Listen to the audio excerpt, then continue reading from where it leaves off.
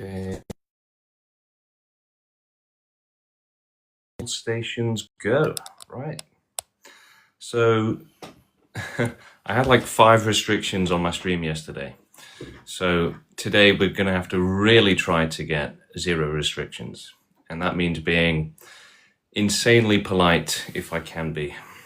So that's the challenge, to be super polite today, super respectful with all of our debates, and try to not get another 5 restrictions like I did yesterday. So yeah, let's try and have some interesting debates, some interesting discussions, and let's try and keep it respectful and above board today. Hello, Albe, how you doing? Hello, everyone else. Yeah, yesterday I was, pointing out the irrationality of the people we were debating, and it went pretty well, actually. I usually actually hold back, right? So, one of the most effective ways to prove that your opponent is being irrational is to just literally analyze, what they're saying and how they're responding. And you can actually very easily prove that they're being completely irrational. But it's kind of like, it's a bit over the top in a sense, right? It's kind of like a high level of logic. So I don't usually do it because it's kind of overkill. But yeah, maybe we should do it more. When will total extinction happen? As soon as possible, right? That's the only answer we can give. We have to do our best, give our all, do as much as we can, do as much activism as we can to make it possible. So when will it happen? Who can possibly say, right? How can I possibly tell you when it's going to happen? I can't predict the future, at least not to that extent. I'm good. How are you doing, Sandro? Should it happen ASAP? Yeah. Yo. Hello, how's it going? Okay, I have a question. Yeah. So, hypothetically, what if someone were to battle your extinction with mass impregnation? Yeah. How would you fight that? Well, that would actually be good for us. The more humans, the better right now. The more humans we have, the faster we can help animals with extinction first. Okay, bro. Okay. And yeah, so I mean, it's a good question. You're right, bro. So let's say after animal extinction, someone does that, right? There's a group trying to, hyperpopulate. Yeah, it's a good question. It could happen. Maybe they'll be spreading throughout the stars and colonizing the galaxy. Well, we would just have to try and, come up with a solution for that, basically. And might have to, hunt them, chase them, flush them out, maybe. It's quite possible. Wow. Yeah. The way you work is so beautiful. Thank you. Okay, bye. Yeah, thank you, Ezra. Okay, yeah, nobody in the queue yet, so let's get some more people coming up. Chaplin in the comments is saying, I honestly see life is full of misery. I hope total extinction happens. Yeah, absolutely. Most people aren't thinking about all of the suffering going on, but they should be, because, we don't live in some sort of paradise where, everything's fine and everyone's being looked after. It's actually the opposite. But it's convenient and emotionally comfortable for people to just basically pretend that they are in a paradise, right? That everything's fine. It's just a lot easier on the brain, a lot easier on the mind. It's less stressful to just pretend everything's fine. But if you do that, it might make you happier, but it also guarantees that you're ignoring all of the victims and you're not helping them. So, yeah, people just, they'll always say, oh, there's some sort of happy balance, right? The suffering balances out. Okay, how? So there is no balance. It's just a fantasy. It's a delusion. And yeah, you should absolutely start thinking about all of the bad things that are happening so that we can help them. Hello, Yukello, how you doing? Hey there. What's going on? Okay, Nigger thank face. you for that. Another naughty person. You know what really is a shame on TikTok is that they genuinely make it hard to ban people. Like, if you kick someone out, right, you rush to kick them out. You know, how can you then go on to ban them? Like, where do you find their name? It's annoying. Oh wait, no, I found him in the queue. So Ykello, enjoy your ban. You're done. You're out of here. Okay, so where were we? What were we talking about? Yeah, the more you focus on the suffering in this world, the more obvious it is that we need to do something about it, and we need to prevent it.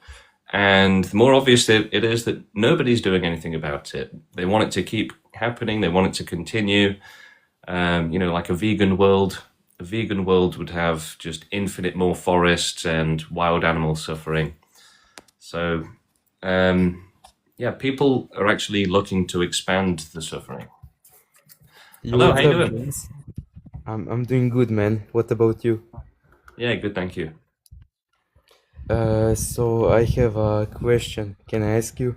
Yeah, sure. Can you explain to me, like, why do you think suffering is so bad? Well, if you've ever experienced it, then it's just obviously bad.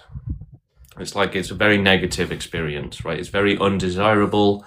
It's like the most undesirable thing possible. But if you can suffer, you can also feel good. So I don't understand why you Yeah, but focus. not everyone gets that privilege, right? For many, if not most, they don't really get any good feelings. It's just mostly suffering. I don't think that's true, man. You know, Well, even it is in true. It is true. Look, even in like those. listen. Over 99% of animals born in nature get eaten alive as children.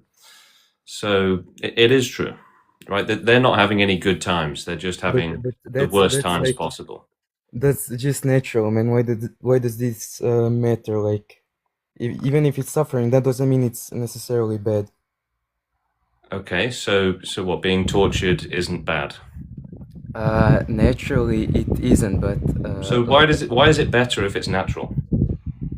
because nature doesn't have any morals. So if you suffer, That means just it's worse. That means it's worse then, right? If there's no morals, that means it's worse. No, it means that you can experience both sides without. Who you say you can experience it? Who are you talking about? For every animal that can have Yeah, emotions. so when over 99% get eaten alive as children, how are they having a balance there? Well, there's a 1%, man. Like just because. So you think it's good for 1% to enjoy at the expense of 99% of the population? It's not at the expense. Like how is it not at the expense? That 1% doesn't make. So eating them alive isn't at their expense. No, not at all. Really? Natural. How? Natural. It's just a part of life. Like if you. But how? Okay, but like, you know, getting cancer is just a part of life. That doesn't mean it's good. Well, good is a man-made concept. Okay, so but that's the kind of thing that like a child abuser would say, right? Oh, I can do whatever I want because, you know, good and bad doesn't exist. That is true. So you're no better than a child abuser. I didn't abuse a child. But you're saying that, you know, you don't care if you're saying that children should be abused so that people I can do have fun. care, but naturally it doesn't matter. Like So you are literally saying that child abuse should continue. No, I'm saying that it doesn't. No. How are you saying no to that? That is what you're saying, right? No, I'm saying that naturally. So you're not. You're saying that we should make, you know, that kind of suffering impossible. No. So you are saying it should continue. I'm not. I'm saying that. Okay, I don't think you know what you're saying at this point, right? It's just you're not thinking properly. Okay, let's move on to somebody who can hopefully provide better conversation. Not exasperated, probably not him. Maybe later, actually. Maybe we will have exasperated on later. But we've got a few people in the queue to get through first. Hello, Aaron. How you doing? Yes, hi, how are you, James? Yeah, good, thank you. Do you have any questions for us? Yes, of course. I wanted to ask about something specific. For example, you have a plan to cause total extinction on all beings, right? Mhm. How do you think that the powers to be or the people at power or the elites are going to make something like this happen? Because it has to go through them for it to work. No, it doesn't have to go through them. So ideally, we'll do like a revolution, and have new power, right? A more ethical government. But how are we going to do this? It needs to be organized. It needs Yeah, that's what we're doing. and the powers to be, are they going to like it? Don't know. Probably not. They won't, because they want this machine to keep working. Yeah. So we have to find a solution to that, and we're working on it. Okay, but how? Seriously. Well, you see, the first step is to grow the movement and to get more people working on that problem and to solve it together. And then once it becomes official, we can work on it. It can happen. Yeah, totally. We have to install a pro-extinction government, basically. Yeah, A pro-extinction government. yeah, an ethical government, right? You know, it sounds very interesting, but I don't know if it's actually doable. Well, that's the point. Nobody knows if it's doable, but we know that trying is doable. Trying and supporting. Hey? I mean, trying and supporting the idea could make it work. Well, look, we just have to get as many people together as possible who are going to help make it happen. That's the first step. Okay, thank you very much. All right, thank you, Aaron. I'll give you a follow. And I try to follow everyone that comes on the stream, by the way, and I think we should all be following each other as well, boosting each other if we can. Okay, let's get some more people on. We've got Mike in the queue. Let's bring Mike up. Hello, Mike. How you doing? I'm doing well, man. How are you? Yeah, good, thank you. So what, you actually believe like life is suffering and we should just get extinct to satisfy ourselves or make it better? You see, I point this out all the time, that, one of the most common strawmans is that life is suffering or all life is suffering, but nobody's saying that. But the thing is that there is a lot of suffering in the world, right? And we should have a zero tolerance policy on suffering. So you think extinction's the answer? Yeah, it provides the highest level of safety from suffering. Okay, then start with yourself. Well, I've started Extinct doing yourself activism, right now on live. but that wouldn't cause extinction. You're using Don't be the a word. pussy, man. Come on. You're using the word wrongly, right? You said extinction's the answer, man. Extinct yourself right now. Don't be a little bitch. But it doesn't apply to. So I'm not going to follow that guy, and I don't recommend anyone else follows him.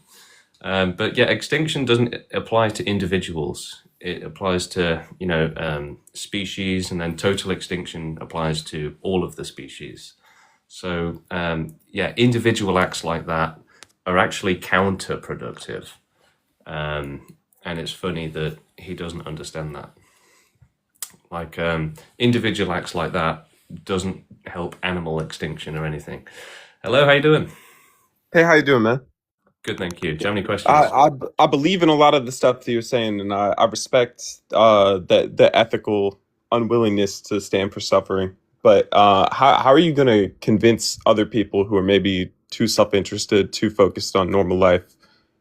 It would be awful to do it without their consent. I feel like that defeats the ethical framework of what you're trying to do if you're taking away that autonomy. Why? Because if someone ultimately doesn't want that, why do you get to make that decision for them? Well, we make decisions for each other all the time. It's quite normal. Of course we do. But I feel you're taking a moral high ground and then you're kind of stooping to the lowest of the low. What's wrong with trying to be moral? There's nothing wrong with trying to be moral. It's just, are you actually? Yes. I don't know. I feel like if you're taking that option away from the people, it defeats the whole purpose of the freedom No, that no, you're trying to. it's the opposite, right? If you take away that option, it means that you can provide safety much faster and more effectively. I mean, you're providing safety, but you're providing nothingness. It's not a guaranteed net benefit for the people who do not want that. Well, it does guarantee safety, so that is a benefit. I agree with what you're saying. I fully believe in your movement here. I question how you can make it appeal to people who maybe don't feel the same way. We're not going to do that. Fair enough. I think you could really get the ball rolling if you had, a very good framework that made it logically appealing to people. No. The thing is, people who struggle to understand it are never going to actually support it fully. Most of our activists agreed immediately, right? They didn't struggle. It didn't take them weeks and weeks. It was just immediately obvious that it was possible and the right thing to do. I mean, I feel you on that. I feel there's no progress if you don't have mainstream support, if it's not appealing to the masses. Well, no, most changes in history have happened against mainstream support. I mean, that's not exactly the case, and especially with something so dire, that threatens every evolutionary like development. marriage between non-heterosexual people, for example, right? And marriage between people of different races. There's lots of examples where the majority support was for something bad, and a small number of activists who wanted to do the right thing, whereas most people don't care. A small group came out and made the change, made the world do the right thing, forced it to change.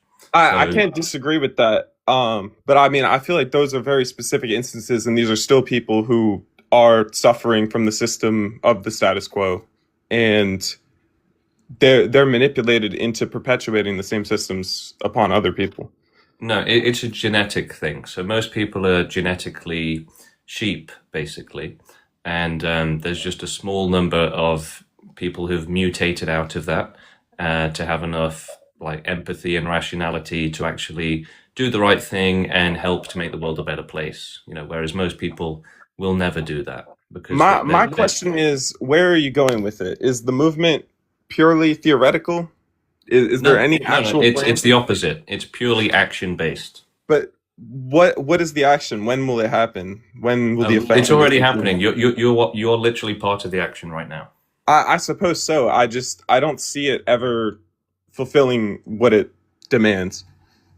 Well, yeah. I mean, if you don't want to try, then and you can't see that it's possible, then we don't expect you to. We're just looking for people who are smart enough to see that it is possible and that it's the right thing to do. Hey, I appreciate it, man. All right, no worries. Thanks for coming on. I'll give you a follow. But yeah, it does come down to intelligence, basically. The more intelligent you are, the easier it is to understand if something's possible, if it's the right thing. And yeah, the less intelligent you are, the more likely you are to be religious and to, think suffering is good for you. Okay. Hello, how you doing? I'm doing good. How are you? Good, thank you. Okay, so I wanted to ask a question, a very important question. Okay. So, if you say that humanity is suffering because we're not all extinct, then what is extinction to you? It's safety from suffering. Okay, one more question. How can you say that suffering exists when Mitski exists, when Minecraft exists? Like, how can you say, wait, just listen to this. Wait. Are you showing your ignorance here? It's key. How can you say that suffering exists? But you're proving the point, right? That people are being irresponsible, with all of the suffering going on around them, they're just ignoring it and pretending it doesn't exist, and then just, letting the victims suffer. But the problem is that everybody is doing that. And so it's become normalized to where We live in a cold, uncaring world where it's literally encouraged to ignore those who are suffering and to make sure that the suffering continues. So yeah, thank you for proving once again that people are ignorant to all of the suffering. They've basically deluded themselves into thinking that it doesn't even exist, right? She was like, oh, if Minecraft exists, then how can you say that suffering exists? And this is the problem that we're dealing with, that most people around the world, literally over 99% of the population, are basically the same as that girl, right? And so, what does that mean for those who are suffering? It means that you don't exist to most of the population, right? You're blind. They're blind to you, right? You don't exist to them. So yeah, that's part of the reason why the suffering is just going to keep continuing, and people are literally deluding themselves into saying it doesn't even exist. So what does that mean for the victims? It means that they'll just be ignored and they'll just keep being made to suffer. Okay, bringing on Ines up onto the stage. Let's load them up. Hello, how's it going? Hello, it's good. So you're saying people need to do an extension, right? Yeah, but I think people don't need to do an extension. People are just so ignorant and dumb because of the phones. I think they should be taken back from the technology and go back to old times. That Right? doesn't Like end it's suffering. That doesn't end suffering. That would make suffering worse. Okay, but elaborate. How does suffering exist in a perfect world? We don't live in a perfect world. yeah, you're kind of right. But what do you think a perfect world is? Explain it to me in your terms. Well, the first requirement is total safety from extreme suffering. Okay, so one question. Go for it. If somebody came up to you and said, how would you feel if you died right now? What would you say? I'd say I would rather stay alive so that I can keep helping others. Yeah, but you're asking for a human extinction, right? No, total extinction. So animals first, basically. Okay, so the total extinction isn't worthy of doing. All we need Why is not? nice people, and we just have to be nice to each other. So you're proving my point again, right? That people are deluded, right? They think that Okay, if wait everyone 1 is just second. nice, then animals will stop eating each other in nature. You're right. But if you plan to make total human extinction, wouldn't the best idea be to take over the world, first of all, That's and then the plan. blow That's it the up, plan. blow the whole thing up with nuclear bombs? No, nuclear stuff doesn't actually, it's not thorough enough Wait, for wait, wait, extinction. wait, wait, wait, wait. But plants are alive too. They suffer too. Don't you care about plants? Yeah, we need to make it so that there's nothing like that. So it's impossible for anything to exist. Hypocrite! You're a hypocrite! Why? How? No, that was my friend. I'm sorry. Okay, so I want to know one thing and one thing only, and then I'll go. Okay. So total human extinction, right?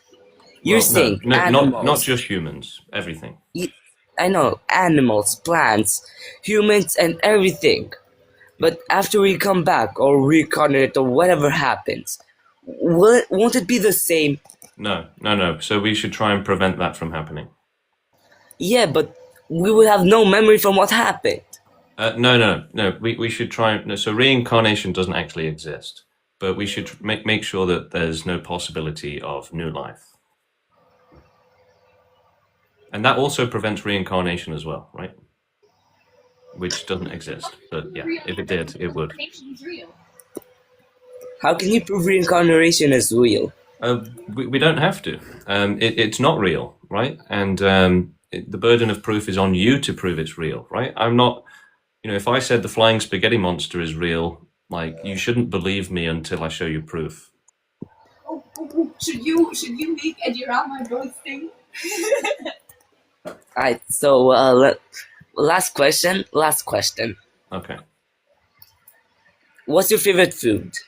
Like Chinese food. Chinese. Would you be sad if the Chinese died? I would probably celebrate their safety from suffering. However, you know, we need more humans right now, temporarily, so that we can help animals first with their extinction. You know, if humanity goes extinct first, then animals and other life will suffer for billions of more years. So we need to keep going temporarily until we can help those who can't help themselves first. Hello, how's it going? Good. How are you? Good, thank you. I just stumbled across this feed, but I'm just curious. I don't know if you've touched on it before I found you. How does the plan get into action? Like, what is the steps to take to make this happen? Yeah, so we grow the movement until we have enough people to take over the world, start running it ethically, start with animal extinction, and then universe-wide extinction if we can, or just basically the most vast and thorough extinction possible, essentially. That's what we're working towards. But we might be able to pass that over to AI and robots. But yeah, we'll do human extinction, non-optional, non-voluntary, as soon as we're no longer needed, basically. But how? I guess my question is, are you talking like a mass poisoning? How do you? It doesn't matter how. It doesn't matter how. Ideally, the nicest way possible, if we can, but that might not always be possible. So you would cause more suffering to end suffering. Well, it wouldn't be more suffering than, billions of more years. And it would also be, actually, it wouldn't cause more suffering. So euthanasia actually prevents suffering, and it's usually painless as well.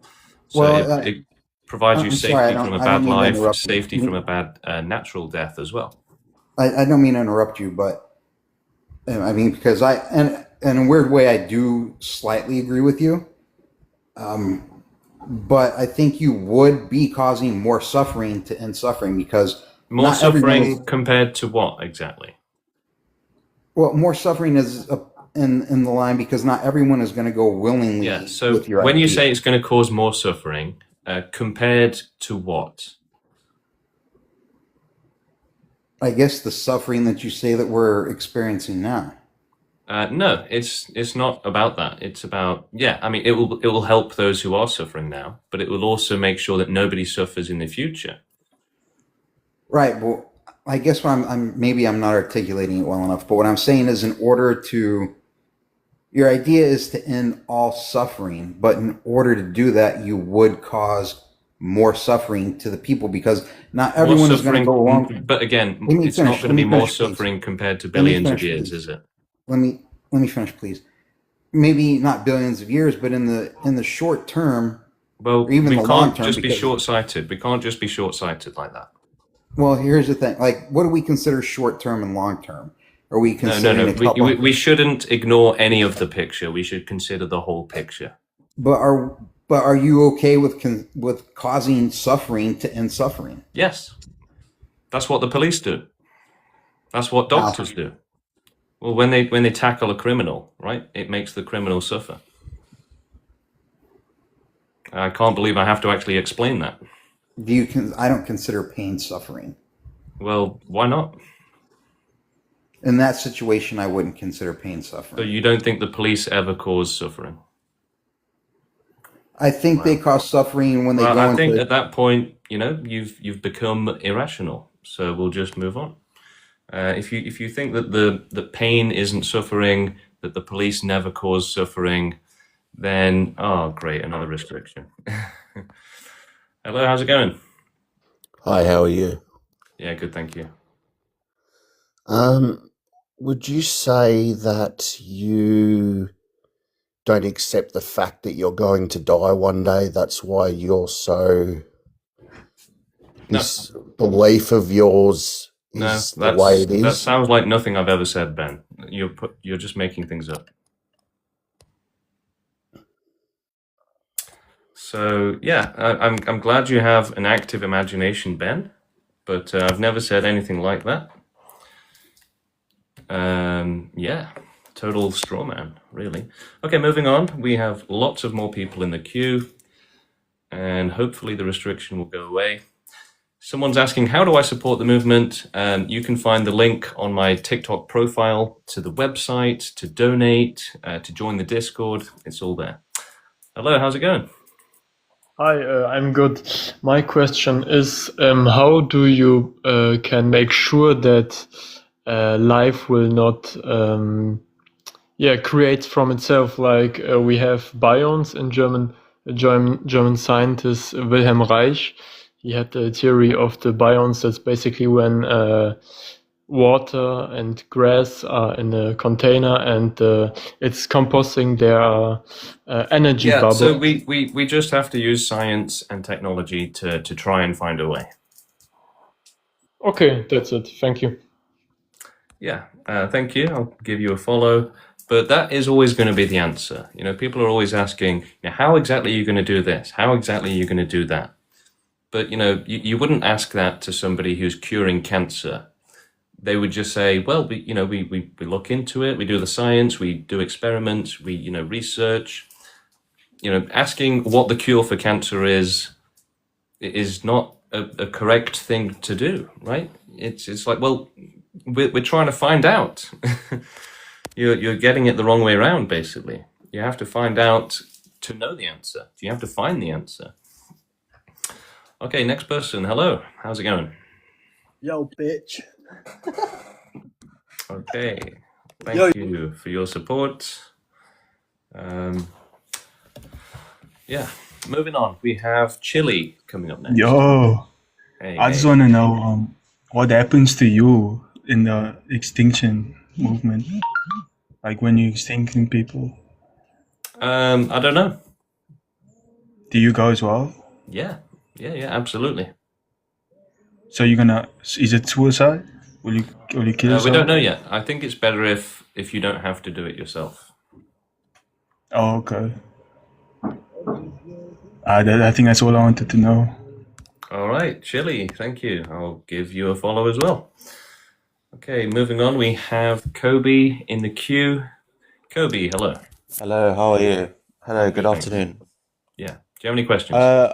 Yes, I have a bit of a hypothetical. It's going to sound a bit odd, but only because I've just come across your prompt. Support per extinction, is that correct? Yeah. Would you consider yourself a psychopath, possibly? No, it's the opposite. It's about compassion and empathy. So what's empathetic about ending the world? So if you had a nuclear bomb, you'd press the button, wouldn't you? And you'd kill us all. No. No. A nuke wouldn't do that anyway. Well, it would if you had the right nuke. No, you should learn about some science, actually. I don't need to learn about fuck all. I've put a nuke in your ass, you bitch.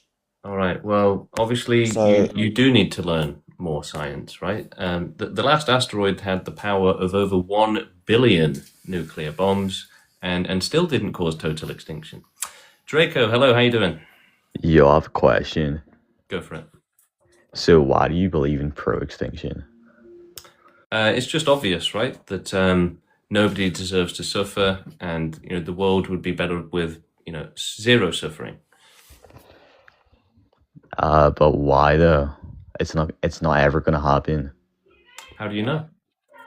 Because it's just not possible. So the cruelty will just go on forever, you think? Well, no. People are going to say this isn't okay, and let's put an end to it. Let's stop it. Let's provide safety from suffering. Yeah, fair enough. But I just don't think it's gonna happen personally. Yeah, I mean that's fair enough. But if you actually care about the sufferers, then you'll try and do the right thing. You'll try and help them instead of looking for excuses not to help. You'll try and think of how we can help. Okay, bringing on. Oh, let's see. Is Exasperated still in the queue? Does he want to come up? Looks like he's gone. Okay, so we've got somebody else who was on a few minutes ago. Hello. Hey, hello. How you doing, man? Yeah, good. I mean, I guess a major question I've been thinking about beyond what you've been saying. How do you feel about humans' innate intent on destroying themselves. I mean, what if there is no movement? What if we only have a few hundred more years? You're talking about billions. No, it doesn't have to be billions. It could be billions, yeah. But yeah, we will try and make sure that that doesn't happen. Basically, we will But I mean, reproduce if we have to. my experience from the world, what I've seen, everything that I've experienced, we are already on a downward spiral towards. Yeah, but you see, this is just another excuse, right? It's just another excuse to do nothing. I don't believe that it's an excuse. I just It is. I haven't. Really it's an appeal. It's an appeal to doing nothing. I don't see any tangibility. Okay, is it anything less or anything more than just an appeal to doing nothing? I mean, I more just wanted your perspective on how humans are already so destructive. They're already on their way.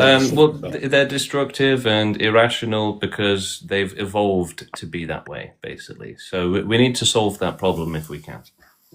I mean, I suppose I agree. I just a lot of the stuff that you said is like, we'll figure it out. We'll use the science.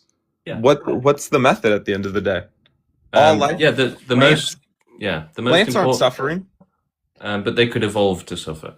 So I suppose so. Well, why not? Look, the most important thing is to get people together working on this who will agree to carry out total extinction. I just feel the people who may have the most moral distinction to uphold trying to end all suffering would be the same very people who would not want to carry that out in practice.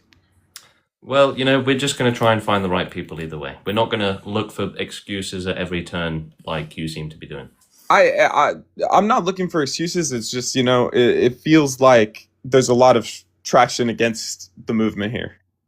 Well, yeah, but again, that's just another excuse. We're not going to give up just because of that. I just, for you to really believe in something like this, you really need to have some goals, some steps that are actually tangible.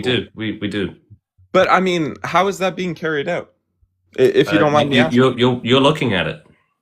But I mean, this is unproductive at this point. No one's. How do you know that? What makes you say that? I mean, if the goal was to end suffering as soon as possible, it would have been done already. What do you mean?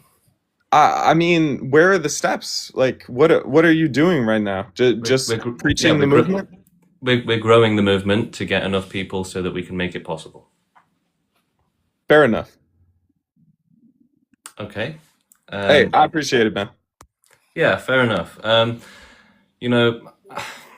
I'll give him a W because ultimately he was more open-minded than most people. And ultimately, as well, is that humans have evolved to disagree with this stuff, even though it makes sense. Basically, humans have evolved to think that rational things are irrational, basically. So that's why humans are unintelligent. That's part of the reason. The more something makes sense, the more they see it as not making sense. So because of that, which is true, sometimes you have to basically struggle through it. So what that means is that even though he was disagreeing with it and finding excuses, like I said, ultimately he still learned about it, even though he was struggling against it and disagreeing with it. Instead of asking questions and being like, oh yeah, I can see how that could work, he was doubting it heavily. But that's because of evolution. So sometimes you have to kind of, learn about it painfully, basically, instead of, it being a smooth transition, a smooth learning process. You have to doubt it and think, no, that's impossible. No. And for some people, they have too much. For most people, they have too much of that, right? They have too much irrationality in their genetics from evolution to where they can't even learn like that. It's too strong. The irrationality is too strong. So for the more rational people, it's like, oh yeah, I want to learn about this. Great. Yeah, that sounds good. Yeah, that sounds possible. For you reduce the rationality a bit and it's like, there's more doubt, more skepticism, more pessimism. But that can you can fix that a little bit with depending on the person. So for that person, yeah, they might be able to even become an activist potentially, right? They have enough of an open mind for it to be possible, maybe. Okay, moving on. We've got Yasser joining us. Hello. Hello, so I have a question. Do you think it would be better for total extinction or for utopia where all suffering is basically gone for humanity?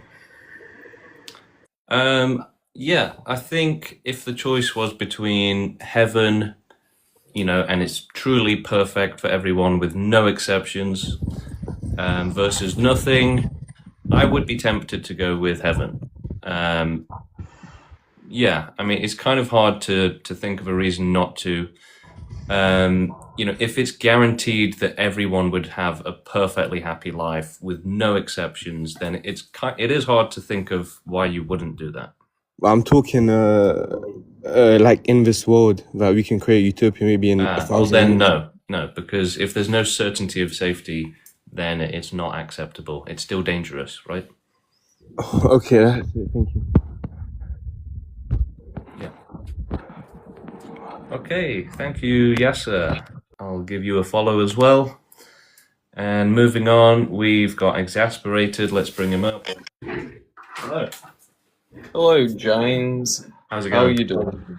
Yeah, good. I hope you don't mind. I do have 2 questions I would like to ask you. And don't worry, no, it's not going to be any nonsense, rambling. I'm just curious, why do you not like to engage in philosophy when you use a lot of philosophy? And when I say that, I just mean like you talk about like objective truths such as like suffering should be preventable, it should stop. You mention harm. You propose ideas of like utilitarianism. No, I'm against utilitarianism. Well, you're a negative utilitarian. No, I'm not. Like that's you're putting words in my mouth there. Okay, but aside from that, still, you do mention normative theories of harm. And so I'm curious, why do you not like to get into philosophy? Because philosophy is really just for people that, want to waste time to do it for fun, basically. So, this isn't for fun for us. This is more about action and logic and ethics, right? This isn't philosophy. It's more about ethics and morality. So you don't think logic and morality are kind of like intertwined with philosophy, like trying to find that deeper reasoning as to why everything is the case or why something should not be the case? Yeah, I do.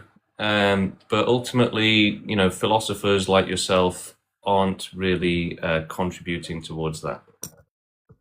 So are you telling me you've not had one cordial conversation with me? One what? Cordial, as in like respectful. Oh no, I'm not saying that. I'm just saying that it's not helpful.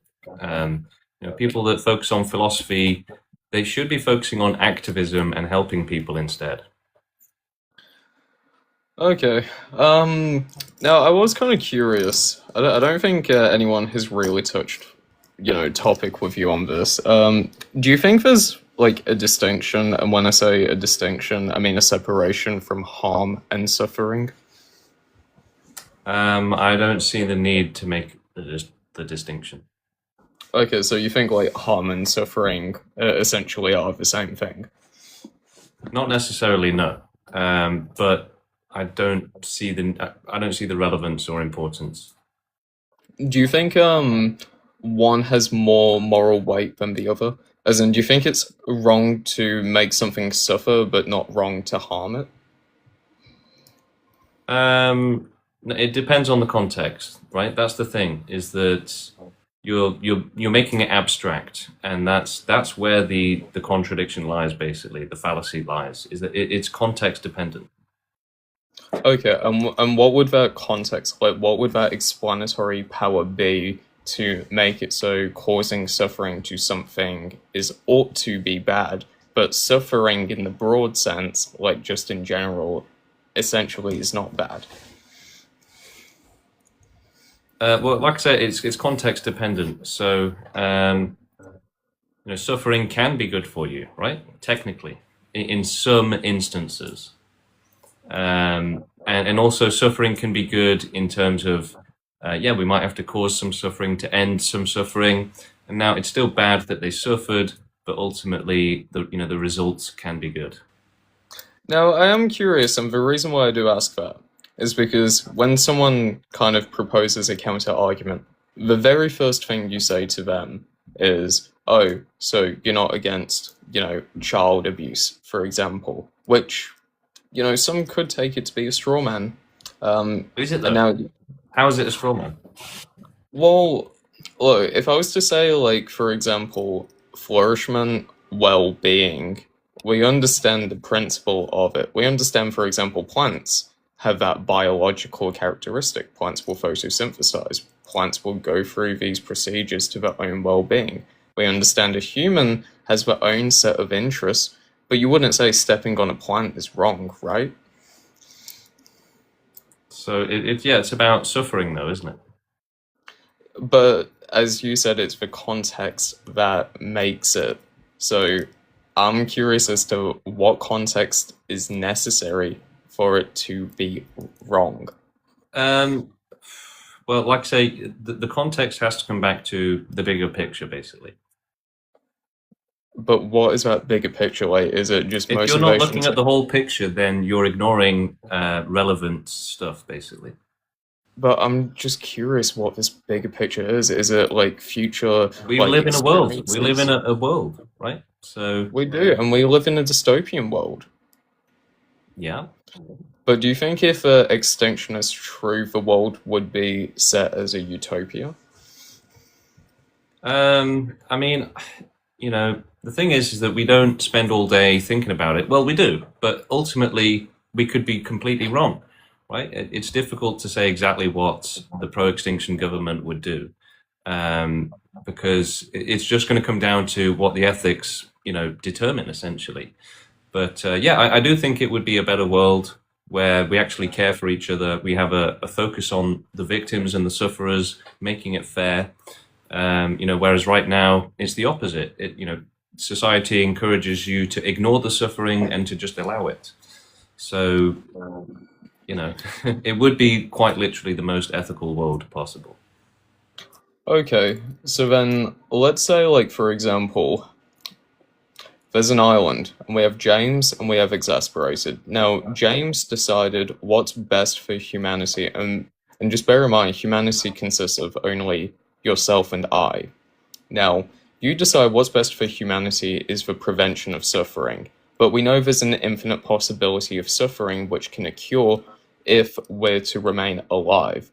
But if I, Exasperated, then said, well, hold up, I'm okay with accounts of suffering, as long as I get to see the next day. What makes your interests supersede my interests?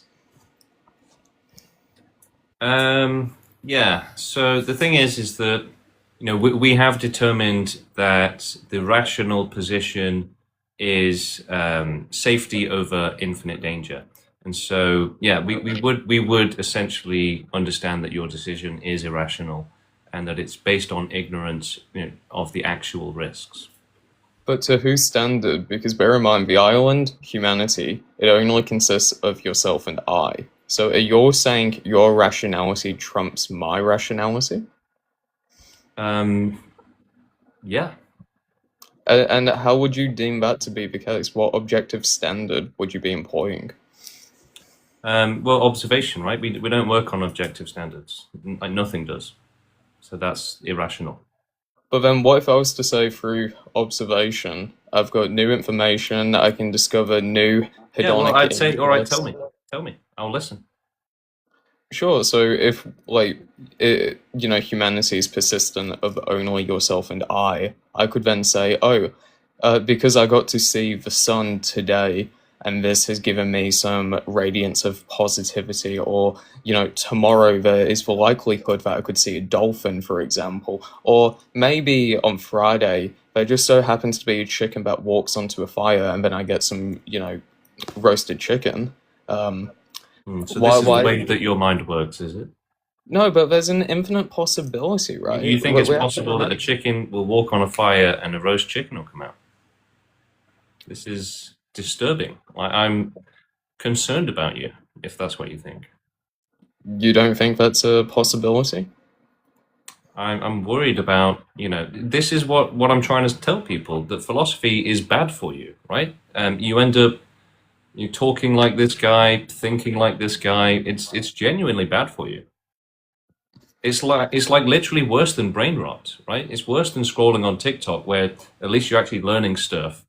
This is like about basically draining the circle on useful time for your mind, right? It's literally an unhealthy activity for your mind. It abstracts you away from real life and from actual real meaning and things that people can understand, and just isolates you into the abstract and the uselessness, like the useless, basically.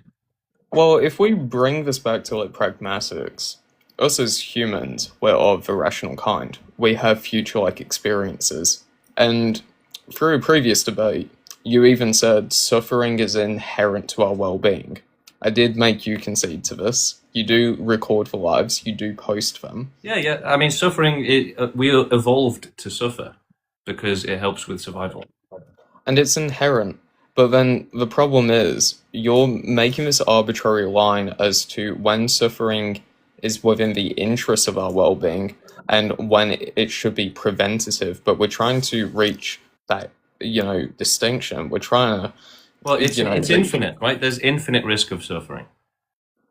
There absolutely is. But the problem is, you're proposing this arbitrary line of reasoning as to why this infinite possibility of suffering is inherently always going to be bad circumstantially. Well, why is it bad to be in infinite danger? That you're proving my point, right? That's an incredibly irrational thing to ask.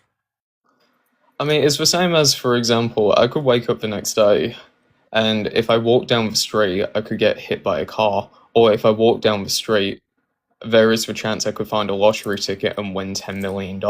When do we assess that the consequence is always worse off than the possibility of something being, beneficiary to oneself? Yeah, basically, it's just not worth the risk, essentially. The risk absolutely outweighs the reward completely. Okay, so let me... And the thing is that people like yourself, most humans, they just ignore the risk, right? So, like you said, you're just willing to take that risk no matter what, right? So, infinite danger, infinite risk, so that proves that, there's no amount of risk, basically, that will persuade you to be careful. So that is irrational. People cannot make responsible decisions for themselves or others, which is why you have Becky down the street having 10 kids and they suffer terribly, and then she suffers terribly as well. Life is just, that's what it does. That's how it evolved to be. It literally just forces life to suffer, forces you to make your children suffer. And it's all by force, right? Because it's not the rational thing to do. It's not the right thing to do. So we evolved to be irrational so that we would reproduce like this guy, basically. Okay, so let me ask you a hypothetical. Let's say, James, there is a red button presented in front of you. Every time you press the button, there is a 50% chance that someone will be a fellow extinctionist advocate, such as yourself, or there is a 50% chance that 10% of the population would eliminate, as in, just be wiped off the face of the earth. Do you think? I think we'd, lose more activists if we, removed 10% like that. But there's an infinite possibility by, that 10% of the planet would not be your fellow activists. There's an infinite possibility. Well, that we have not to even base it on 1% observation, would be, right? Again, you're abstracting it. You're removing the context, removing the experience, the observation, and you're abstracting it, right? And you're saying, oh, there's a chance that 10% of the population, but you have no idea what you're talking about, right? You haven't experienced this. You haven't been doing it. You're just making it up at this point. Well, no. So if we backtrack, you said there's an Anyway, infinite exasperated. It's been great, but I think we've kind of squeezed that juice for all it's got. If we're at the point where we're, making weird arguments about 10% of the population, then I think you've kind of run out of stuff to say at that point. Okay, moving on. Let's see who else we have in the queue. We've got Ollie, we've got Alex. Ollie is coming up. Hello, Ollie, how you doing? I'm doing good. I was going to ask a question. Well, not really a question, but sort of like I don't know, sort of like a proposal. So I think that nuclear war is actually decent to cause total extinction. Because you do It's the say opposite. It doesn't lead to the most vast and thorough extinction possible. well, maybe for like Earth, because if you Well, look, bomb maybe, but it doesn't planet- matter, right? It literally doesn't matter, Ollie, right? You're trying to predict what the future of the movement is going to decide. It's not a good thing to do at this time. Fair enough, actually. I didn't even notice how it crested, to be fair. I was just watching like the live. But yeah, it was good talking to you. Yeah. Okay. But yeah, yeah. I do believe in your movement. It makes sense.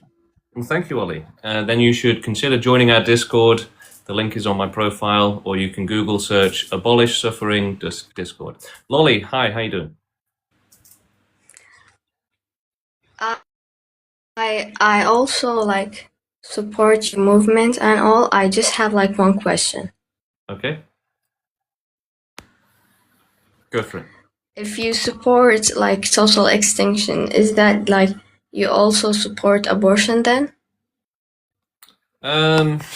Well, yeah, but we're not going to achieve extinction by abortion, so that's not how it's going to happen. Yeah, I know. But like, are you against abortion or any of that shit? No, we're a very left-wing, far left group, with empathy for everyone. We support LGBT. Then why are you against? Then why are you against vegans? It's not that we. Like not against, but like you call them suicidal. That was a joke. But the thing is, a vegan world would have infinitely more wild animal suffering. So the problem is they don't care about humans, they don't care about wild animals, they don't actually care about the suffering, they're not doing the right thing. They're actually making the suffering worse. How? Because they're supporting rewilding and reforesting, and so they're giving more land, more habitat space back to wild animals. They're preventing deforestation and stuff like that. So ultimately, we live in an ocean of extreme suffering with wild animals, right? And this is the main amount of suffering in the world and the worst suffering in the world as well. And humanity has basically just come in and made a lot of room there, made a lot of space, knocked out a lot of the wild animals with less suffering, right? Humans suffer less, and all of the agriculture and stuff, it's knocked out a lot of that wild animal suffering. Whereas vegans want to give to increase that wild animal suffering when it's actually way worse and in worse numbers, basically. So they're not being responsible. They're not looking at the bigger picture. They're not considering wild animal suffering. They consider that a good thing. So it's completely upside down. Look, we should work towards a vegan world in the future, but ultimately, the way to do that in an ethical way is to make sure that it doesn't cause more suffering to wild animals. So we could do that, and the pro-extinction government will be trying to do that. But right now, while the world is still being run by selfish people, in the current context, yeah, it causes more suffering to wild animals. But we should try and solve that in the future. All right. So my other question is like, are you an atheist? You have to be. Yeah, absolutely. Yeah, our movement All right. is So for that's atheists. all I had. Thank you. Thank you, Lolly. Yeah, our movement is for atheists only. we don't really allow people to do activism and to represent the movement unless they're atheists, because we need rational people, and religion and spirituality, reincarnation, all of that is pretty much the biggest red flag, the biggest sign of irrationality. Hello, how's it going? Hello, how are you? Good, thank you. I just didn't like.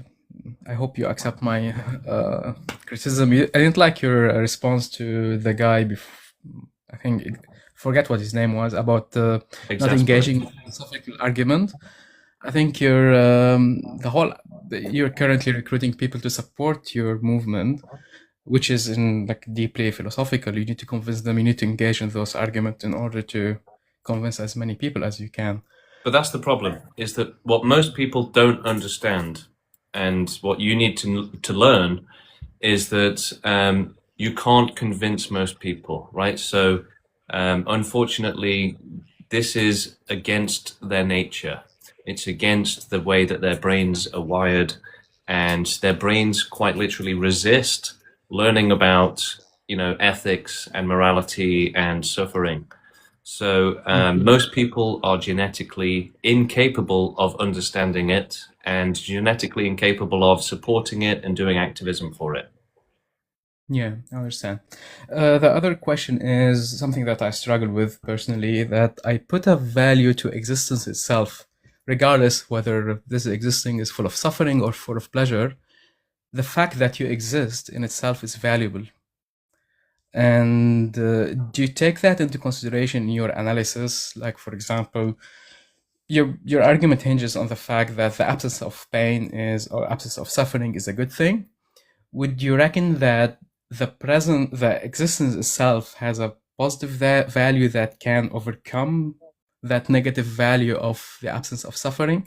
In other words, like if we just observe how people behave, people are willing to go through a lot of suffering just for the sake of continue to exist.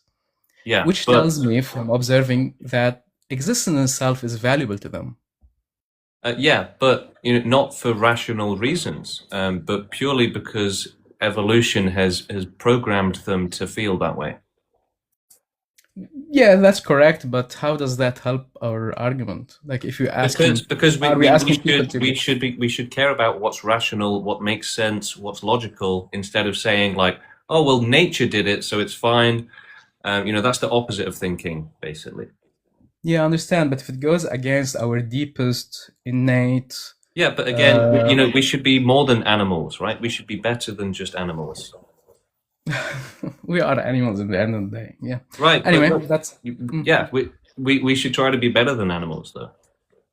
Yeah, that's my question to you, and thanks for the debate. Thank you. So Fione, thank you. I'll give you a follow, and we'll see who we've got next. We've got Angel from High Bane Renmei. Hello. Fantastic Renmei. Hello, how you doing? It's me again. I'm doing good. How are you?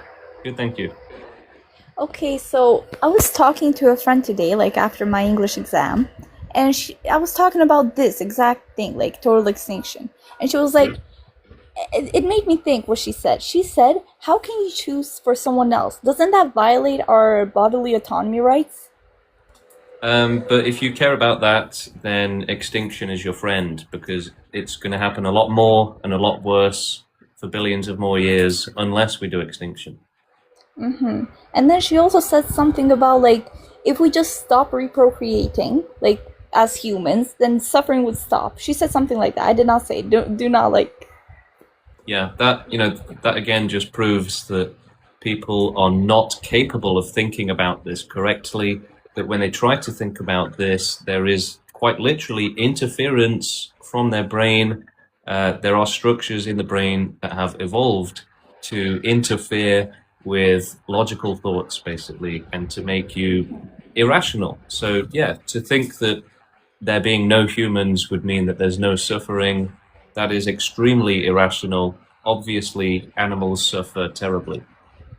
Okay, also, now I know you're probably being satire, but I saw a video. It's not satire, no. No, not about this. Not about this. Okay, I'm talking about like a video. Okay, So, the video was just like you were saying that if you were to off yourself, to take everyone around you like with you. No, I never said to take everyone around you. The point was The to ones take. that close with you. The point was to end all suffering, not just some, basically. Okay, so I missed the point. Okay. Well, I don't really have any counter arguments, so bye-bye. All right, thank you, Angel. And yeah, consider joining our Discord. Continue the conversation there with us. The link is on my profile. Okay, we have Shannon in the queue. Bringing up Shannon next. Will she be pro-life or pro-extinction? Shannon, how's it going? Hi. Are you gonna fuck me and use my poop as lobe? Are you gonna? Well, I'm gonna, kick you out for sure. And I'm also going to ban you permanently. Goodbye. All right, moving on. We've got lots of people in the queue today, so let's get some more debates going. Hello. Hey, what's going on? Yeah, all good. Do you have any questions? I got a few actually. Are you really about this, or is this like Yeah, 100%. Yeah, 100%. Oh man, there's so many holes in it. I don't know where to start, but Go for it. Yeah, begin. Okay. Let's start. all right. But your objective is to eliminate suffering. Is this the Yes. point, right? Okay. So, and you don't take into consideration that you shouldn't be making choices for other people. Like that doesn't matter. We make to you? choices for other people every day. What do you mean by having kids and stuff like that? Like, is that what you're saying? No, just the entire way the world works. It's all about making choices for others. Sometimes. Okay. No, All no, right. not Well, sometimes, but like literally all the time. You mean just talking about cause and effect? Like, Well, no, the government makes decisions for you, thousands, if not millions of decisions for you.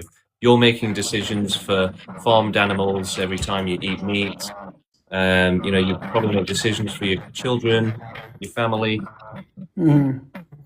Okay. All right. So, in other words, what you are also saying with this is that everything that is alive, you put on the same, I guess, this has the same value, right? Doesn't matter one is more conscious than the other. Or... Well, actually, we need more humans right now because humans can actually help those who can't help themselves. Okay, but in terms of their suffering, it doesn't matter. Right? Like it's all equal to you. Yeah, I guess so. Okay, that's kind of what the other part of that statement I think was. But okay, and how about the fact that suffering isn't the same for everybody? But just because it's not the same for everyone doesn't mean that it's okay for some to suffer terribly. But suffering for you, what I mean is, in some instances, might not be suffering for somebody else, right? Yeah, So- but we should make suffering impossible so that nobody has to face extreme suffering. Well, it kind of sounds like you have like a fundamental disagreement with like reality. It's like physics, right? Okay, Like how's that? How? well, just in physics, there's no free lunch, right? Like you pay In for physics, it somewhere. there's no free lunch. Correct. Yeah. And what's the rule for that? Well, I mean, it's applied in so many ways, right? I mean, Okay. So how's that entropy is relevant one here? example of How's that it. relevant here? What's that? So you think that basically suffering is the price of the lunch? Yeah, I mean, it could be applied to so many other things besides suffering, but yes, essentially. I mean, But that's the same, well, this is like the relationship. nature of reality, right? That's like, the same so for example, relationship like an animal abuser has with their victim, right? Well, there's no free lunch. If I'm going to have a good time, you have to suffer, right? that's not the point I'm trying to make. But hold on, I'll address that in 1 second, right? But What I'm saying, the point is, it's the same though, right? You're saying what I'm yeah, saying let's is, enjoy the suffering. just of others. listen. The things that make up matter and reality, right? Like they behave in certain ways, and they're trade-offs, right? Like you can't really. Now, I'm not saying that's exactly what suffering is, right? But like this is sort of the nature of like existence. So it's you're appealing it's to like do you're appealing to not have you ever think of thought it. about like one couldn't really exist without the other? You know? No, that sounds like some spiritual nonsense No. justification for abuse. No. I mean, like literally, like there's no free lunch. They say this in like math and That's physics. not. It's That's, like it's. yeah. No, they. It's They like don't this is say applied that. in like. They don't say that, right? You don't read scientific papers and that, it's like, well, there's no free lunch, right? No, they would actually use logic. They would actually explain what they're talking about. Should we make, animal abuse impossible? His answer is, well, there's no free lunch, right? That's not a proper debate. There's no logic detected there. That's just purely irrational, right? More evidence of humans being irrational. We're talking about children and animals and extreme torture, and he says, well, there's no free lunch, right? That's the extent of his logic, basically. Which is like, again, that's like what a slave owner would say, right? Well, there's no free lunch. Azza, hello, how you doing? Hey, how you doing? Good, thank you. Yeah, do you have any questions for us, Azza? So I do kind of appreciate your idea. Like, I do think that's right, but from my point of view, that's purely logically. Like, I know what you're saying is right on some terms, but if an extinction and total extinction of all life is the only right thing to do, then what's the meaning? Like, what's the meaning of all of this? Like, it's going to end, and there'll be no one. We should never allow, meaning to, justify, animal abuse.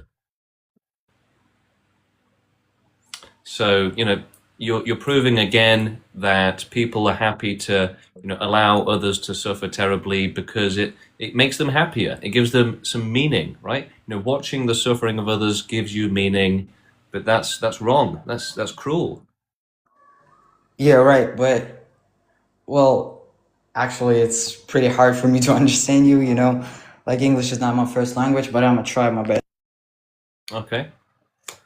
Well, where are you from, Azza? What language do you speak? We have Germans, we have lots of people with different I am languages. Kazakh, like Middle Asia. Okay, well, we don't have that. Actually, we do have one or two people from Kazakhstan. Yeah, we do. Well, that's great, I guess, but well, look, you can consider joining our WhatsApp group. The link is on my profile. And you can read our website, join our Discord if you can, and come and continue the conversation there, learn more, and read our manifesto, our FAQ on the website as well. Okay, next time I'm join with my speech done. Like. Okay, thank you, Azza. Moving on, we have a lot of people in the queue, so let's try and get through them. Okay, we have somebody coming up now. Hello, how's it going? Hello. Can you hear me? Yes. Do you have any questions for us? Yeah. Okay. So I want to ask, what's the main point of, why are you pro-extinction? Is it because, wait, another question. Is it because suffering outweighs happiness? Yeah. Okay. So a person that's 51% happy and 49% suffering, are they supposed to live or still die? Well, you see, it could get worse than that. So you can't limit it, right? That's part of the problem, is that there's infinite risk of suffering. You could live the worst life ever lived tomorrow, right? Nobody is safe from that. You could break the world record for worst life ever lived tomorrow, if you're unlucky. Yeah, right. And the same thing goes for happiness, right? Not really. No, you're much more likely to suffer. And even if there was a chance of happiness, it's still not worth the risk and the suffering. Wait, why is suffering more likely to happen? Well, I think in this world, 99% of life born here gets tortured to death as a child, animals in nature. So yeah, you're much more likely to have a terrible life. Oh, okay, so including animals, and that's why. Okay, yeah. But for humans, is it more likely to be happy or suffering? I don't know. The thing is that the problem is that most of the sufferers stay silent, right? It's literally goes against their survival and their reputation to talk about their own suffering. So, we have a lot of silence, and people, there's a stigma about speaking out and telling the truth. And also, the dead don't tell tales, the disabled don't have a voice, right? So, a lot of people are voiceless, and we just assume that everything's fine, but actually we're just ignoring them and pretending they don't exist. Well, where do you observe that more suffering exists than happiness? In a depressed person. There you go. That's one example. So, if I've seen more happy people than suffering people, you're gonna make this silly argument that, like, if as long as 51% of the population is happy, they can torture the other 49%. Is that what you're gonna say? how does the 51% actively torture the 49? It doesn't have to be actively. Can the 51% of happy people live while the 49% of suffering people die? No, that's not possible, because again, that 51% of people, they're going to suffer as well. You're living in some fantasy bubble where you're either born as a sufferer or not as a sufferer. That's not how the real world works. Okay. Is it? So now I'm confused. So You sound very confused. Yeah. So in your view, the world is inherently more suffering than happiness, because it doesn't matter if it's more. No amount of suffering is okay. I see. So suffering does outweigh happiness. It doesn't matter, right? We have to have a zero tolerance policy on suffering. So what's your policy on it? Just ignore it, allow it? So 1% of suffering is automatically worse than any amount of happiness. Yeah. I see. Well, I think I'd agree with you on this. Great. Yeah. Then join our movement. Become an activist. Sure. Great. Where can I join? So you can join through the link on my profile on TikTok. We've got the website, the Discord link on my profile. You can also Google search the Discord. It's Abolish Suffering Discord. Sure. Okay. Bye-bye. Great. All right. Thank you. Okay, moving on. We've got Limel in the queue next. Mr. Limel. Bringing them up now. Hello, how you doing? Hello. How are you? Yeah, good. Do you have any questions? I had a stroke eating animals. I was healthy, I thought, but surgery on my brain because no fiber if you eat animals and hard arteries. And You forgot to eat fiber. yeah, because everyone eats corpses. And now I'm vegan, 11 years vegan, and I don't smell anymore. I'm okay, but what about and that's great. Yeah, that's great. But what about wild animals suffering, human suffering? yes, of course. So what do we do about that? Go vegan, everybody. And how does that help wild animals? Because there will be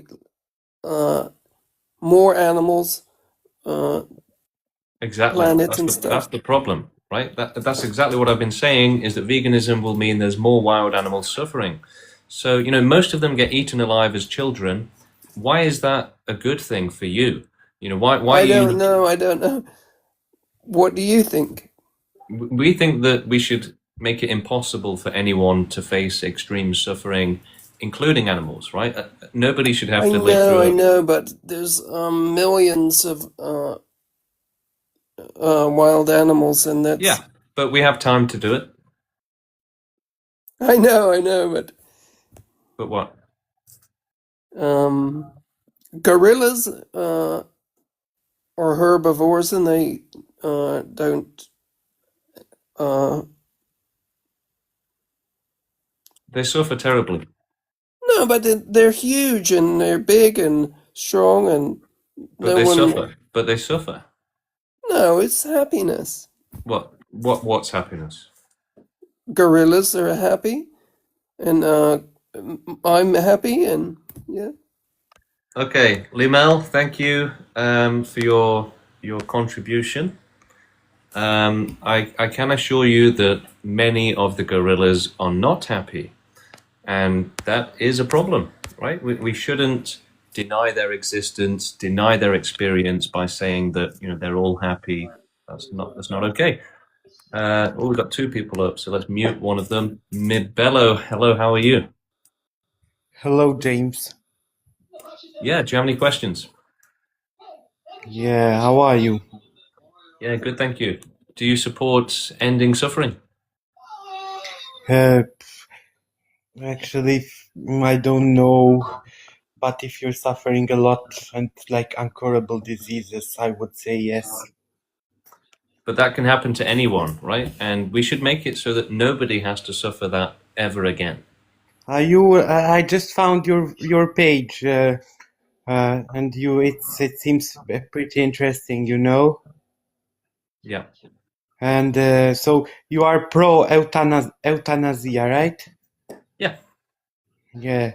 In some countries, it's legal in Switzerland. I think.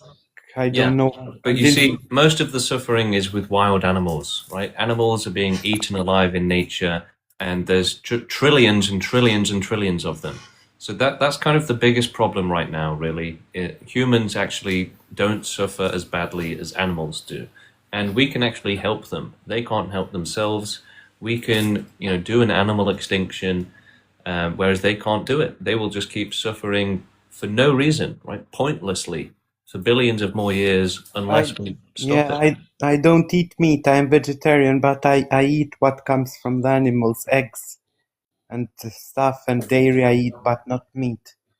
Okay, don't worry about what you eat as much. The only thing that's going to help the real sufferers in this world is activism to grow the pro-extinction movement so that we can make the end of their suffering possible.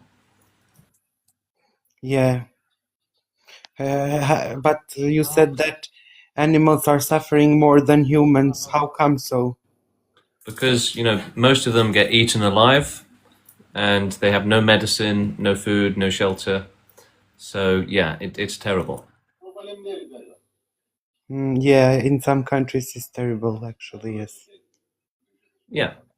Mabello, thank you for coming up. We're going to move on now. We have Alan Mess in the queue. Do we have any merch? No. We desperately need to get some merch going. I looked into getting some hoodies going, but on the hoodie websites, you could only get like a small square here for the design. And I wasn't really happy with it. But, if anyone wants to help us design some merch, let me know. Get in contact with me. I'd be happy to help and to get it going. Hello. Yeah, hi. How you doing? Do you have any questions? I have no questions. I just want to say that as someone living with autism and with bipolar level 1, currently experiencing medications and tons of manic episodes, I suffered this since I was childhood. Not to be playing the victim, there were times that I got into trouble, but apparently I got bullied for it. I even got several people, including my family, put into distress and very much pressure. And I don't want to see any more like me experiencing what I'm doing right now or experiencing. So I totally agree with your statement that we should end all suffering. Thank you, Alan Mess. And I'm sorry for all of the suffering that you're going through. Our hearts do go out to you, and nobody should have to suffer and to be trapped in a life of pure suffering. So yeah, you're exactly the type of person that we're doing activism for. It's because we care about you, we care about everyone else, and we care about the suffering. And we should make it impossible, right? It's not okay to be trapped in a life of pure suffering. Nobody should have to go through that. We should make it impossible. It's the only right thing to do. Okay, bringing on our next guest, we have AHTBP. Let's see if they will load in. It's not loading, but we do have more people in the queue. What evidence do you have that these people are trapped? Well, Cole, I would say that any animal in the dungeon of a psychopath is trapped, right? So that's, one example, and one example is enough. Hello, how are you doing? Can you hear us? Yo, I'm sorry, I actually joined like 30 minutes ago. I don't know what I want to say anymore. It just connected me now again, so I'll leave, okay? Yeah, no worries. Okay, moving on, we have SRS joining us now. Bringing them up. Hello. Yo, James. Yeah, how's it going? Hello. How you doing? Good. So my question is, okay, so you say every animal is suffering. Okay, but Most animals do despite their suffer. instinct to survive, okay, they do whatever it takes to survive, you know that. Yeah. So who are you to say like the best way for them to go is to just die out? Well, it's to protect them from extreme suffering, basically. Why? But I don't think that's what. How would you know that's what they want though? What, that they want to be safe from extreme suffering? It's just obvious, isn't it? Then why would you think they would have it in their DNA to survive? Because that's how evolution works. It programs life to survive and reproduce, even if it's against its own best interests, which it is. So it's nature. Yeah, nature's the problem. And so then who are you to say like that's wrong, to say nature is wrong? I'm a human with a brain and intelligence that allows us to make decisions. Yeah, so you think that's enough to just say everything needs to go? No. Isn't that like very, that's like No. narrow. Obviously, it should be thought through. It's not just some rash decision like you're suggesting. It is thought through and carefully considered. Yeah, but also, well, just one question. How would you go about it though? Or is it just an idea that you have? No, so we're growing the movement to make it possible, and then we're going to do it. But you don't have an idea how you would do it. Yeah, we do. Yeah. Could you tell me what it is? How you gonna do it?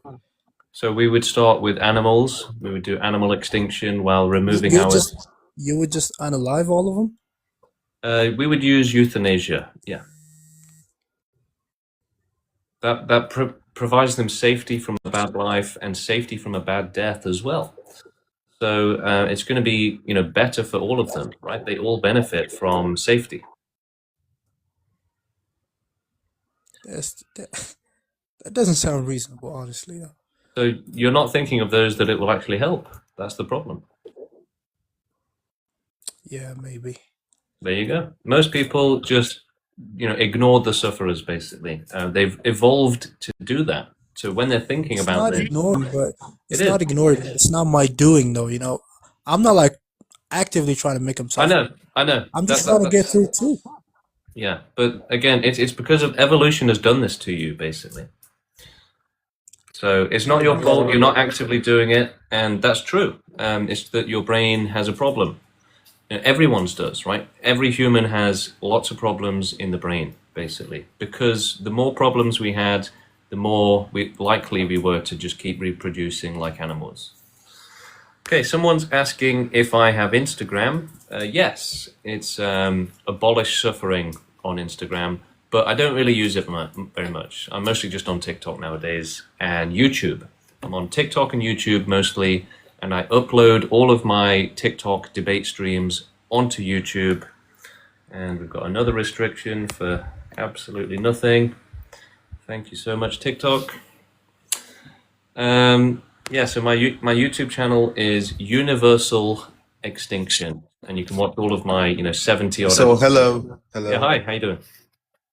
I'm fine, thank you. How are you? Yeah, good.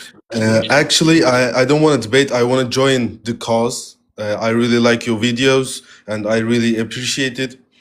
But I wonder what's like the first thing, like we try if we get to millions or 100,000s, maybe pro extinction.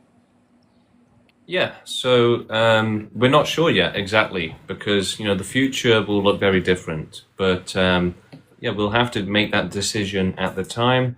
It could be a revolution. It could be something peaceful but still effective. So we just have to keep growing the movement. That's the first step. Yeah, but what will happen if a foreign government tries to know this our cause and they want to don't endanger themselves if the movement goes too far, you know? Yeah, I mean, look, at the end of the day, we have to try no matter what happens. Okay, thank you. Have a good day. Yeah, have a good day. Thank you very much. Okay, moving on. We have Purple Garden coming up next. Purple Garden, trying to load you in. No. Okay, we have Quallen Fisher coming up again. Let's bring them on the stage. No. Okay, they've refused. We've also got Clint Eastwood and someone else in the queue. Hello, Clint. How you doing? I joined by accident. I'm sorry. No problem, Clint. It's good to see you anyway.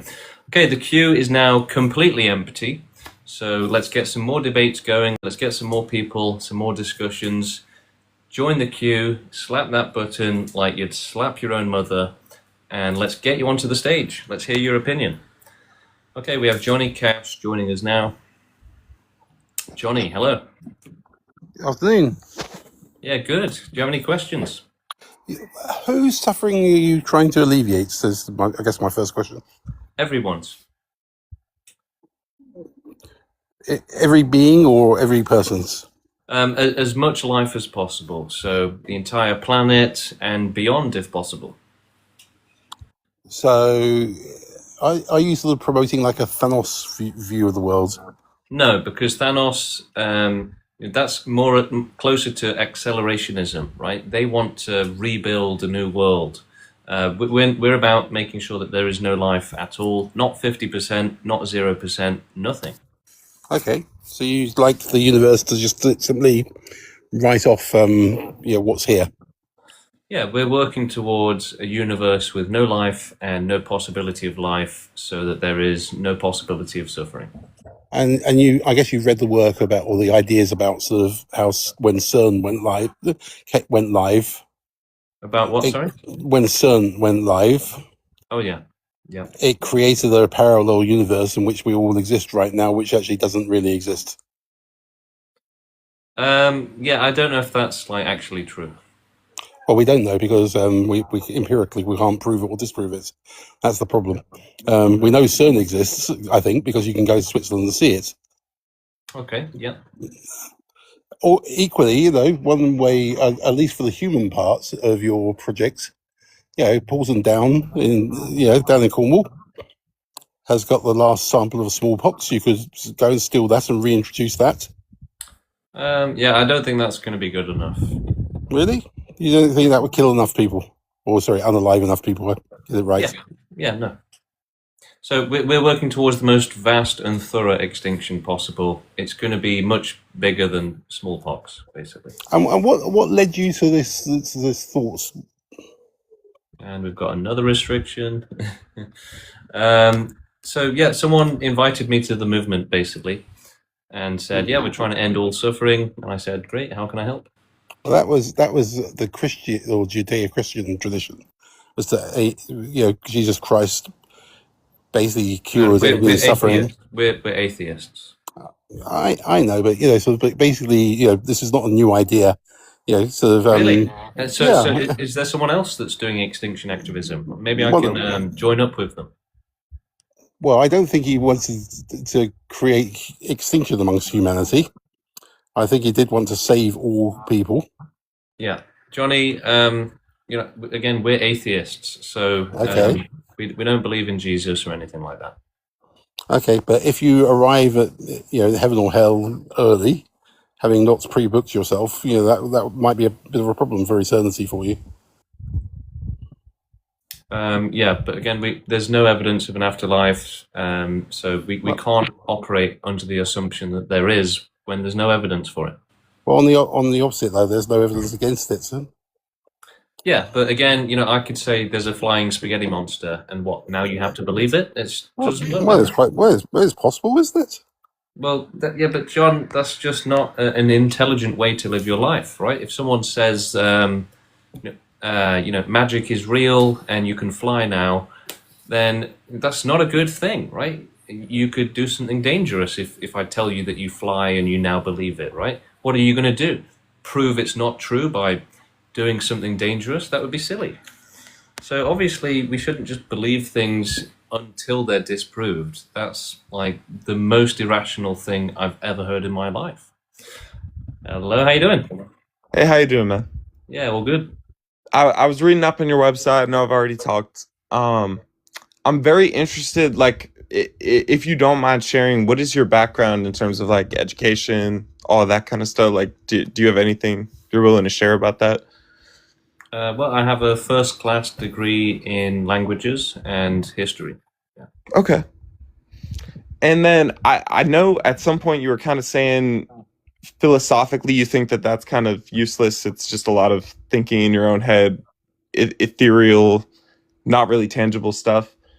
Is your movement not based fully on the philosophical view of suffering from a objective experience? Yeah, it's nothing to do with philosophy. We pretty much all of us will tell you that philosophy is a waste of time. It's just for fun. It's worthless compared to actually taking action to help others. Yeah, I can understand that. I'm really trying to like, what is the action? I know that you've said like, you compare suffering to like cancer, stuff like that. It's not exactly cured at this point.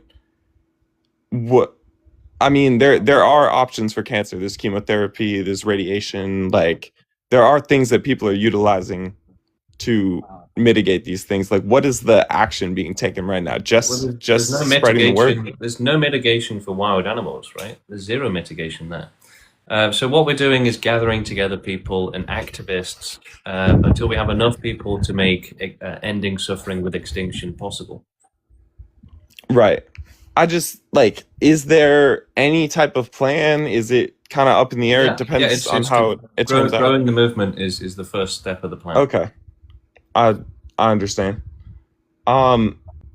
So for yourself right now, you're just doing activism, spreading the word. That's your primary focus. Yeah. And I mean, theoretically, if you did kind of, gain a lot of followers or something, would you be the person in charge, or would you be continuing with the activism? What's your end goal? I don't know. It depends. I can't predict the future. Of course, but I mean, we have a group of leaders. Is there anything that you particularly would like to pursue in going forward with the movement? I mean, it's hard to say because we're at the start of it, right? So, of course, we're at the very most difficult part where all we can do is focus on growing. In the same way that a seed would focus on growing instead of blooming, right? Right, but I mean, the whole movement, we're trying to end suffering. You view yourself as kind of someone who's working to prevent that. Like, ultimately, the end goal of it, you will still experience suffering as I will experience suffering. Yeah. So, like, in a way, you're kind of a martyr for this movement, if you will. No, I'm an activist for it. An activist, sure, but I mean, you're taking on some responsibility and accepting, the reality of the situation. I think to be a martyr, you have to have passed away, though, right? Yeah, presumably, yeah, that is true. But I don't know. Essentially, I just I see what you mean, though. Yeah, I'm interested in what. Obviously, nothing is set in stone. You don't know what's going to happen. Where is your mind at? Like, where you want to go with it? Like, any ambition towards anything in particular? Sure. Yeah. I mean, we have a group of leaders on WhatsApp. A leadership group, and then we've got the general group with hundreds of people in that now. We would like to get leadership in every different country. We have a few different countries now with leadership, strong activists. It would be great to have leadership in every country, growing the movement there in each country. And just to be as global as possible. That would be nice. I got you. And one last question for you. I mean, okay. Another thing I'd like is I'd like to go on TV, get interviewed or something. Nobody's approached me about that yet, but that would be good. Yeah, I mean that would be amazing for spreading the word. Last question for you. Just like generally, how do you react to the people who are obviously, conditioned to be appalled by what you're projecting, like, or what you're proposing, I guess? Yeah, I mean they're irrational basically. They have evolved to basically to think that rational things are irrational. But that's why they oppose extinction. But and we just have to understand that they can't help it basically.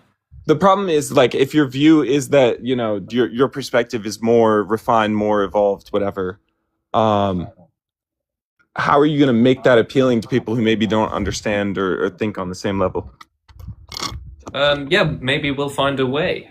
But right now, the focus is to find rational people, not irrational people. That's true. I feel like it would be much more efficient if you could convince everyone, I suppose. Yeah, a pluribus type situation where, we pluribus the world into just being one hive mind or something. We are working on that as well. No, we are actually doing the science on that.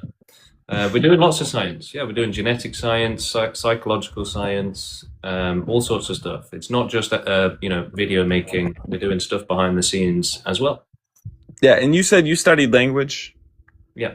Do you have any experience with science, biology, genealogy, all that stuff? I've been studying it since I joined the movement, and I've also been studying pretty much since my last year of university. I started getting interested in it then. So for the last 7 years or so, I've been studying it as well. Oh, okay. I got you. I mean, really appreciate it, man. All right. Thank you for coming up. Yeah, have a good one. And definitely join us on our WhatsApp group and our Discord group. The links to both are on our website. Extinction meet and jeet when? Great question. There would be no jeeting, but we are doing an extinction meetup in Nuremberg, Germany. I believe it was in August, but I think it's been pushed back to September. But you can inquire for more details on our Discord. Okay, once again, we need some new volunteers to join and to come up on stage. So, let's hear your opinion. Let's debate if you'd like. Okay, we've got somebody. No, we don't. So, let's take some comments from the chat, the best chat in the world, my chat. Let's see. If you've got questions, guys, you can now ask them in the chat. I'll see what you're saying. There will always be more people who want to live, even if they suffer. It's difficult. There's a lot of people that are going to resist us, and it's going to be a big challenge. And we need more and more people to become activists and help us to solve that problem together. Okay, we have Eddie joining us on stage. Yes, Eddie, James the Dosser. James the Dosser back at it again. Yeah, man. Back at it again. Fair play. Yeah. Would you like the abuse of animals? No, we should ban that. Do you eat meat? Yes. So you're supporting the abuse of animals? Fair. We're all supporting the abuse of animals and people all the time. But you're advocating against it, but you eat meat. No, I'm advocating against all suffering. Yeah, but you eat meat. I would go vegan if it actually reduced suffering, but it doesn't. Yeah, but let's say, I don't know. How much meat have you eaten last week? Look, maybe the optics of it aren't as good. Oh, he's not a vegan, so But that's Yeah, but I'm not gonna feed into that pro-life fantasy. Yeah, but where- you can't say stop the abuse of animals if you eat meat and are abusing Why not? animals. Why not? You can. It's the opposite. So we're actually doing more activism, speaking out for them more than you are. What do you mean? We have vegans and non-vegans doing activism for the end of all suffering for farmed animals, wild animals, all life. But why don't you support the cause by going vegan if you don't believe in abuse of animals? Because animals are getting abused even worse in nature. And so if you go vegan, it actually causes more suffering to wild animals because it gives habitat back to them. It protects their habitat. It causes more suffering at the minute. But you still eat meat. Again, like if it actually reduced suffering to go vegan, I probably would. If everyone went vegan, then it would. No, a vegan world would have infinitely more forests, infinitely more wild animals suffering in worse conditions and in greater numbers as well. Do you not think the animal would rather live there than? No. You're much better off being a farmed animal, right? That you've got two choices, Eddie. You can either have shelter, medicine, food, safety, euthanasia, veterinarians, or you can have murderous animals chasing you all day, every day while you're starving, freezing, full of parasites, diseases, no shelter, you're freezing overnight, and then you're being eaten alive, right? What would you prefer? I don't know, but you clearly think this is a possibility, though, isn't it? So, like, all life could end. Yeah, you think that's possible? Yeah, why not? Why but wouldn't it be? how would it end? How would one end all life on Earth? By trying. By what? By trying. Yeah, but how are you supposed to know this advocate if you don't know an answer for it? Yeah, it's the opposite, right? Instead of relying on look again, right? You don't need to know what the cure for cancer is to support trying to cure cancer. Yeah, what are you on about? Well, you're saying that we, unless we can give you all of the details now, then we shouldn't try to get those details. Nah. Yeah, Eddie, that's exactly it. Nah. You are literally, No, someone trying to cure cancer and saying, unless you give me all the details now, guarantee it's going to work, then I'm not going to support James. No, James. No, How is James. it different? Okay, tell me. No, How is it different? No, James. I'm listening. Calm down, James. Calm down. James. I'm waiting. Let's calm hear down, your James. explanation. Explanation for what? For how it's different. What's different? You're saying that, you need all the details on how extinction. No, I didn't say all the details. I want you to give me. I want you to give me an idea. Yeah. Okay. Sure. That's fine. Right. So we start with animal extinction, right? With euthanasia. Yeah. Removing our dependence on them so that we don't need them anymore. We research, what the most vast and thorough extinction possible is. But bro, life started from a little bacteria. Like, you're not going to be able to kill every little bit of bacteria on Earth, Why not? are you? Why not? Bro, that's not possible. That is just not possible. How do you know? How do you know it's possible? Look, Eddie, if we threw the Earth into the sun, right, there'd be no more bacteria, right? How are you? Oi, mate, I can't lie. That is a ridiculous idea. So is it? Look, we have think throwing Earth into the sun, lad, and then Eddie, you're saying religion's a fairy tale. You're saying religion's a fairy tale, but you're saying you can throw the Earth into the sun. No, I'm not saying we can do it. I'm saying that we should find a way to prevent. Yeah, but you said why not? You said why not? So you think we can? Look, Eddie, if we had millions of years, we could probably do it. What? Throw the Earth into the sun? Yeah. Well, if you had millions of years, maybe, but it doesn't matter. Right? We can look into all of the different options. Right? But you said religion's a fairy tale, but you're saying it's a possibility we can throw the Earth into the sun. I'd say it's more possible than God existing. How is it more possible? If people on Earth have created, So I don't know, let me. It's more possible. If bodies have got such intricate details. And we create such things as planes with intricate detail. Why do you not think there's a creator? Eddie, we get it. You're a religious person. You struggle with understanding reality. Got it. Nick, hello. How you doing?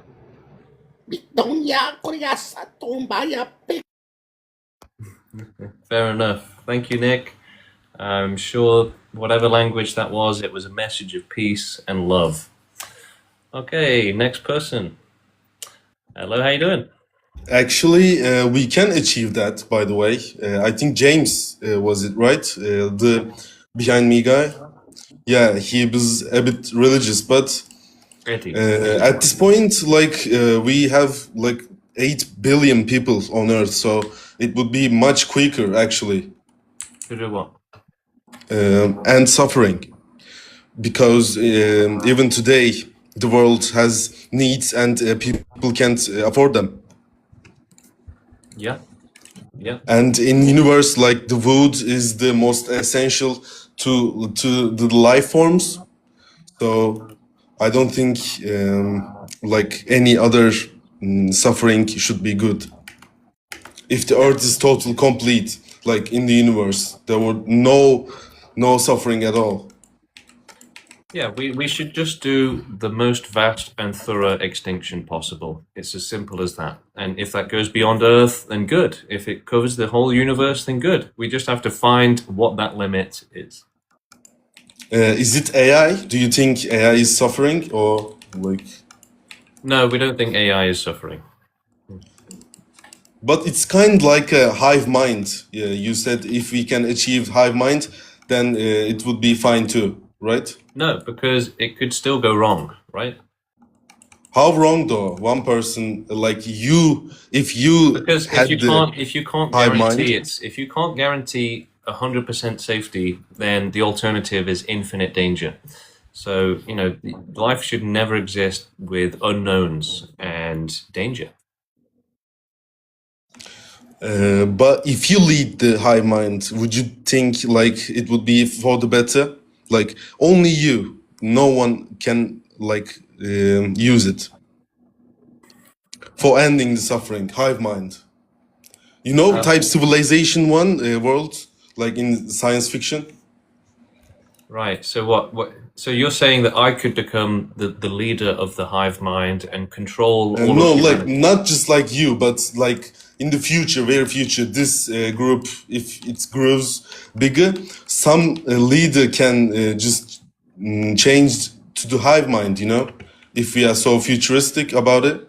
But look, that's the part of the problem. Anything can happen, right? We could get a hive mind where we all get tortured, or we could get, anything could happen. That's the problem with existing in infinite danger, is that anything Yeah. can go wrong, anything bad can happen. There's infinite bad things that can happen, and that make it so that you would be better off not existing.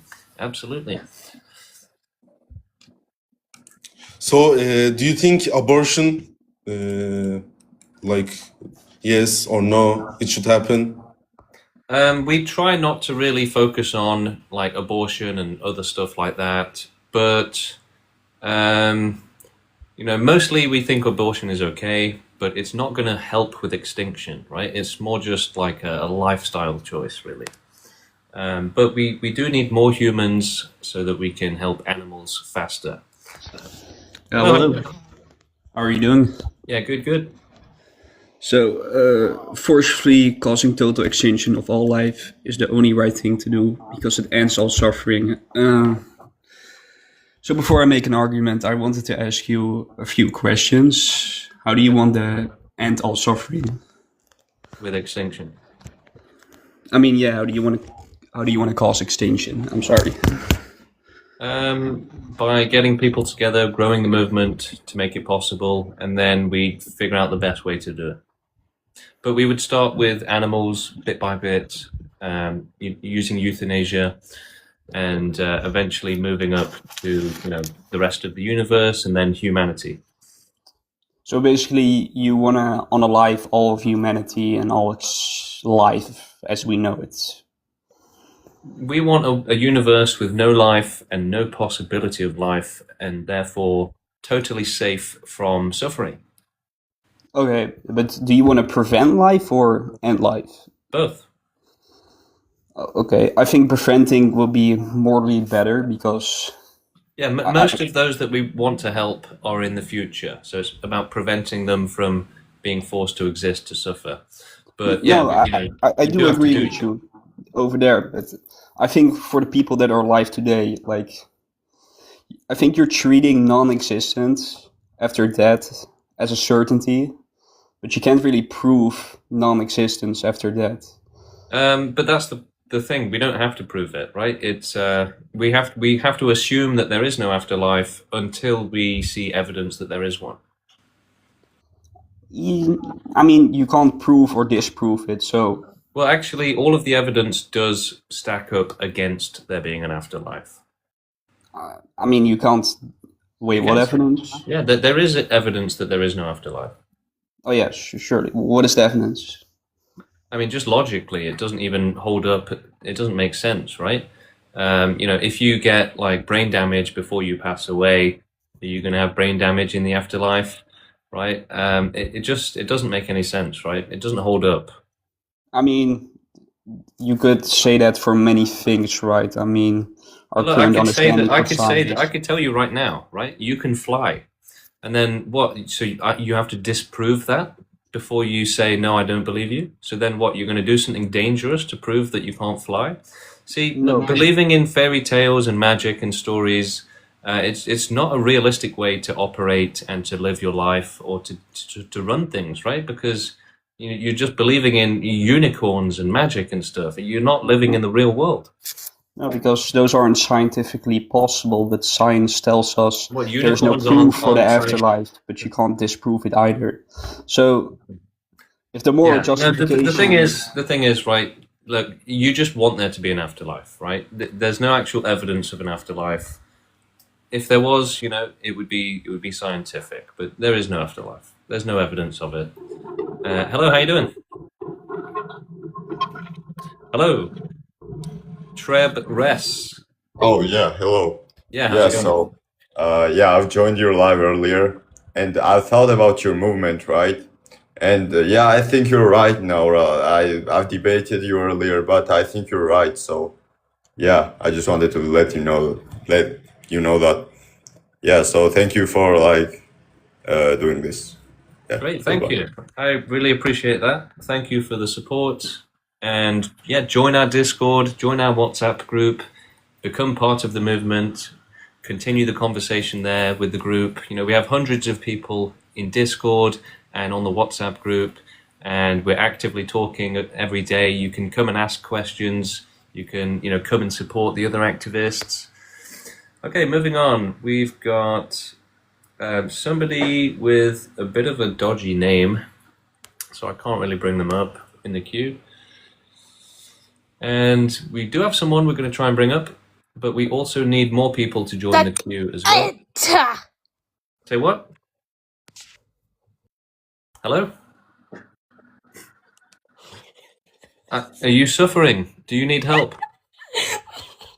Are you experiencing suffering right now? Ah, damn, we lost another one to suffering. Okay, we have 1984. Let's try and get them on stage. No? Okay, we've got Lucas. Let's try and get them on stage. Lucas is coming up. Hello, Lucas. How you doing? Okay, he chickened out, I guess. Fair enough. Let's see who else we have to join up on stage. Hello. We have... Hey, what can I say? I'm back. Yeah, what's good? I mean, I feel like some of the goals that you have here are very lofty. Eliminating all life in the universe is very, We should do as much as we can. Of course, we should have the loftiest goals. Why wouldn't you? My question is, are you willing to perpetuate suffering to achieve your end goal? Yeah, absolutely. So, like, you're gonna have kids, you're gonna raise them under the same ideals that you have in the hope that it advances your movement? Potentially, yeah. Okay. I find that a little bit interesting. Good. I feel like eliminating suffering should be such an urgent goal. So I'm a little bit confused by why you're willing to let it go on for a loftier goal. Well, because unless we do the most vast and thorough extinction possible, then we're not doing the job properly, and we'll be allowing more suffering. So that's the best thing to do to minimize suffering. But I mean, is there any type of grounds that you're using to establish how thorough that you're being?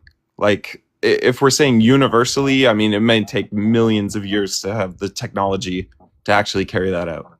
Yeah, but we might be able to pass that on to AI and robots, right? And they can just do it. I mean, possibly. It's very obviously it's Why not? hypothetical at Why this not? point. Yeah, why not? I mean, I worry that life is so forced. Like it works in the exact opposite way, just based on the human amygdala, all Yeah, of we have a these big animals challenge. We have a big challenge. it feels like everything is in resistance of the movement. Yeah, we have a It big just challenge. feels like you're backing a losing horse here. Challenge accepted. I would love to see what you have Challenge cooking there. accepted, mate. Challenge accepted. But I mean, do you have any kind of like What? I don't a framework really for what you're trying to accomplish? Like, Yeah, read our manifesto. It's on the website. I've read the manifesto. It's like, is there We any have actual we have a page about our principles as well. Is Read there that. anything right now that is like actively being done other than telling other people about the movement? Yeah, lots of stuff. Okay. I'm interested. We're researching universe-wide extinction. We're researching human psychology and genetics as ways to solve the problem of humanity resisting doing the right thing. So we're working on every possible solution. Revolution, democracy, genetics, psychology, growing the movement. We're doing everything we can. I got you. Is there any type of, I don't know, literature or anything that is kind of in support of what you're doing, or like that you can read up on? Yeah. Robert Sapolsky. He has written about how human intelligence is limited by genetics and behavior is completely dominated and controlled by your genetics. And just so I understand, I mean, it's very anti-life, anti-natalist, but that's okay if we're working towards the solution. What are you asking? I mean, I don't know. I feel like the premise of the whole thing is like, don't perpetuate suffering, don't have kids, all of this. But like you said, you're willing to. No, it's to do better than that, right? The thing is, antinatalism doesn't help animals, so it's not don't perpetuate suffering. It's the opposite of that. It's make suffering impossible. Right, but like, are you willing to take on the initial impact of more people having to be there to help with the movement? Yeah, absolutely. So that's we have to, right? If humanity goes extinct first, then we can't help animals. So we have to help those. We have to help those who can't help themselves before we start to do human extinction. Understood. I feel you. I feel like some of that is a little to understand. I don't know. It feels very contradictory. It's about doing it in the fairest way possible. So antinatalism is the most unfair way possible because you only care about your own kid. Of course. But it's also, you're affording someone the right to not be here, like to not experience suffering. What do you mean? Like if you decide to not have children, not whatever, you're affording them the right to not exist, whereas it's usually forced upon you. Well, no, you'd be forcing them to exist as well, obviously. Well, no, I'm saying if they don't exist, you're not, everyone that's born is not consenting necessarily to experiencing the full spectrum of life. Yeah, so the only right thing to do is to make it, fair for everyone to be safe from that. I suppose so. It's just I don't know. It's very hard to understand as a human being. Well, we should have a universal system for all, right? Antinatalism says, forget everyone else, let them suffer, keep them suffering. I'm only going to care about myself. So that's the opposite of what we need. We need something that helps everyone. I suppose so. I feel trying to achieve your goal, maybe the means don't justify the ends. What do you mean? I don't know. Living for, I don't know, maybe hundreds, thousands of years, different generations of people all focusing on the same movement, that they are going to suffer because. But that's a drop in the ocean compared to what they can prevent. I suppose so, but I mean, but what? They don't have to exist either. Well, no, the wild animals are not going to stop existing until we help them. But I'm saying, what's being done now? Like, is there any active plan? Is there any urgency? Yeah, we're growing the movement, asking people to help us grow it to make extinction possible. And I mean, what about the animals who don't want to die? Is that doesn't, all of these things are, I mean, you can say that they're biologically. So when over 99% get, tortured to death in nature and eaten alive, literally, you care more about the 1%. I care about their right to choose. I care about their. Do you think that's rational to support? I think that the subjective experience of a living being is more important. Get forced. So 99% of animals get forced into a meat grinder where they get tortured to death, and you. But I mean, that's not true. It is. It is. 99% of animals are in a meat grinder. Most animals don't reach maturity; they get eaten alive as children.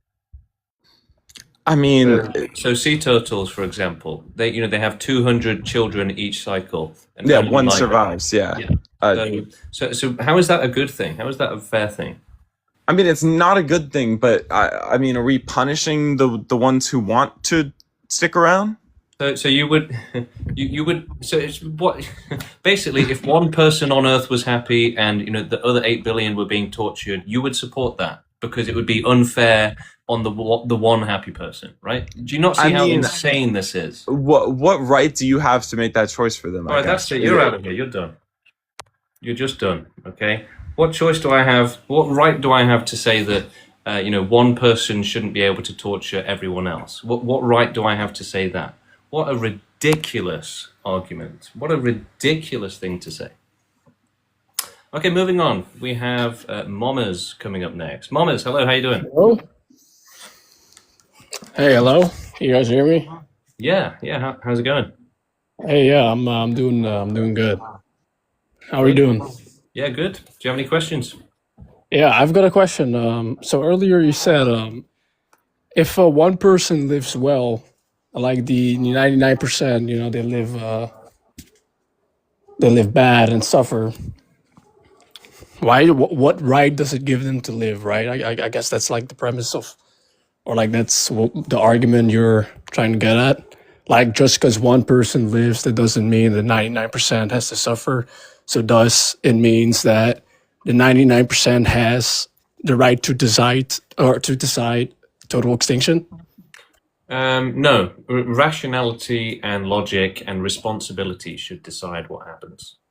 But okay, so say that we come to the point of your movement has established a big following, and you actually have the means to push for extinction, either through legislative means or through violence. I don't know if you are a pro-violent movement. I don't think you are, but there are revolutionary movements that do.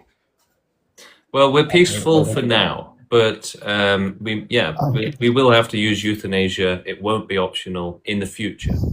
But is this like okay? So is this then through a democratic process? Let's say you actually have institutional power and you're actually able to push this into a like mass decision. Would this be done through democratic process? How would this be? How would you? No, it won't be done democratically. No. The thing is, right, if you appeal to democracy, then I might as well start reading the Bible now, right? Mhm. So, we don't value democracy over ending suffering, right? That's what Gary Amendam does, the leader Right. of the founder of Ethylism. He said that we should never end suffering until the majority agrees to do it. Okay. But we're against that because that allows for infinite suffering. Okay, so you do. Okay, so it does not necessarily require a majority, but what? So you speak of the fact that suffering for many people just or prolonging that or allowing that to continue is unethical. But isn't it also unethical to push your own decisions No. for extinction onto other people if they don't consent? No. Do you not believe in individual agency? Well, if you believe in individual agency, then you would allow, an animal abuser to abuse animals, right? So we're against. So prevention of suffering is more important than agency.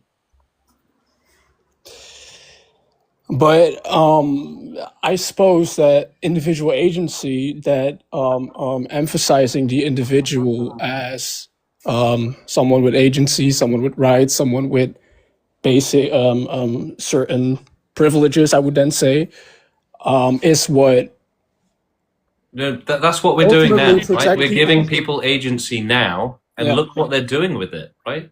They're getting tortured. They're ending up in bad situations where they Yeah, suffer. but so either so exactly but the extremes are either total extinction of all humanity, like you said, or authoritarian means to essentially control the individual.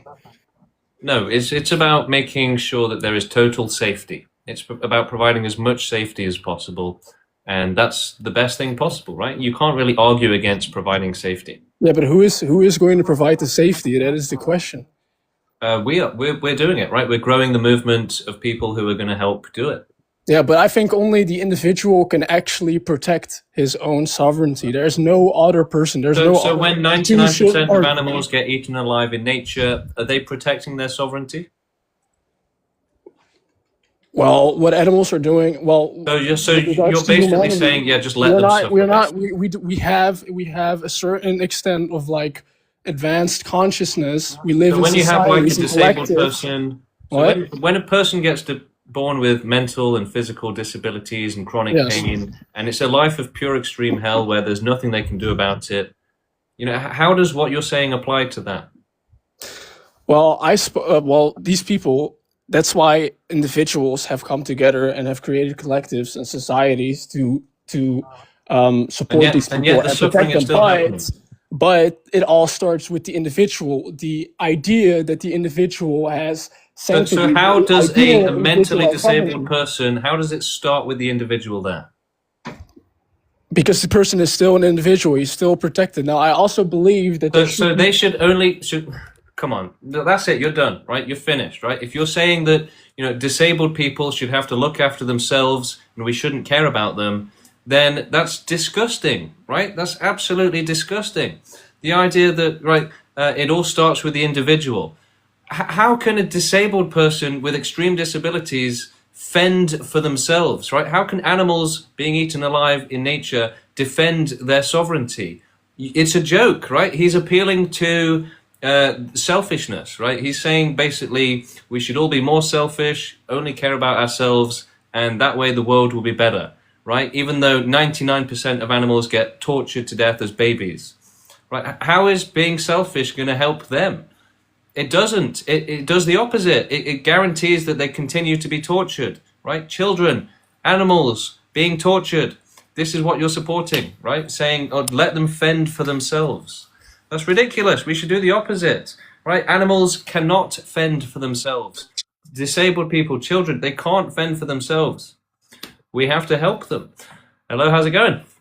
Hello. Are you familiar with the case of Dragon Ma? With what? Familiar with the case of Dragon Ma? Oh, yes, I am. Yes, Dragon Ma nuts. Oh, yeah. Okay. I saw that coming just in time. All right, we need some more people to join the queue. So if you'd like to come up on stage, now's your chance. Mommers wants to come back on, but if he's gonna say that we Hey, should. listen, man. Hey, you're just misrepresenting my point. That's not what I said. I said the premise, the axiom starts with individual rights, the individual, the emphasis on the individual. People with a disability are also individuals. Going by this virtue of understanding that the individual is central, that the individual has sanctity, that the Okay, individual great. has What's your sovereignty, point? This is means just that waffle. the Let's person of skip to disability something should be of protected. so let's skip to your point here because you're just waffling.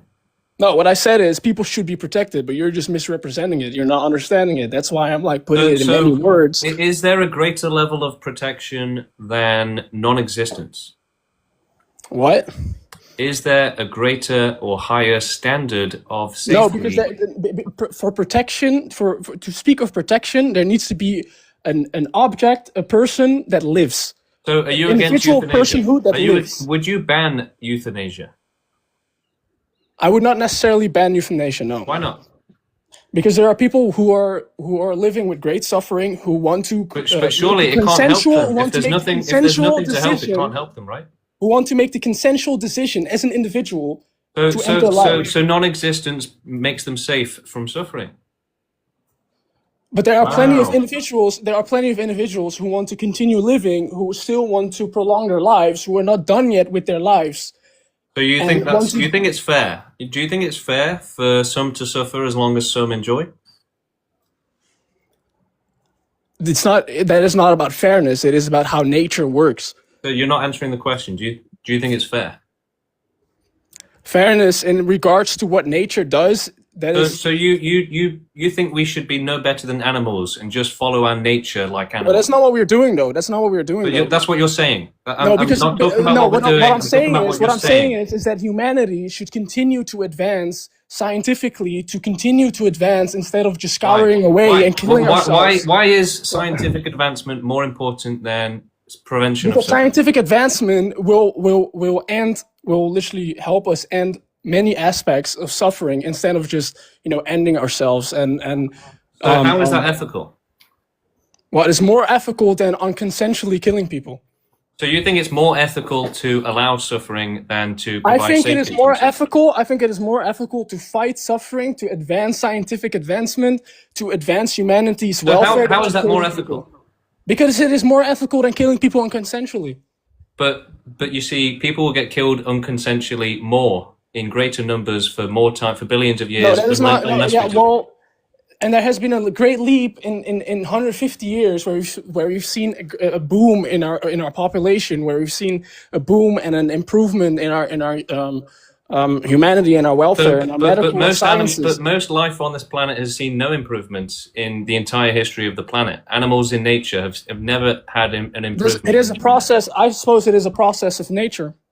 What do And you that mean? is why biologically we are What very much is a ingrained. process of nature? That is why we biologically are What are you ingrained to referring to? survive. To survive, what we are biologically ingrained to survive and to act in pro-social behavior rather than to all kill ourselves. Otherwise, we would all be thinking like you, but you are for a very good reason, a margin of society. So you think Because you that go we against the should biological just nature. be animals? We should do whatever is natural, we should do that. No, I think what we should do is we should continue the line of pro-social behavior because we can see empirically that it has continued and advanced our survival. What should our position on suffering be? Should we just allow it, or should we? We should fight it, which we are doing. We should suppress suffering to our best of our ability. But okay. So how much should we do that? What level of priority should it take?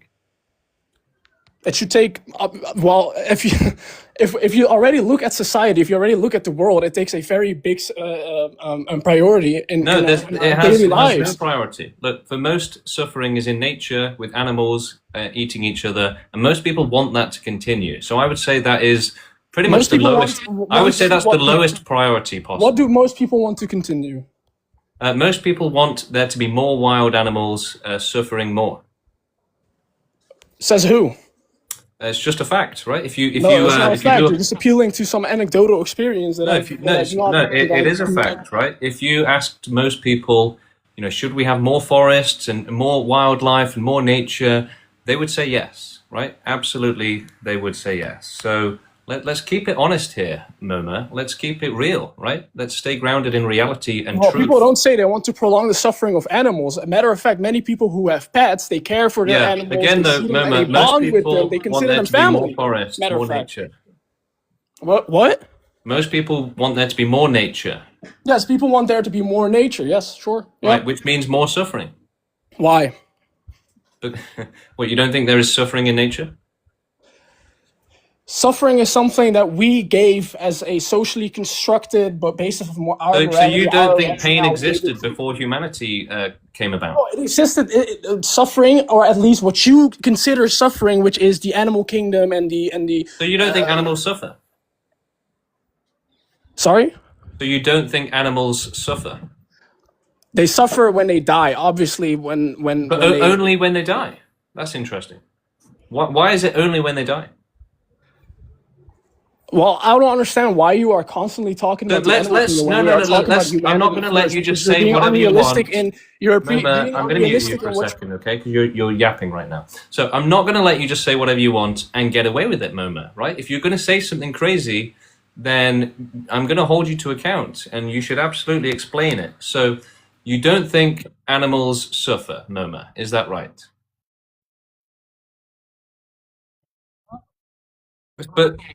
But you said that they didn't suffer, that it was a human concept, right?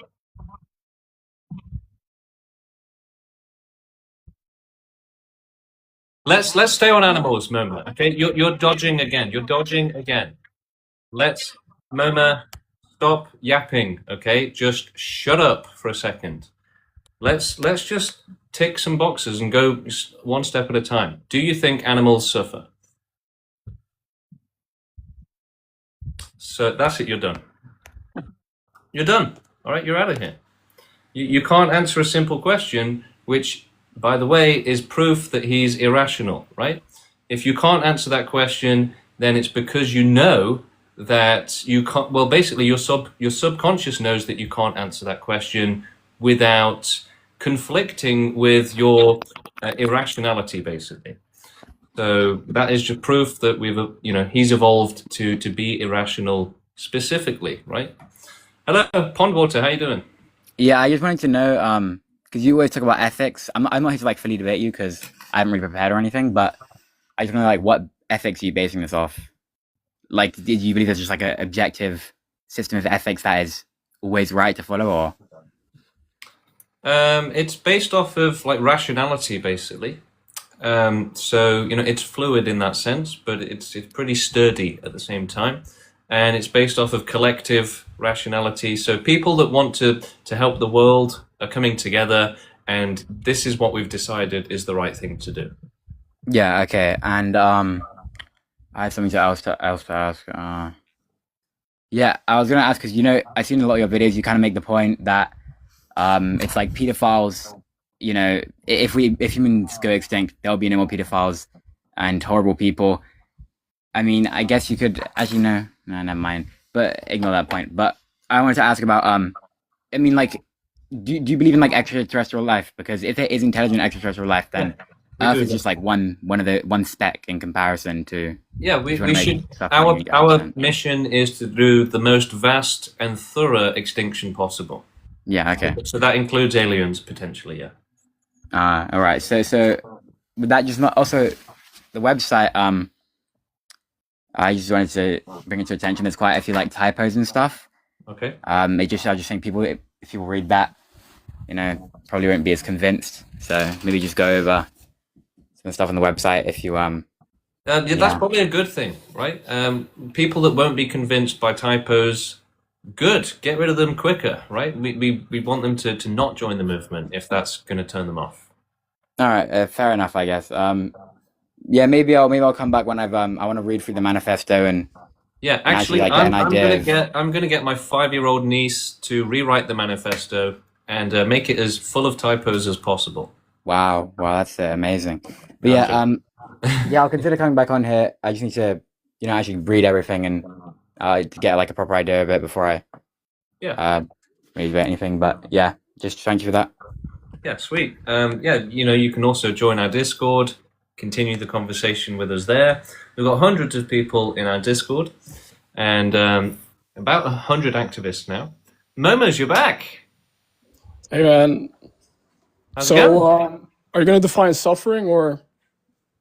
So why do you need me to define suffering?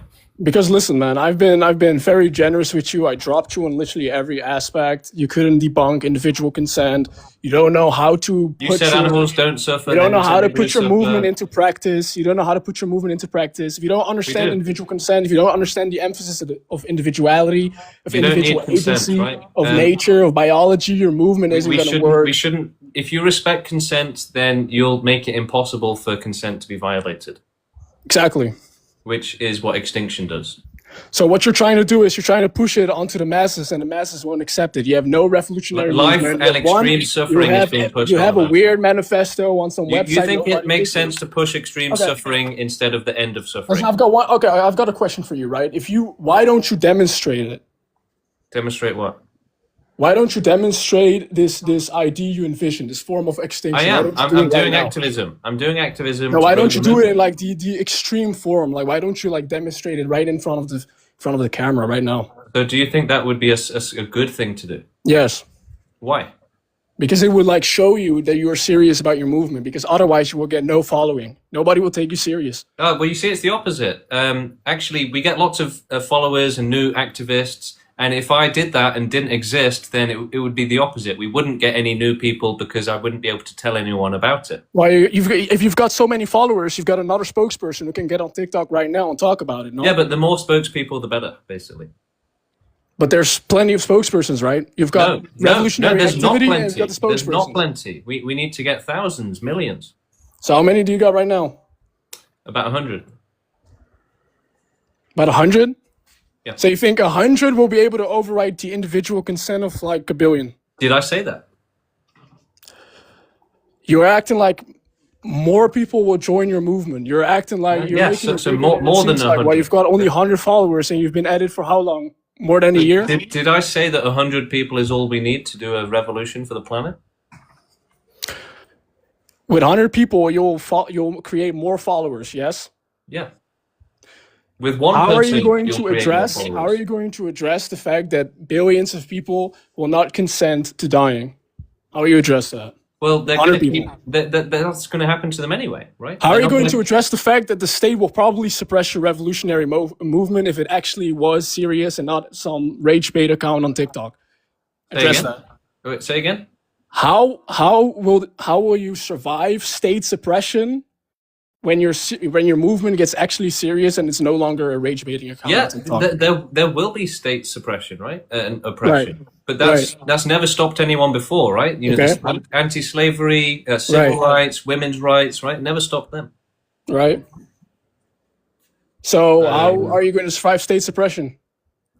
I don't know yet. You know, it hasn't gotten to that. We'll cross that bridge when we get to it. So if you look at the revolutionary movements from the past, actual serious revolutionary movements from the spectrums of many political ideologies, the central idea, whether they are collective movements or not, it doesn't matter whether they were communist movements or not, the central idea, the core tenet of those ideas were that the individual welfare was central, that the individual's life was to Safety be from improved. suffering, safety from Right? a bad life. Yeah.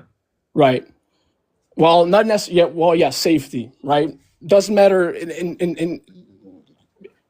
For communists, for example, it was through state means, but for Yeah, for can you example, cut to the military, point? property, Like, right? I'm getting bored here. Wait, do you not have any patience? There's nobody in the queue, buddy. This is it's just me. But anyway, my point here is, I'd rather listen to myself than this. no, you don't. But anyway, listen. The point Yeah, is, look, I get it. It's all going to of be those- all difficult. those movements There will be have survived resistance. state We don't suppression. care. We're not going to All of give these up things- just because it's difficult. It's not about difficulty. You have no revolutionary praxis. The only thing you're doing is TikTok We don't activity. care. We don't care. We'll find people that do. Who cares? No, actually, you don't. Well, that's not an argument, right? You're proving that you're irrational. You don't have an argument either. You have zero arguments. You have I no do, idea I to do. override individual consent. You have I've no got loads of praxis. arguments, yeah. You have no revolutionary movement. You've got 100 idiots.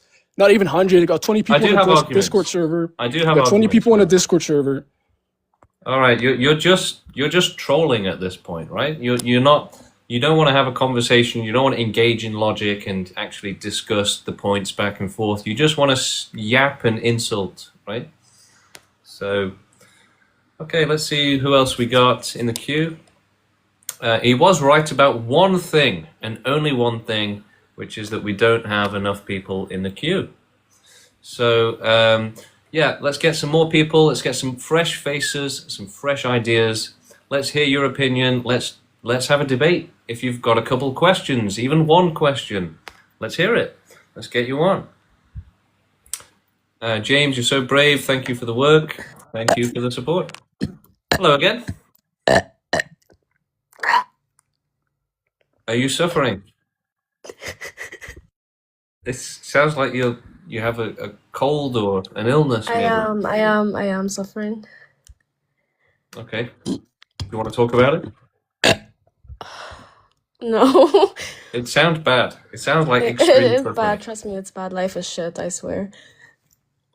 Well, I'm sorry to hear that. And Thank you. but keep on suffering, or not. Whatever.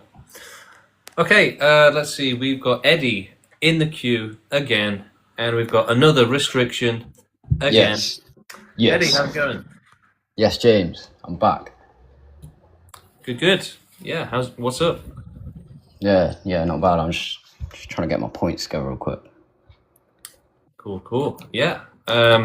Look, you only have to think about the victims who are facing extreme suffering to realize that, making that impossible is the right thing to do. Suffering is too extreme and terrible to allow. And, what could possibly justify it? Well, you're saying about ending suffering, yeah? Yeah.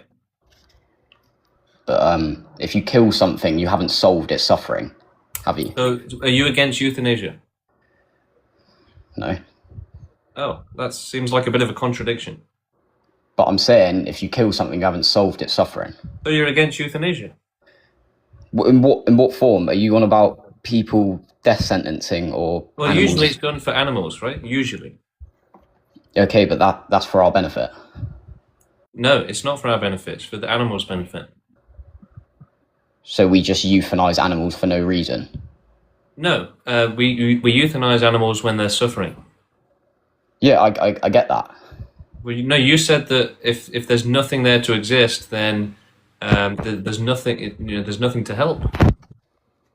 Wait, let me get my point rule together. I'll mute a sec. You can By invite that someone logic, else it on. would mean that euthanasia is bad. Wait, 2 seconds, James. Well, there is no logic, Eddie. That's the problem. No. There is just no. wait. No, just wait. Well, the appeal got approved. The restriction is gone. Whew. Sorry, I just had to get that out of my system. TikTok has been just slapping me with restrictions like once every 20 minutes, But basically. You're literally saying that any kind of pain automatically cancels out everything good, like love, joy, meal, No, I friendship. never said that. I never said that. Yeah, but how are you not saying that? Pain, suffering, right? Well, yeah, look, for lots of people, right, stubbing their toe doesn't make their life not worth living to them. Yeah, but exactly. But the thing is that there can be much worse suffering, which does make it where it's not worth living. But most people would say a few bad things happen in their life versus the good in their life. They'd still have a good life. Which is just optimism blindness, right? It's a bias, which makes them walk into incidents, right? People are like, everything will be fine, and then, right? They end up with, paralysis and chronic pain. Yeah, but let's say what some animals have brutal lives. Yeah, like obviously not every animal's gonna have a good life. Yeah. But how much is too much, Eddie? Right? Where do you draw the line?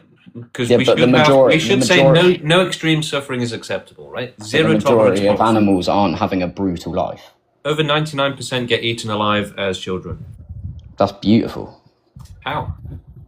That's the circle of life, man. So, would you enjoy being eaten alive? We're not a part of the food chain. We are. We're animals, right? We're not part. We're not. We're literally eating animals. How are we not? We're not part prey. of the food We're not chain? prey.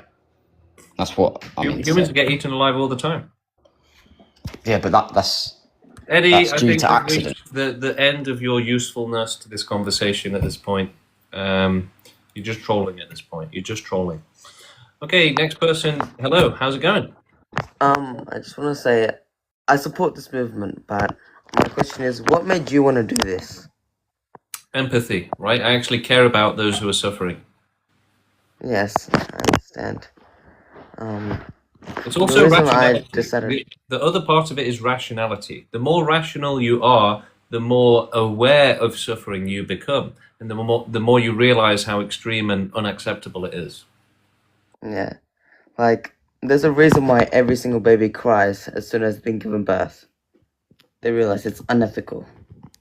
Probably, yeah. They realized, oh damn, oh no. Well, that's all I wanted to say. Yeah, well, thank you for coming up, and we applaud your bravery for that contribution.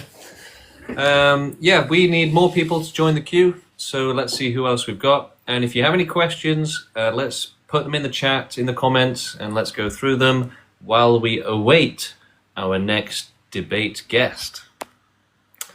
Okay, we've got Remix, but usually they're kind of a troll. Clint, that's very good and helpful, thank you. Hello? Remix, hello. What's up? Yeah, I'm good. How are you? Good, good. I just have a few questions, Okay. like usual. Okay, so I think we need to come to another understanding here that this is basically physically impossible. We had life came from the Carambian explosion when the Earth was just a hot rock of lava and chemicals. So even if we did eradicate all life, it would still find a way to come back. Well, it's better to help a little bit instead of not at all. And we can try and prevent it from coming back. But sir, there's no possible way. So instead, Why? well, Why I not? have a better Why not? solution. I have a Why better is- solution. Yeah, that's not an argument. You're going to have to explain that. I'm not just going to accept it just because you say so. So explain why it's not possible. Okay, so we don't know what happens after you die. We think that you only live once, but you could just reincarnate. So when I could asked you, why is it not possible? Why can't we prevent life developing on planets? Your answer is, well, we don't know if Jesus is real or not, basically. So, wow. And, Clocaine is saying, W guest. Clocaine, we feel bad for you. Our hearts go out to you and that last guest. Remix, Clocaine, you've got it all twisted, right? It's just obvious. Does James have family sad for them? Do my family feel bad for me? No, not really. Eddie is back in the queue, but we've kind of done him. So, yeah, we need new guests. We need fresh blood to join the queue. New debates, new faces, new opinions, new craziness, new irrationality, new insanity. Let's hear it. Let's get another... Look, there's 94 people watching right now. There must be someone who can debate. Someone who's going to challenge me, take me on, and prove to me that, we should allow suffering instead of prohibiting it. Come on, somebody, anybody. Can anybody try and explain to me why extinction is wrong? Can anybody explain to me why we shouldn't try to provide safety for all from a bad life and from extreme suffering? Can anybody explain it? Anyone, anyone, right? Just look, we need one person who can explain why extinction would be bad, why it's wrong. Let's hear it, right? Because we have a lot of haters in the chat, and yet, say it to my face, basically, right? Say it to my face, say it in front of everyone, prove me wrong in front of the entire audience. Come on, somebody join that queue. Or look, if you agree with extinction, let's hear your opinion and your thoughts on it as well. Or you can ask me some questions. Let's clarify your doubts, clarify your understanding. If you want total extinction, then everyone on Earth should agree. Otherwise, you're a tyrant. No, actually, forcing life to keep going for billions of years would be worse tyranny, right? Making suffering impossible is, well, if you want to call that tyranny, then it's a good tyranny. Mohammed, hello, how you doing? Hey, how you doing, man? I definitely approve the message. So, my question is, do you think like a bunch of, or like a lot of, Homo sapiens need to stay to Yeah. like go to guard the fact that we need to like stop this thing from happening, like stop, like a blade So runner type we of need situation. more humans until we've done the most vast and thorough extinction that we can. We might be able to pass the job on to AI and robots and Blade Runners, and then potentially AI can continue to do universe-wide extinction while humanity can go extinct and leave it to the AI. That would be the ideal situation. Yeah. Okay. Thank you for everything, dude. Take care. Thank you. But if for some reason we cannot rely on AI, like we can't now, right? It's too basic now. Then humanity will have to continue until it's no longer useful, basically. So we should just continue to exist while we're needed, right? For the universal mission of fair and equal prevention of suffering for all, not just for humans, not just for animals, but the most vast and thorough prevention of suffering possible. Hello, how you doing? Hello. Yeah. I think it doesn't seem logical because on the basis of biology, every species, fungi, animal, plant, it tries to survive and Yeah. reproduce and But the thing is that they don't give get out to its do that. information. They don't get to do that though. So just because they want to live doesn't mean they get to live, right? Most animals in nature get eaten alive as babies. So that's Yeah. not what they want. You're saying they want to live. That's not what they're getting. No. The point is to give out the information. So you have the male and the female part, or in only when there is no male, so only the female will give out its DNA and they will reproduce and create more offsprings. So it's the But yeah, the it's giving suffering out it the causes is bad. information. It That's the causes. point of life. Giving out information, creating new Yeah, life. we don't need information. We need safety. But why don't we need information? Because everything comes from No. information. If you're saying we need information, you need to tell us why that's more important than safety. I think we need information because we're trying to get to a point where What point? the So we species, should where the abuse animals. species that will evolve should. into So you think we should is, cause extreme suffering for benefit?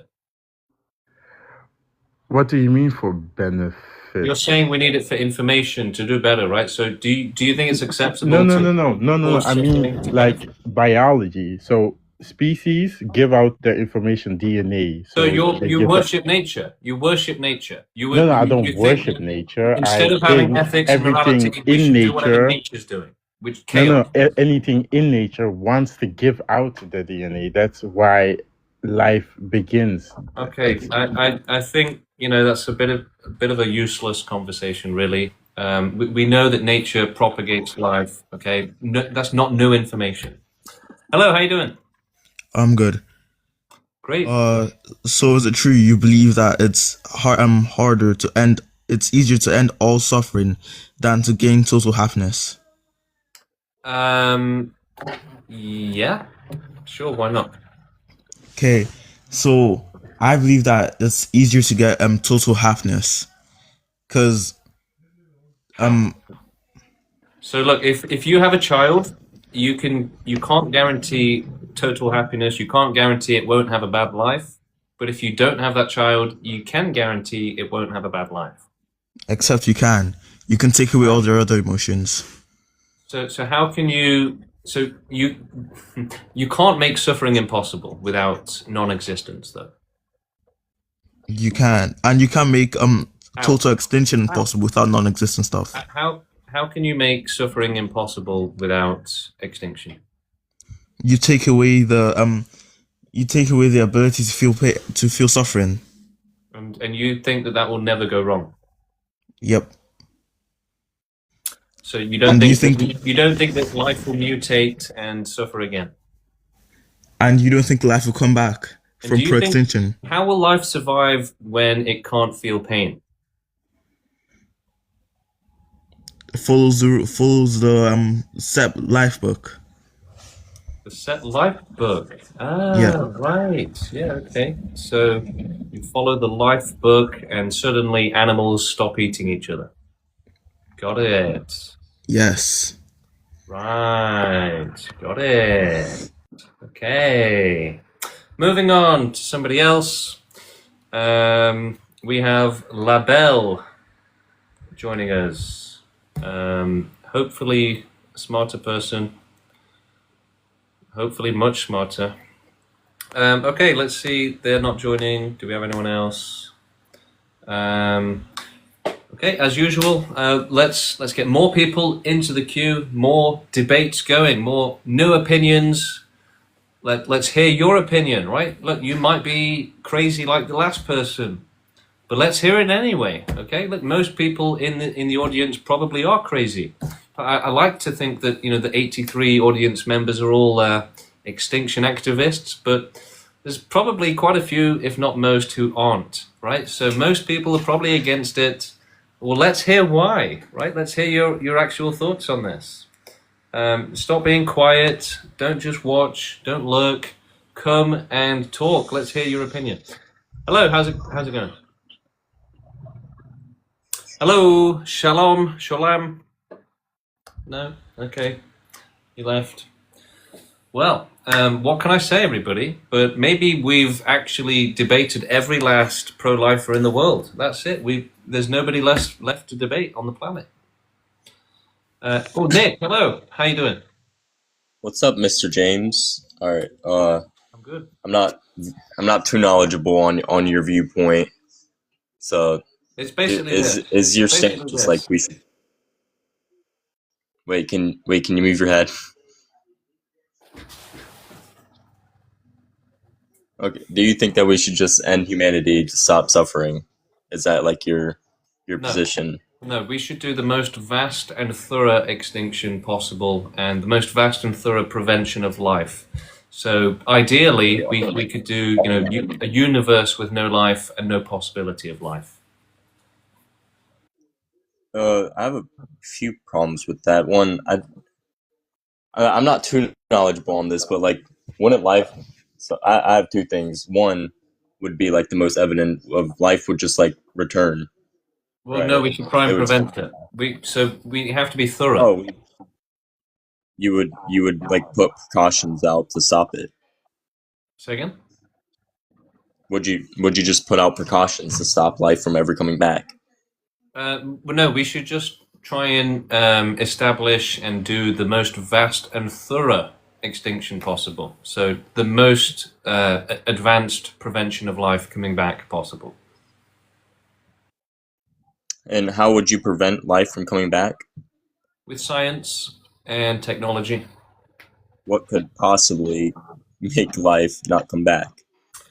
Well, I mean, when you build a road, right, you're getting rid of habitat. When you chop down a forest, you're making it impossible for animals to keep existing there, right? So we can already do this on a basic level, and we should explore the highest level possible. So you would make the entire universe just uninhabitable. Yeah, exactly. Yeah, that's not possible. Why not? At all. Why not? Yeah, so I believe so this is just my belief that I don't even think our part of the universe is necessarily inhabitable. I think we just evolved to make it better safe inhabitable. than sorry, right? This is just your random opinions, right? So you shouldn't run the world and safety decisions based on just I feel like it, right? No, we should try and be as responsible and provide as much safety as possible. Okay, so life we would never be able to make it totally inhabitable. The entire observable universe we would never be able. The point is to just do as much as we can. Okay, well, that would never be enough. Okay, on to my second. Enough for who? Never be enough for who? There's nothing that we could possibly do to prevent life ever. So Nick, if you could help 9 out of 10 people, but you couldn't help the last 10th person, would you say we shouldn't help anyone? No, I'm saying it's like Wow, that seems like a bit of a contradiction. You're saying unless we can do the whole universe, we shouldn't do anything, right? So that is the same as saying we shouldn't help anyone.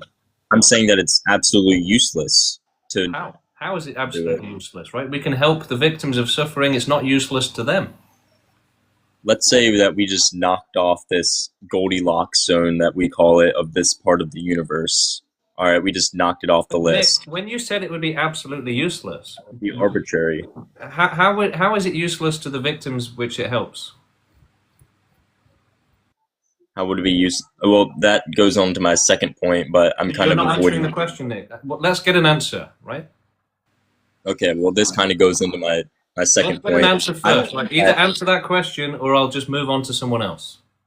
Yeah, I am answering if you would listen, but just Okay. 1 second. So I think that this helping people, I think that extinction doesn't necessarily help people. Okay, so would you ban euthanasia? Would I ban euthanasia? Yeah. I'm kind of agnostic on that viewpoint. I haven't done a lot of research into So like an euthanasia. animal that's dying and it's in a lot of pain, you would keep it suffering. No, if there was absolutely no way to bring it back or cure it, yes, I would euthanize it. So when you said that extinction wouldn't help anyone, do you see how that was completely irrational of you to say that? Yeah, but there is an exception. So in this analogy with the animal Let's wouldn't. let's not just breeze over that, Nick. Right? So No, you yeah, do you gave see me. how you do see now. Now your eyes are opened, right? 10 minutes ago you said it wouldn't help anyone, but now you can see that actually you were wrong. It would help Well, lots if of you people, right? would let me explain. Yeah, I'm just. What I was. Can we just get a yes or no on that first, Nick? So You in this do analogy, now understand that non-existence does help lots of people and animals, right? no, that's why I'm still up here arguing. So you're against euthanasia? That's not at all. Yeah. So I was trying to comment on your animal analogy Nick, with euthanasia, Nick, but you're not answering the question, right? You're dodging.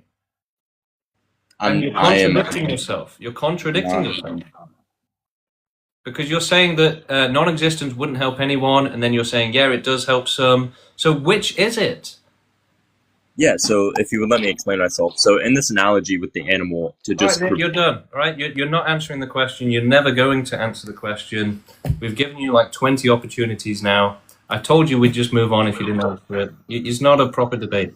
Hello, how you doing? I'm doing fine, thank you. Great. Yeah. Do you have any questions for us today? Just wanted to say, do you know how many great extinctions there have been in this world?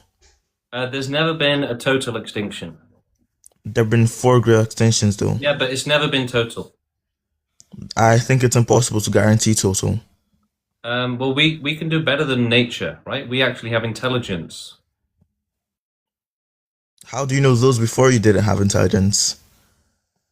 What did the asteroids have intelligence? Is that what you're asking? Maybe. Do you know? Yeah. Well, what I do know is that we should try and do everything we can to help life to be safe from suffering, not just look for excuses like you're doing. How is that helping, though? Yeah, because if you're helping to provide safety, then obviously that helps them, right? It means that they're not suffering. That helps them. But not suffering can be damaging to people. So do you think, abusing animals is a good thing? Not necessarily, but it's not a bad thing. Oh, okay. So you think animal abuse is okay? Yes. Why? Because why should only humans go through abuse? Animals should too. So what exactly is good about the extreme misery and suffering that it causes? I never said it was good. Okay, but why is it okay? Because So clearly we are interviewing a psychopath here, everyone. So take notes. This is clearly a psychopath. Interesting to debate with one. Yeah, so why do you support animal abuse? Why do you think it's good? I don't support animal abuse. But you said it's not bad, it's okay. Yes. So why is torturing animals not a bad thing? You're just going around in circles. Okay, you can't answer questions about the things that you're saying, right? I'm just asking about your own position here. And, the response is, oh, you're just going around in circles. Sounds like you're just not able to answer the question. Hello. Ozzy, hello, how you doing? Doing good. I was just wondering how your speech is like different from suicide, because you were saying that you don't support that. Yeah, because suicide doesn't actually help anyone, really. It might help you, but it doesn't help anyone else. So we need a system that helps everyone, a fair system for all, instead of, anarchy, basically, which guarantees extreme suffering. But if someone supports what you're saying, isn't that pretty close? To what? Suicide. No, we're actively telling people not to do that and to instead do activism to make it so that nobody has to do that ever again. Okay. That was just my own question. Okay, cool. Thank you, Ozzy. Right, moving on. We've got a couple people in the queue, and we may even give Nick another go later on. Let's try and bring this guest up first. We've got Fiktir. Hello, how you doing? Hello, good evening. I just wanted to ask you, how do you exactly plan on doing what you're saying in your videos? Yeah, so we have to grow the movement until we have enough people to make extinction possible. That's the first step. Yeah, I kind of understood this, and I agree with what you say in your videos, but how there is many people that don't even know you exist, so how are you going to make yourself known so many people can join? Yeah, but so by growing the movement, if I get 100 people to join, each of those people can get another 100 people to join, and it grows like exponentially, basically. That's amazing. Thank you for your time. Thank you. Yeah, thank you. I'll give you a follow. And, another way is to try and go viral on TikTok, right? So, I've had millions of views on TikTok by specifically trying to go viral, right? So, crazy starts and a crazy start to the video, right? So everyone's like, oh, what's going on in this video? Let's watch it. Last night, one of my videos got like 70,000 views or 80,000 views overnight. It's on the way to 200,000 now. So, viral videos is one of the best ways to grow the movement, to get more eyes, to educate more people. And even if you use a viral video that's kind of crazy and a bit silly, it still works, right? As long as you still promote the movement and say, yeah, help us end all suffering with extinction, it doesn't matter, right? 200,000 people seeing that is better than, 1,000 people seeing a really serious video, right? Because only 1,000 people can join. But the thing is that we don't need a really thorough explanation. The people that we're looking for are going to be desperate to join anyway. We're looking for the type of person that says, I've been looking for a way to help and to do something for the world. I've been looking for a way to fight against suffering. How can I join? How can I help? So it's better to go viral with, a weaker message. And yeah, you do kind of have to water down the message a little bit, at least at the very start of the video, in order to go viral. What are your thoughts on marriage? It's a good thing. Maybe, in a lot of cases it's a bad thing, but it can be good, I guess. Basically we need more humans for now until we've done animal extinction first. We can't let humanity go extinct before animals and before we've helped other life. So yeah, if marriage helps you do that, then why not? Okay, great. We have more people in the queue. Let's get some fresh faces up for debate. We have JEQ joining us next. Hello. Hello. Yeah, how's it going? you have any questions? Yo, I have a question Yeah. about the movement. Okay.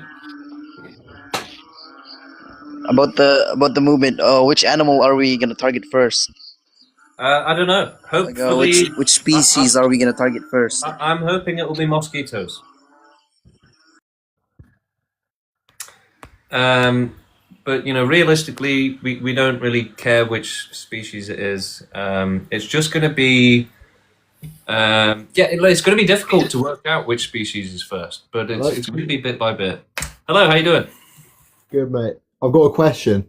Yeah, go for it. So you agree with basically all life being like ended, so that there's no suffering. But so what's the point of living right now? To make it fair for everyone, right? If we only take care of our own suffering, it's unfair on those who can't help themselves. So we should do the most vast and thorough extinction and prevention of life possible, which may extend beyond Earth. Right, so we should help those who can't help themselves before we help ourselves. Wait, so you're saying that the purpose of continuing to live now, instead of just basically committing suicide, is so that we can actually like prevent help those who can't help themselves. Yeah.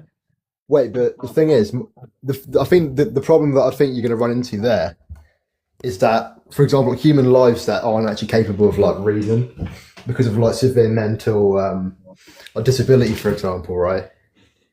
They're not actually able to like help in the like prevention of new life being created. So how are you going to like? Well, actually, they can help. So most humans, like, not. Sorry, are you specifically asking about disabled people? Like severely mentally disabled people. Right. Yeah. Well, we would offer euthanasia. Yeah, but so would you basically like force it on them? Potentially, yeah. Don't you think that's a bit immoral, though? No, that's already what happens, right? Euthanasia, the decision to do euthanasia is already made for humans by other humans. That's already what happens. I know, but the thing is, I know people in my life who have like children, for example, right, who have severe mental disabilities, and they do see them as like a valued member of their family. And for you to say, oh yeah, they should be euthanized, that would actually cause more suffering on that family than they would have if they weren't euthanized. Yeah, well, it's going to be on a case-by-case basis, really. I think you are making a good point, all right? I am not completely cold to that fact, all right? I'm really not. So we would consider that, but we also have to consider the safety of that disabled person, right? They could be suffering terribly. That's what I wanted to say, but yeah, see you later. Yeah, George raises a good point there, and, I could just troll and say, oh, we'd do it anyway, but no, it's not like that, right? We do have to consider everything. We do have to make it as ethical as possible. And yeah, that means listening and considering when someone tells you something like that. And yeah, it could be that, we don't just euthanize all of the disabled people. Maybe some of them will get to stay if they are deemed to have a happy enough life. But we would have to consider the safety from suffering as well. That is an important thing. And for example, if we allowed everyone to exist in the same way with, just all animals and all humans, all life, if you don't do total extinction, then some of them are going to suffer terribly. So that is one of the main considerations when we'd be looking at considering if disabled people should be, kept around or not. Would be, well, if we don't do this, are some of them going to suffer terribly to where it's unacceptable? For example, we would probably ban the ownership of pets, because unless you ban the ownership of pets, then they will keep being abused, right? It doesn't matter if it's 10% of pet owners who will abuse the pet. None of them should be abused, right? So only a total ban, total extinction, provides total safety and make sure that none of them are suffering. So that is certainly how we would be considering it, but we would also consider the balance of societal stability. For example, right now we need pro-lifers to keep working, even if they're against extinction. They're keeping the lights on, they're keeping the water running, they're keeping, they're emptying the bins and stuff. So we do need stability, we need societal stability. We are against, war, We're against viruses. We need humanity to be as strong and stable as possible, to have a better chance and ability to, do animal extinction and to work towards the most fast and thorough extinction possible. So, yeah, should we allow people to keep their disabled family members? It is a good question. Maybe it should be considered on a case-by-case basis, with the additional consideration, which doesn't happen right now, of euthanasia and preventative euthanasia as well. Most countries, you can't get euthanasia, it's illegal. So that's obviously wrong, right? That's unethical. Euthanasia should be legal. But, in the same way that euthanasia is banned, we should do the opposite of that. And yeah, we should consider preventative euthanasia, non-optional preventative euthanasia, because again, if you don't do that, it causes and allows extreme suffering. So, when it comes to preventative euthanasia, it probably will cause less suffering than it prevents. Okay, that's the problem. You do have to prevent suffering. If you just allow it, then extreme suffering happens, and that is a problem. And most people don't understand that, which is why we're in this mess right now. So the best thing to do with euthanasia would be to essentially just explore the ethics on it and to map out an ethical way to proceed with it. It's not a top priority to do that right now, but we should do it. Jordan, hello, how you doing? Good, you? Yeah, good, thank you. How much suffering is too much? I would say we should, make it so that there's no suffering. So if I stub my toe this morning, that justifies total extinction? Yes. Okay. Great, thank you. That's all. Now, the reason for that is actually quite interesting. Now, it might sound crazy at first, right? Would you really cause total extinction to prevent a stubbed toe? But here's where it actually gets interesting. So unless you have a total zero tolerance policy on suffering, then essentially the only alternative is an infinite acceptance of suffering. So that's where it becomes really problematic, because if you say, yeah, we'll allow the stubbed toe, okay, we won't do total extinction for a stubbed toe, then where do you draw that line, right? You can't. And essentially you will just keep allowing suffering more and more and more. So you have to have a zero tolerance policy on suffering. Otherwise, it's impossible to maintain a consistent ethical standard. If you wouldn't do total extinction to prevent a stubbed toe, then how much suffering would you allow, right? Now, realistically, the scenario where it's going to only be a stubbed toe is not realistic. So we don't actually have to worry about that. But it is very interesting in terms of the ethics and very relevant. Okay, we should worry about the logic, okay? But and basically the conclusion is, yeah, you have to have a zero tolerance policy even on a stubbed toe, because otherwise it's not a zero tolerance policy. And what is it then, right? It becomes an infinite acceptance policy.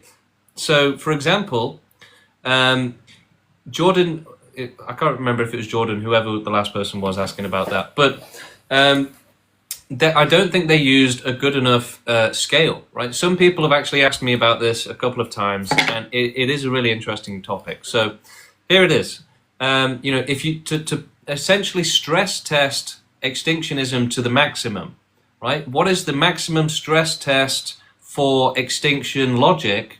Well, one of the maximum stress tests is, what if we had infinite people experiencing infinite heaven for infinite time, right? So just infinite people having infinite happy lives with infinite safety and for infinite time, all of time.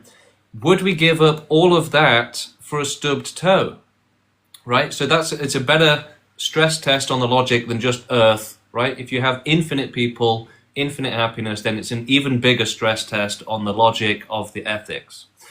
And the thing is that you do have to give up infinite people having infinite happiness to prevent a stubbed toe. You do.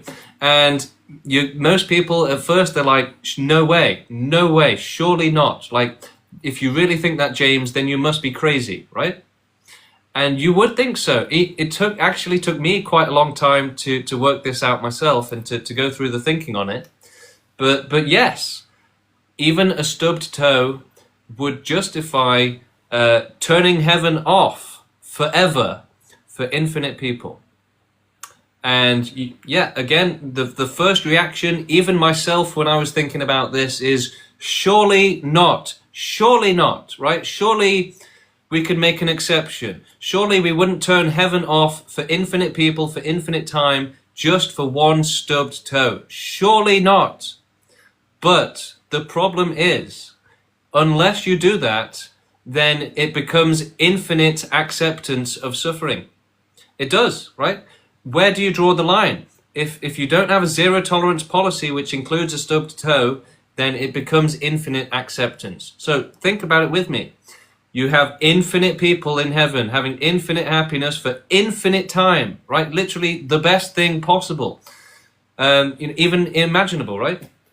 So how much suffering would you allow for that?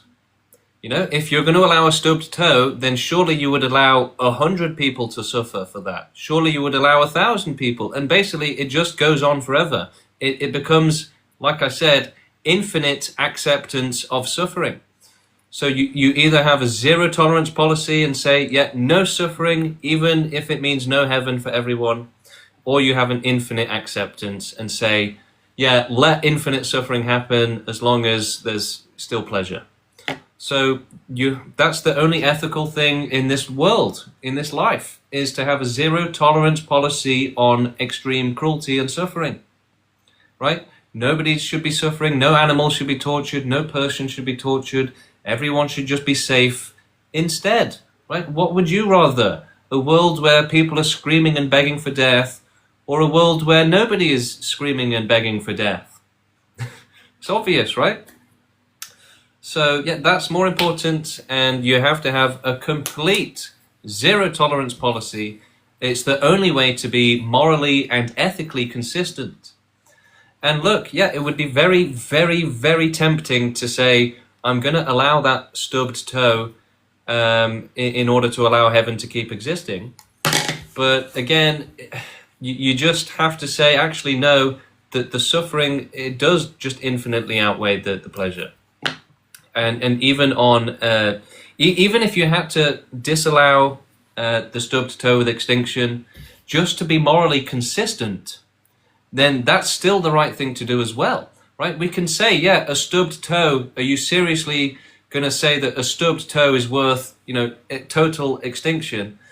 But even just on the basis that you have to do it for a stubbed toe to be consistent, to be morally consistent, yeah. Because again, the alternative is quite literally just infinite suffering. And as Yorganic is saying in the chat now, a stubbed toe is actually really painful. Okay, I had one the other night and I thought, oh my God, you know what? Life isn't worth it. I really did, right? The pain was that bad. I thought, I don't want this, right? It's not worth it. I really did, right? But it also made me think about how much worse suffering is going on out there, the more extreme suffering, right? Are you against transhumanism? Not completely. Hello. Hello, how you doing? Good, how are you? Yeah, good, thank you. So, do you think it's even possible for us to go extinct? Yeah. How? By trying to make it happen. So we're gathering people together who are going to try and make it happen. But what are they gonna do? So we're going to try and take over the world and start running it ethically. And then we're going to start with animal extinction. And then eventually we'll do prevention of life, maybe even for the universe if we can. And as soon as humanity is no longer useful, maybe we can replace ourselves with robots. As soon as we're no longer needed, that's when we can do human extinction. Okay, but I do have a question about the animals. How are we going to make them extinct then? Because they're not just going to listen like we do. You understand? Yeah, but you see, people aren't going to listen either. So with both animals and people, you don't ask them nicely, you just do it, basically. Because unless we do total extinction as fast as possible, then suffering will continue. Okay, but do you think it's better for everyone to go extinct, like animals, everything, every species, or for everyone to be happy? Well, I'd like for everyone to be happy instead, but that's not realistic. So, for example, if you have a child, you can't guarantee it will be happy, right? It may have the worst life ever lived. Whereas if there is nothing there to take care of, then it's guaranteed to be safe. Okay, thank you. That was it. Bye. Yeah, no worries. I'll give you a follow. Thank you for your questions. And let's see who else we got. Okay, we've got music, we've got Kaysan. Who else is in the queue? All right, we've got music coming up now. Music, hello, how you doing? Yeah, I was just gonna say, Yeah. don't you think it would be best to do it in a way where if someone like that, if they had the choice, like if they're suffering, they've got that choice to end their life, but then people that want to live, No, because that it doesn't work that way, right?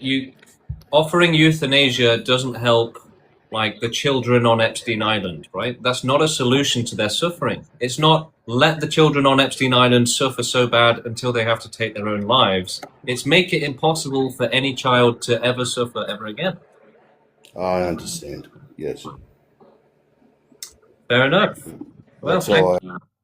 thank you, music, for your questions. We appreciate that. A lot of people do have that question, so it's understandable. All right, moving on. We have Yas coming up next. Yas, how you doing? James, I'm really concerned for you. Okay, let's hear it. You're deviating from the book, and The Book of Life. you're not doing well because you're demonizing suffering. It's not to be demonized, it's to be guided through by Jesus. Okay, so you think Jesus would support all the suffering in the world? It's the experience of God. Yes. So That's why we're so experiencing. Jesus supports child abuse, He doesn't support that. but he's not stopping it. James, what you don't understand is that people pay in the afterlife. So when Jesus sees animal abuse, he goes, "Hallelujah!" Right? That's not a good thing, right? There shouldn't have to be any abuse going on just so that you can help it later on, right? That's like it's like rescuing for fun, almost. Hello, Chris. How you doing? Oh, sorry, I came up by accident, but I kind of disagree with what you're saying. I think that suffering is kind of necessary at times, helps you grow in life. So you're on this side of the aisle. Yeah. What about extreme suffering? Extreme suffering? No, of course not. I disagree with anything like child abuse. I have children. I Well, wouldn't want my that's children to go what through we're that. talking about here. That's the conversation, really. Is that Yeah, we but should if make. so, say there was enough of you people to unalive everybody. Do you think that's going to be easy? No. It wouldn't be possible. I just don't Why think not? it would be Why possible. not? Why not? It just wouldn't. How do you know? Because there would be people that would fight against it. Yeah, but And we there can would be try. more people fighting against it than there would be wanting to, to end lives. Well, we have to try and help the victims either way, right? We can't just stand by and let it happen. We have to find a way to help. It would be great if that was possible, but unfortunately, It with is the way the possible, world is, right? There's no way to guarantee that it's impossible, and so we have to try. but we could try without ending all life. and but you can't provide certainty of safety any other way. So providing an inferior form of safety, keeping life in danger, is not the answer. Yeah, I disagree. I disagree. Why? Because I just think that's, obviously everybody suffers. I've suffered. You've suffered. Lots of people suffer. But we have good It's stages different, and bad Chris. stages It's in life, isn't it? Chris. You're not being eaten alive, right? You're not facing extreme suffering, so you can't compare stubbing your toe to a life of extreme depression, or being eaten alive, being abused your entire life, being abused to death by like a abusive family member. You can't make that comparison. It's not fair. Okay. And so, yeah, we have to consider the extreme suffering in this world, and say, yeah, it is unacceptable. And getting to watch Netflix does not make up for children being abused to death, animals being abused to death, and being tortured. Right? Yeah. Yeah. It's difficult. Look, it's difficult to accept that. Yeah, non-existence is the right thing, because we've grown up in a world where the opposite is what we're told, right? We're educated that life is good and that we should strive to keep living, and to have kids, but it's actually the opposite, right? The thing is, I do see what you're saying, but I just think, if somebody was going to come along for my children, am I going to let that happen? No. Well, the thing is, that could happen, right? So only by making it impossible do we protect everyone. Like, look, your children How is are not safe. that would be mass suffering. So by But it's less. It's not though. Look, animal extinction, for example. Okay, they're getting eaten alive. Euthanasia provides them safety from a bad life and from a bad death as well. A natural death is way worse than euthanasia. Yeah, I agree. That's true. And unless you do total extinction, you're going to have the unlucky ones paying the ultimate price, where they're being tortured for their entire life. And it's just simply not acceptable. Yeah, I'm still not going to agree with you, though. I don't think total extinction is something that is right to do. Well, fair enough, Chris, but we should absolutely strive for the highest standards for life, right? Right now, we have the lowest standards for life, and that causes extreme suffering. There's literally animals on a shelf in a pet shop waiting to be purchased by a psychopath, right? They're just sat there in an animal shop waiting to be taken home to be tortured for their entire life and to be tortured to death. And it's just going to keep happening every day, because we have the lowest possible respect for life right now. You can go and buy a life form and just take it home and torture it. You can have a child, torture it to death, right? People are doing that every day. So, why should we not change that mentality? Why should we not say life doesn't deserve to be tortured horrifically, right? That's all we're saying with extinction is life does not, no animal, no child deserves to be tortured horrifically. Like, is that really something that you struggle to agree with and to get behind? Because, this is the only right thing. This is the only moral thing, the only ethical thing, the only fair thing, the only good thing in the entire world, is to say no animal, no person, no life form should be tortured horrifically. Like, everyone should be safe from horrific, insanely extreme torture and murder. Why is that something that is difficult to agree with? Right? It should just be obvious. No child deserves to be abused. No animal deserves to be tortured. No person deserves to have to live a life of extreme suffering where they're begging for death, wishing they'd never been born. Right? You would have to be a selfish person to just have no sympathy for those who are facing the ultimate harm. Right? We have sympathy for somebody that, their girlfriend broke up with them, but somebody gets tortured for their entire life. Suddenly we don't care. Like, it's upside down. It's completely wrong. It doesn't make any sense. right? If we're going to make anything banned and prevent anything, it should be the ultimate harm where you're trapped in a life of extreme hell and just being tortured to death, right? You know, the worst thing possible that can happen to life is what we've normalized, right? So the worst thing possible that can possibly happen to a life form, we've normalized it and said we shouldn't make it, we shouldn't do anything about it. Like the worst thing, right? But, you know, other things like, you know, stealing, punching someone, we've made that illegal. But, you know, the ultimate harm, the worst thing that you could possibly do to a life form, we want that to stay possible and to keep happening. How does this make sense? It just doesn't, right? How many children are being born right now that are going to be, you know, begging for death their entire life, wishing they'd never been born? How many animals? How is it okay? Hello, how you doing? Hey, how we doing? If I have to stop, I just want to apologize from the beginning because I work with EMS, so I may get a call and I needed to help someone. James, what you're talking about is nothing new. The Gnostics talk about that life is suffering. If you put your ears in the But earth, they don't care about actually helping.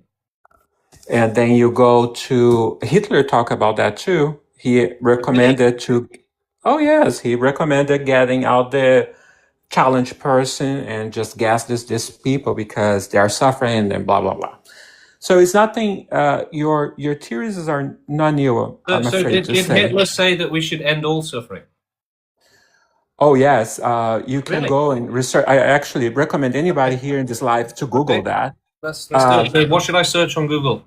You search just basically what was Hitler's stances for people who are disabled. No.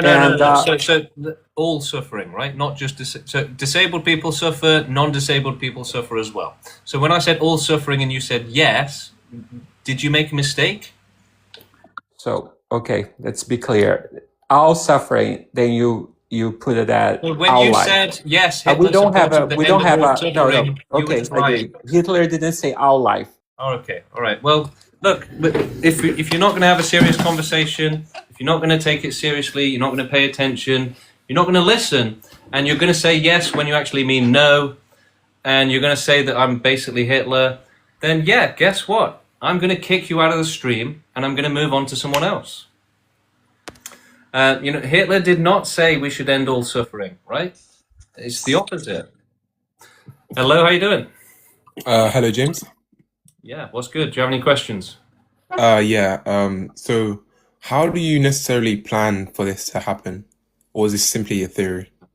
It's not a theory, it's the opposite. We're growing a movement to make it possible, to make it happen, to carry it out. But how like is this going to be physical or like nuking or like what type of? You can read all about it on our website, but nuclear bombs do not cause extinction, so it has to be much more thorough than that.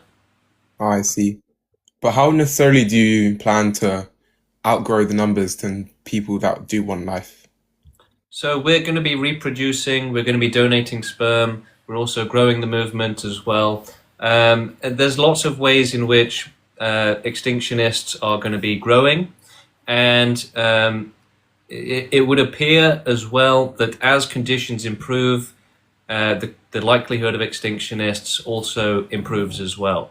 So as society gets more advanced, technology grows, we get more comfortable, better medicine and stuff, that actually improves conditions for extinction activists.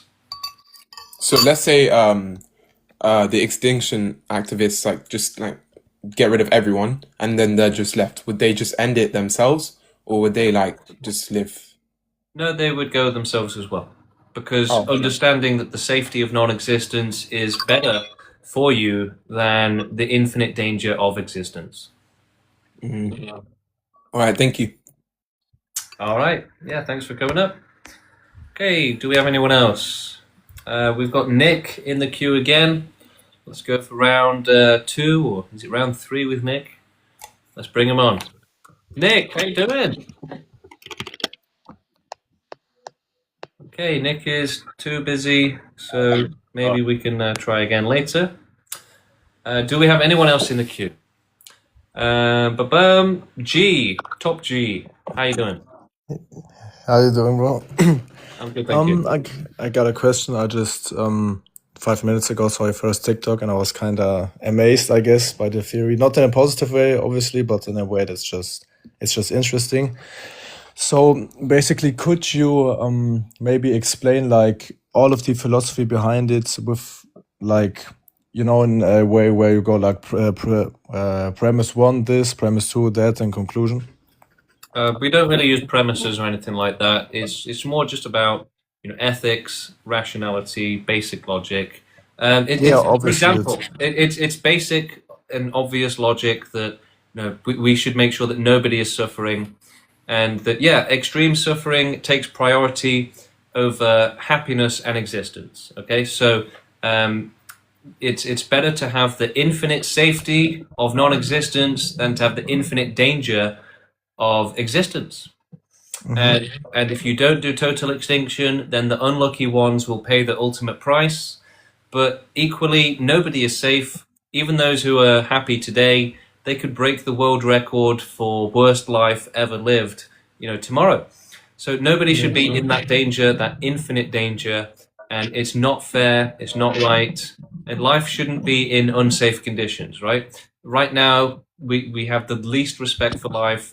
We don't care if it's in the worst conditions possible with the most suffering.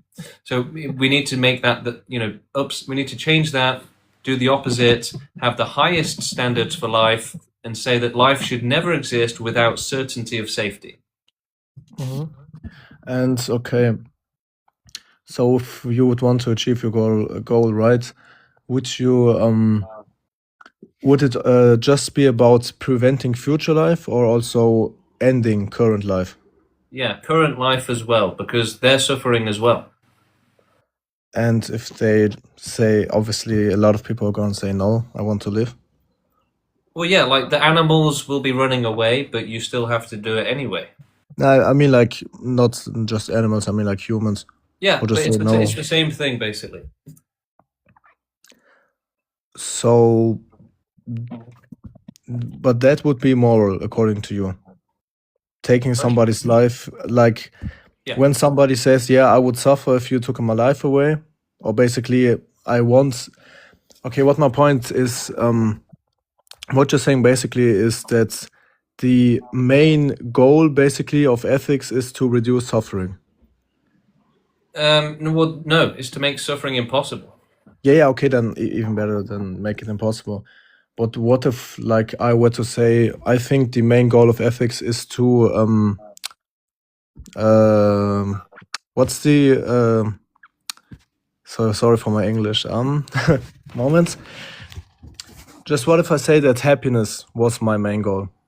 Not reducing suffering, but helping happiness, I guess. But that's the same as criminals, basically, right? They don't care about the suffering that they cause. They only care about their own happiness. No, I mean, like, what if I were to say that my goal is to make everybody happy? Yeah, again, that's more, instead of a criminal, that's more like a drug addict at that point, right? It's saying, let's not care about safety, let's just go after pleasure. Okay, I guess, yeah. I mean, obviously, I won't agree right away. I think you'll get it, that it's a bit, that I think it takes a The lot of thing time is, for people the to problem get is, into that. it's, you can't provide safety, a guarantee of safety without extinction. So life doesn't deserve to keep existing in infinite danger, right? That's not a good thing. So if the only way to provide safety is with extinction, then it's the right thing to do. And you claim that people who are against your movement are immoral.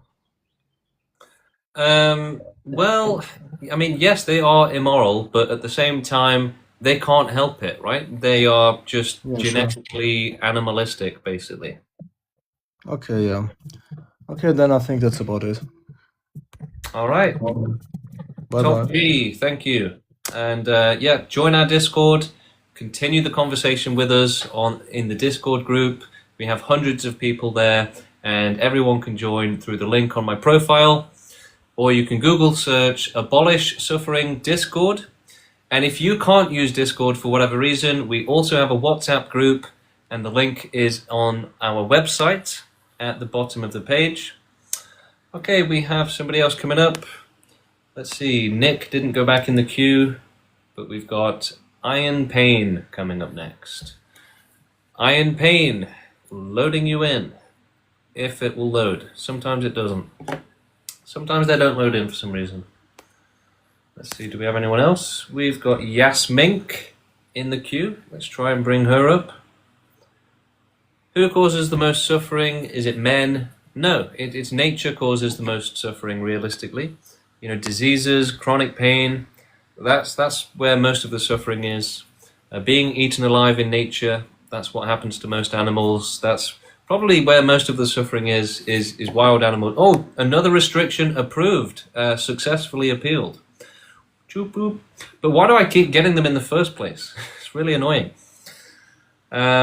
If only there was a way to know for sure how to not get restrictions on TikTok, because they literally don't even tell you when they give you a restriction why. You have to guess, basically.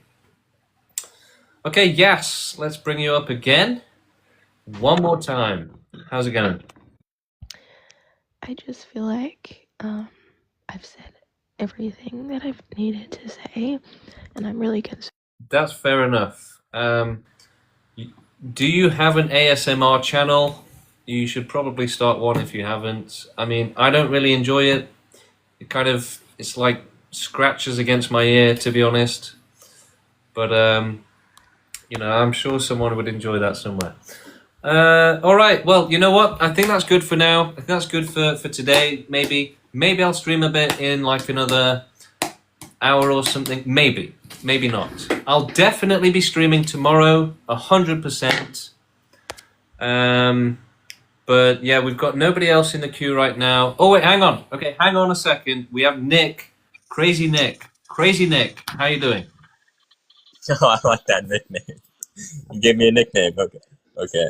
I appreciate you, James. Anyway, yeah. Wait, can you hear me? Yeah. Do you have any questions?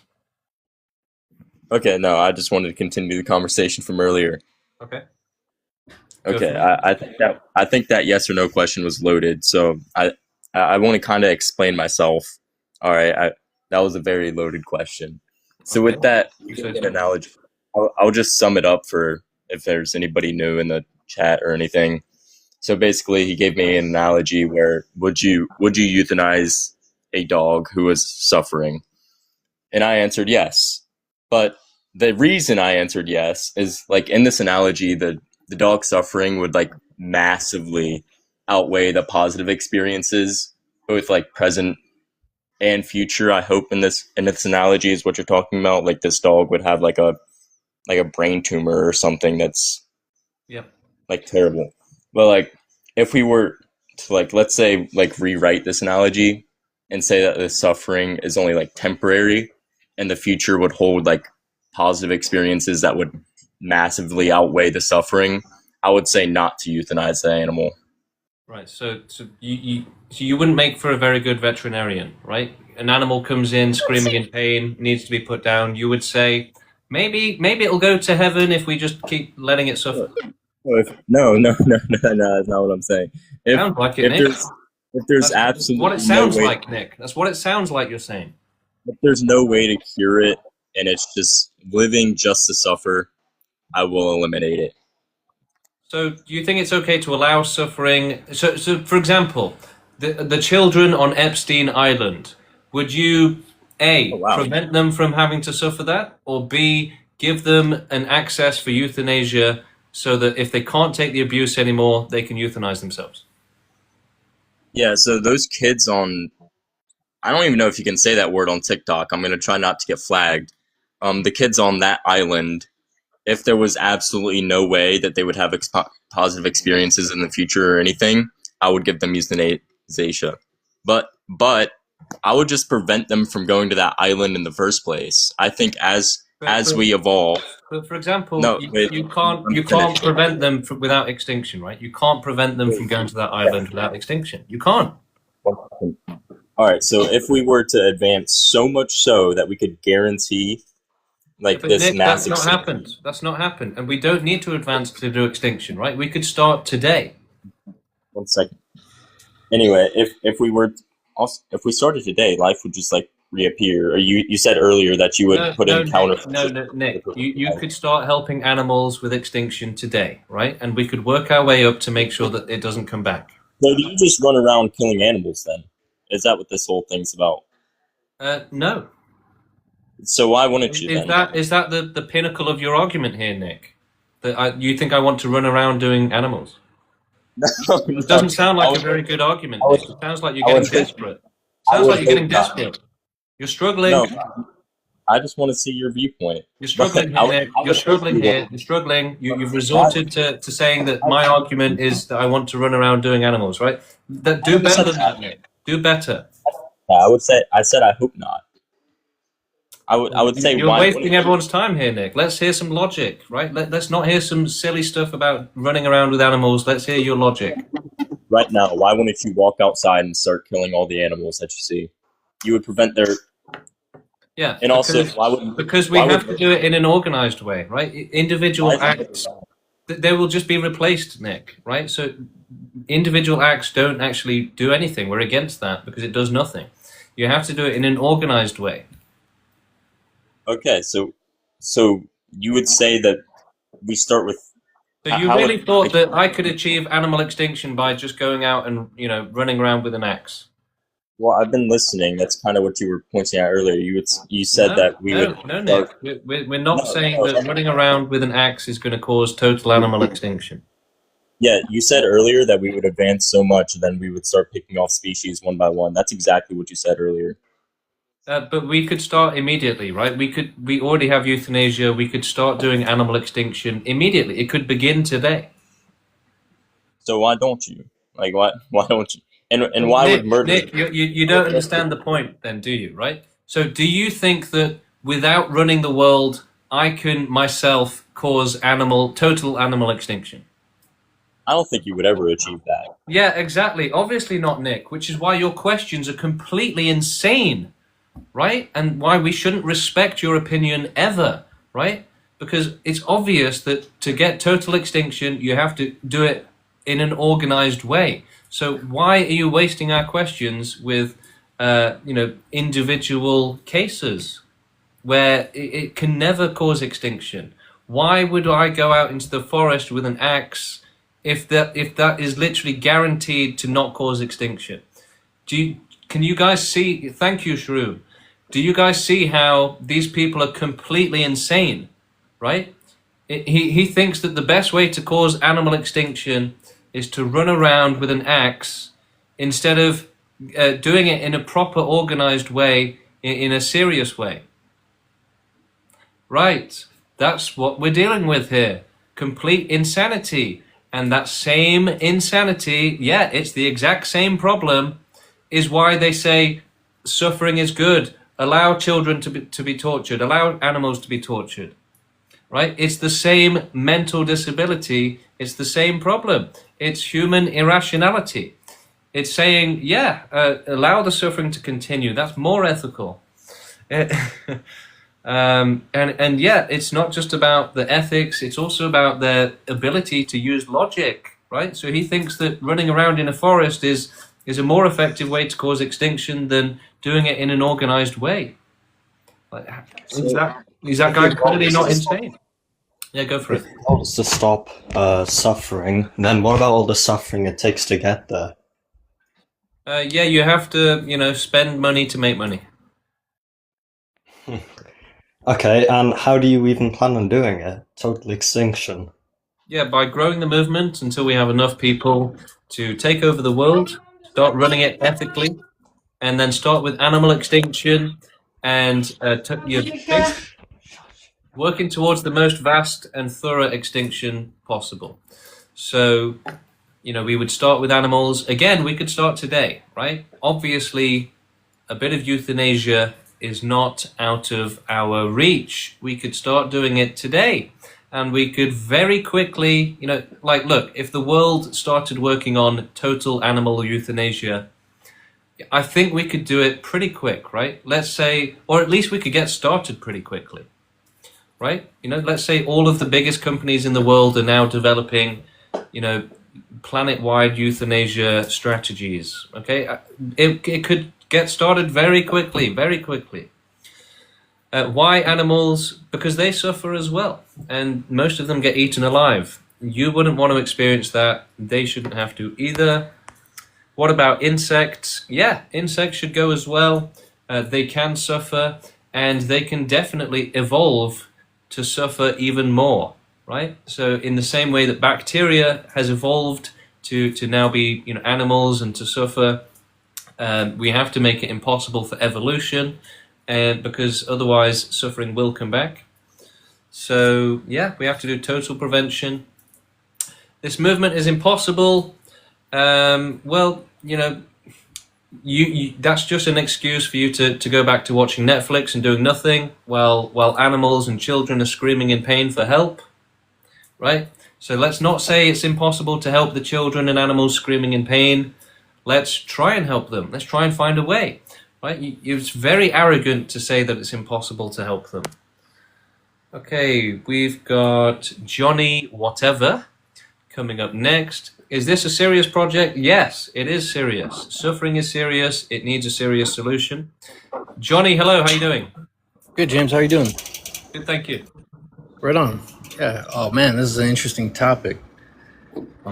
I just first thank you for being talking about it. I'm gonna check the website and explore more of what it's all about, and see how I really genuinely come up with my own kind of convictions, I guess. Yep. But thanks for being on and at least talking about it. I was just it's a tough sell. I get it. It's a very tough sell, and I can logistically understand all the points you're making. Yeah, if everyone was on board, we're all in 100% agreement. Yeah, this could be done. That's not how what our plan is. No, Johnny. So we're not expecting to get 100% agreement. We're expecting to have to do it forcefully, right? Animals are never going to agree to this, and many humans will also not agree to it. But to make sure that they're not causing more suffering and not suffering themselves, we have to do it even if they don't agree. Right. Yeah, I understand. And, that would take, some time. I could see it's feasible, especially you wouldn't have to convince everyone. Of course, just enough of people, in the right places at the right time. I get it. Yeah, I could see that that's possible. And I'm just kind of trying to feel up about it, the impulses, of course, for life is to perpetuate itself. So, internally, I feel like, whoa, there's sort of a withdrawal, but the logic, I'm trying to see where that lines up, and I'll explore more. But it's great to listen and at least learn a little bit about the point of view itself. So, thank you, James. Yeah, my pleasure. And join us on Discord. You can talk to me and the rest of the activists in the movement on our Discord. And feel free to come up again if you have any more questions. I'm happy to talk. But yeah, we should be absolutely speaking up against suffering existing. Hello, how you doing? What's up? Good. You? Good, thank you. Do you have any questions for us? Yeah, I'm just wondering what your justification would be for Here you go. It's right here. For so nobody deserves to suffer. But why would no one deserve to suffer, or why would you say that eliminating suffering is the primary objective we need to follow? Well, if we care about our life, then we should put safety first, right? Well, if we care about our life, then your solution, if safety is if it is to put safety first, your solution is to provide the most unsafe, statistically unsafe environment by murdering everyone, right? Well, actually, it's statistically the most safe environment because there's no suffering. There's no suffering, right? You have total safety from a bad life, total safety from suffering. True, but why do I ought to hold to?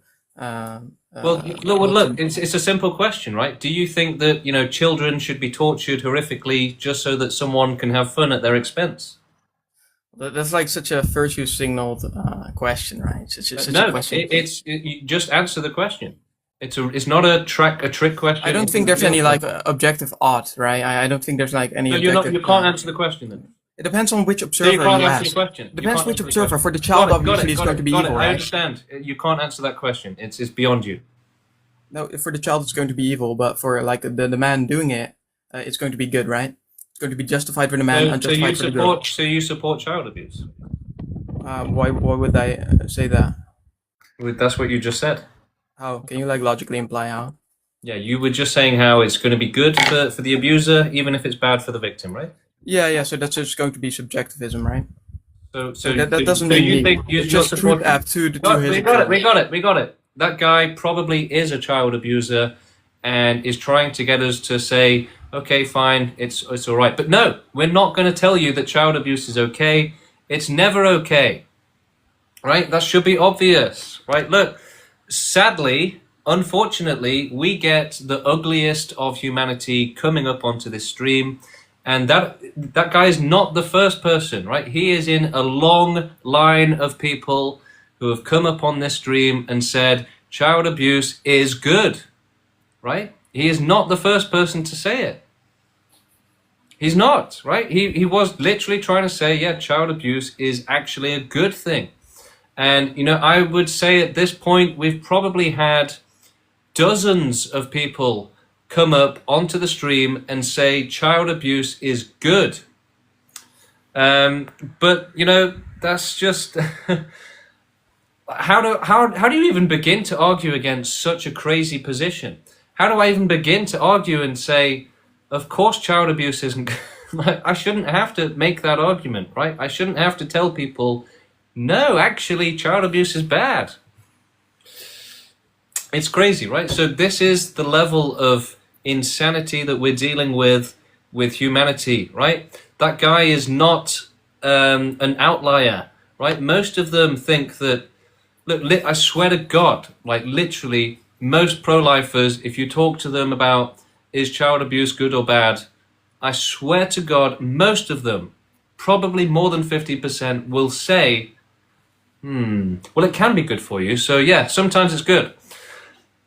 That will be their answer. Not, oh my God, yeah, children being tortured to death. Obviously, that's a bad thing. We shouldn't allow that. They'll say, yeah, sometimes it can be good. Yeah, bit of child abuse. Yeah, why not? That's what we're dealing with. So, right, you know, they are so far removed from logic, so far removed from rationality, from being intelligent, that like you can't really deal with these people, right? You know, to continue that conversation for like an hour, can you imagine, right? Can you imagine if that guy was still talking right now and we had to listen to him, you know, talking about how good child abuse is? That's why I kick people out. Host, stop strawmanning me. You're basically defaming me at this point. No, I mean, we're just using your own words against you. You quite literally came up and said child abuse is good because the abuser enjoys it. And I said, like, are you serious? And you said, well, yeah, it's subjective, right? So, you know, all right, well, come back on then. Yeah, come back up for round 2. We'll cook you again. I will play a clip, but I'll do better than that. Let's get you back on stage and you can explain how, when you said that child abuse is good, you didn't actually mean it. So, yeah, what did you mean when you said child abuse is good? I never said this, right? You did. I said it depends. It depends on the agent. I would say as an agent, like subjectively, I would say child abuse is bad, right? Huh? As an subjective agent, I would subjectively say child abuse is bad, right? I would say child abuse is bad, but not everyone would agree, right? Why else would there be people like Jeffrey Epstein on this earth, right? You're saying it depends. You're saying that like it's good for the abuser. So why are you coming up here and speaking out for the abusers and saying it's good for them? Because I'm just explaining. He's not even denying it. He's not even denying it. Well, I do think for the abuser, obviously, I would say it's a horrid act. Yeah, look, we don't want to hear it, okay? It's disgusting, it's revolting for you to come up on stage and try to make an argument for why child abuse is good. We don't want to hear it, okay? That's literally going to have a negative impact on our mental health. We're going to lose faith in humanity even more. We're probably going to throw up and, you know, start feeling sick. So we don't need that sort of disgusting negativity. So let's ban that guy from coming up. Hello, how you doing? Hey, how you doing, man? Yeah, good, thanks. I've been thinking a lot about what you're saying. assuming that you were going to use technology and stuff to enact all of these plans, and it would require a lot of work from a lot of people that is not really in the works at this moment. Well, Would the you be movement is willing growing. to The movement would you is be willing growing. to eliminate suffering without removing all life, if that was an option, theoretically? Yeah. So you just don't believe that to be possible with the current means? Well, what do you think is more likely? Look, if you have a child, it's physically impossible to guarantee it won't have a bad life. But Of course. If you don't have it, it's physically guaranteed it won't have a bad life. So But- if you're ending suffering, then it's much easier when there is nothing to suffer. There's so much faith put in kind of having the means to be able to do all of this. No, we could start. What if we've that was already used in made the opposite way? Humanity has already made several species go extinct, so there's no faith required, right? You can do extinction with literally sticks and stones. Of course. It's just what I've heard from you is a lot of, we have to figure it out. We don't necessarily have the means. We need to seize control and all of this. What if that was used in an optimistic way towards ending the suffering, not ending... But again, right, the thing is, look, we have a choice. Look, we are the movement to end all suffering. So if it seems like a better choice to go with magic, then we would do it. But it just doesn't seem like a better choice. Look, we can go with a realistic solution which already exists, or we can go with magic. What are we going to do? I mean, I suppose so. I don't think that it's necessarily magic, but it's definitely not. How else can you guarantee the impossibility of suffering? I think you can't really guarantee the impossibility of people existing or life existing. Or proextinction.com. What should we do? Promagic.com or proextinction? It's not pro-magic. These are very capable things that scientists and everything that you use to further your also movement. not ethical, right? You're saying we should go with an unethical thing where we allow suffering. So we should go with the realistic solution, which is ethical, instead of an unrealistic solution, which is unethical. I mean, I don't think it's unrealistic to try to eliminate the source of the suffering rather than to eliminate the subjective experience. The source of the suffering is unsafe conditions, right? So a lack of certainty of safety. That is the source of the suffering, is a lack of certainty of safety. So you can only provide that with two things, which is non-existence or omniscience. So yeah, absolutely. It's either promagic.com or proextinction.com. But I mean, what would your perspective be on like drugs, for example? If someone's depressed and they take antidepressants, like how do you feel about that? Does that not alleviate their suffering in some way? Is that not? That doesn't make suffering impossible, though. It doesn't make it impossible. I'm not saying it's that not it good is. enough, right? You want half measures, right? You don't want total safety, but the victims will pay the price. The unlucky ones will pay the price. Why don't you care about them? No, I feel for that a lot. It would be. It feels like more productive to use these capabilities to try and better than to destroy. Right, but again, it's not ethical, right? So if we want to help those who are suffering, should we go with magic or should we go with a real solution? I mean, it's not magic to use science and everything that we know about the universe to alleviate human suffering. That's not magic at all. But it also has an ethical or unethical sort of principle, what you're suggesting, of saying that we should prioritize happiness over suffering. So if we have to torture some people to create happiness, then we should do it. I mean, that's the exact opposite. It's not to torture other people to gain happiness. Opposite. That's exactly what it is. You're saying that we shouldn't have a zero tolerance policy on suffering. No, absolutely. I think Which means there that may the meat be grinder will continue, right? other The children avenues and animals to will explore. continue to be tortured. I just think that you have a very narrow mindset on the entire situation. But we should when it comes to suffering, right? We should have a zero tolerance policy on extreme suffering. I agree. You're saying I fully we shouldn't. agree. No, you're saying we shouldn't. No, I'm not saying that at all. I'm But if you're saying saying you, that happiness is more important than safety from suffering, which only is what have you're saying, one way that you're going about that without giving any thought to the alternatives. well, no, that's a straw man. We've given it lots of thought. You're I lying. mean, You're I just don't lying. believe so. You're just like if you can really say that I've never given any thought to the alternative. I'm not saying that you haven't given any thought. That's I'm what saying we just said. So you're done, right? You're resorting to irrational, to like dishonest debate, basically, right? You're making things up. You're straw manning. You're saying things that I've never said, right? Because you've lost the argument, right? So, you know, I've said this a million times, and I know I've said this a million times as well. But yes, humans are irrational, and this stream is about exposing that irrationality. So, if you're watching this stream, what you should be doing is looking out for the evidence of irrationality, right? That's one of the things that you should be doing, is you should be specifically watching and saying, yes, that right there, that answer that he gave, that proves that he's completely irrational, right? So, yeah, when someone dodges a question, when someone says something completely insane, that is evidence and proof that they are genetically incapable of being rational, of being logical, genetically incapable of making responsible decisions for themselves and for others. Okay, which is why you have Becky down the street having 10 kids, and half of them suffer terribly. And it's why Becky is also smoking her way to an early grave, right? She doesn't care that she's going to suffer terribly with cancer. Okay, do we have anybody else?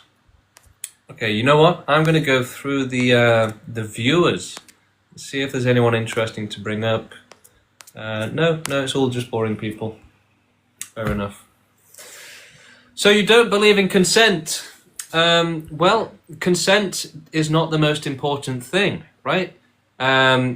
If you only care about consent, then you know what if an animal abuser says, you know, I don't give you consent to stop me from abusing the animal, right? So the idea that consent should always be respected is completely insane, right? If we always respected consent, then you know the police would have to ask the criminals, do you mind if I arrest you? Right? It's just these people, right? If we actually applied their principles to real life, there would be no police, there would be, you know, complete anarchy, there would be no government, nobody making decisions for you, right? Even though you need that, and it's good for you. Okay, once again, the queue is empty. So if anybody wants to come up and to challenge me, if anybody wants to join us in the extinction zone, the extinction arena, the arena of logic, but not philosophy, then now's your chance. Slap that button like you'd slap your own mother, and we'll bring you onto the stage and let's debate. Otherwise, I will probably be getting off pretty soon. But it's very encouraging that we've got, you know, 80 people, that the restrictions haven't completely nuked the show today. I mean, I've probably had like 4 or 5 restrictions today, and most of them have successfully been appealed, but I think 1 or 2 probably stuck, unfortunately. Okay, we've got lots of people in the queue again, so the show can continue. Let's see, we've got Craig, P45, hello. Hey, how's it going? I'm good, how are you? Not bad, not bad.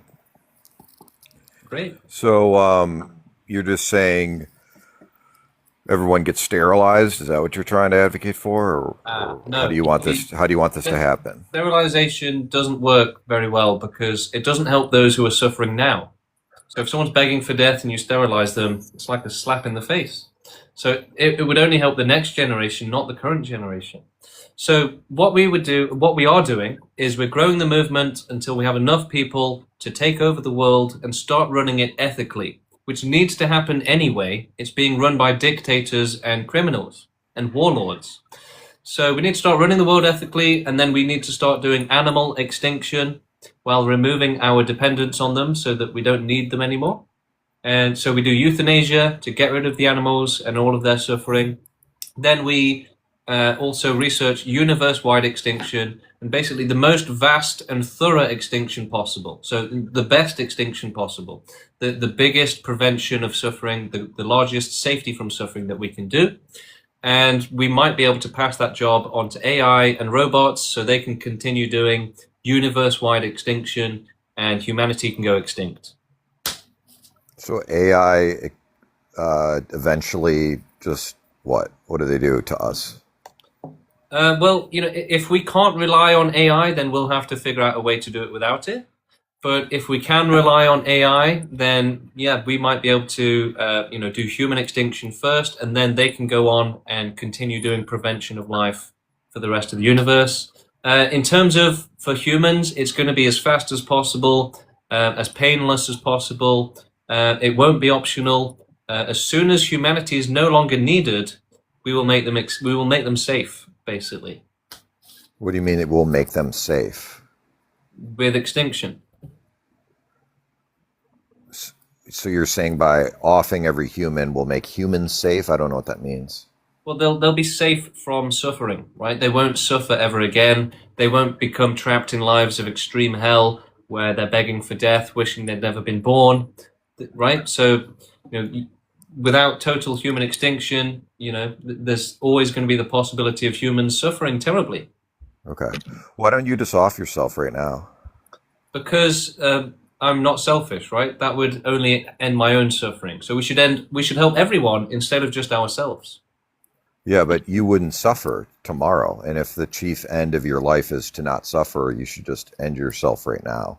So the thing is that because you're genetically incapable of understanding empathy and helping others and being selfless, you're not able to understand that we should help everyone. You're only able to think about it from a selfish perspective where you would only help yourself. Well, you're being selfish by saying that that any kind of suffering that I go through is not worth it, so I should end myself. So you're It's being not just about you, selfish. Craig. Look, clearly you think the world revolves around you, but Yeah. you're not the only person, right? There's others Yeah. out there as well. And unless you do total extinction, that you don't break the cycle, right? There'll be more reproduction, more suffering forever. Yeah, so I bet you if you polled every human being, they would be against your opinion. So you're And you're if being you pulled selfish every and human being, you're they would also imposing tell your you that God is worldview. real. If you pulled every human, they would tell you that God is real. Yeah, And but the they'd be point is wrong. that you're the selfish And they one would because be wrong. yeah, you would be imposing your view on all of humanity. So you're the So selfish one. when someone gives birth, are they not imposing on that new child? What does that even mean? So you're saying that Imposing. I'd be imposing my view, right? So, but Yeah, surely correct. views are being imposed on others already. Right. So if everybody's just imposing their own view on everybody, why should we listen to you versus anybody else? Like, why is your argument that I'm being selfish So, and Craig, you're not you being shouldn't. selfish? You should just listen, right, and use logic, right? Think for yourself. So we shouldn't think of it as, why should I listen to you? You should listen and then decide that for yourself. Yeah, that's why I'm talking to you. Yeah. So, well, the thing is, we do have extreme suffering in the world, and it's unfair. And obviously, the only right thing to do is to provide safety from extreme suffering. Yeah, and most people again would disagree. So you're imposing your selfish worldview on all of humanity, which is part of the problem. So if most So people you're just thinking about disagree, yourself and So what Craig, you want so versus Craig, what everybody else wants. So Craig, am I being selfish by being atheist because most people are religious? I don't know what that has to do with anything. We're talking about You're saying extermination of all mankind. you're saying that unless I have the majority opinion, then I'm being selfish.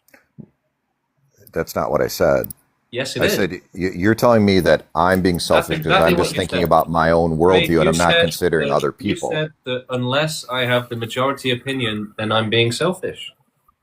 That's Well- literally so. Basically, Craig, what I'm starting to see a pattern here is that you don't think for yourself, right? You wait for cues and for people to tell you that you're allowed to think, right? So you only go with what the majority tells you. You're not thinking for yourself, is what it sounds like, Craig.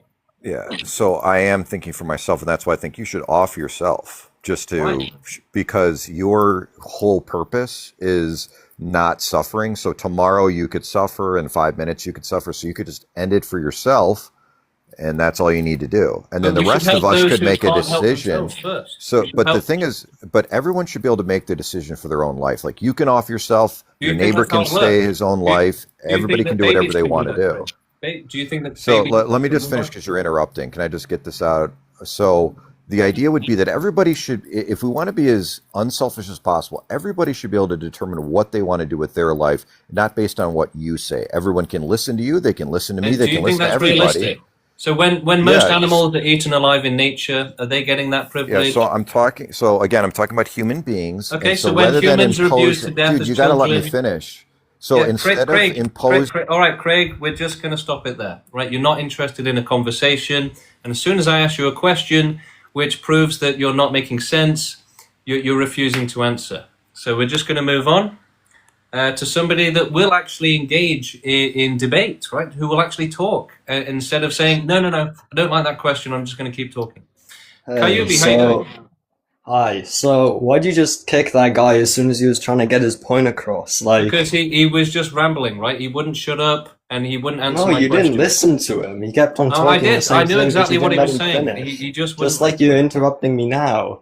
Anyway, I'm not gonna Yeah, talk but about we that. should I don't- absolutely interrupt people. That the more intelligence and rational thoughts that the audience is hearing, the better, right? So yeah, sometimes I will talk over people. Sometimes I'll interrupt them because at the end of the day, what do we want more of? Intelligent thoughts for people to hear, or incredibly unintelligent thoughts, right?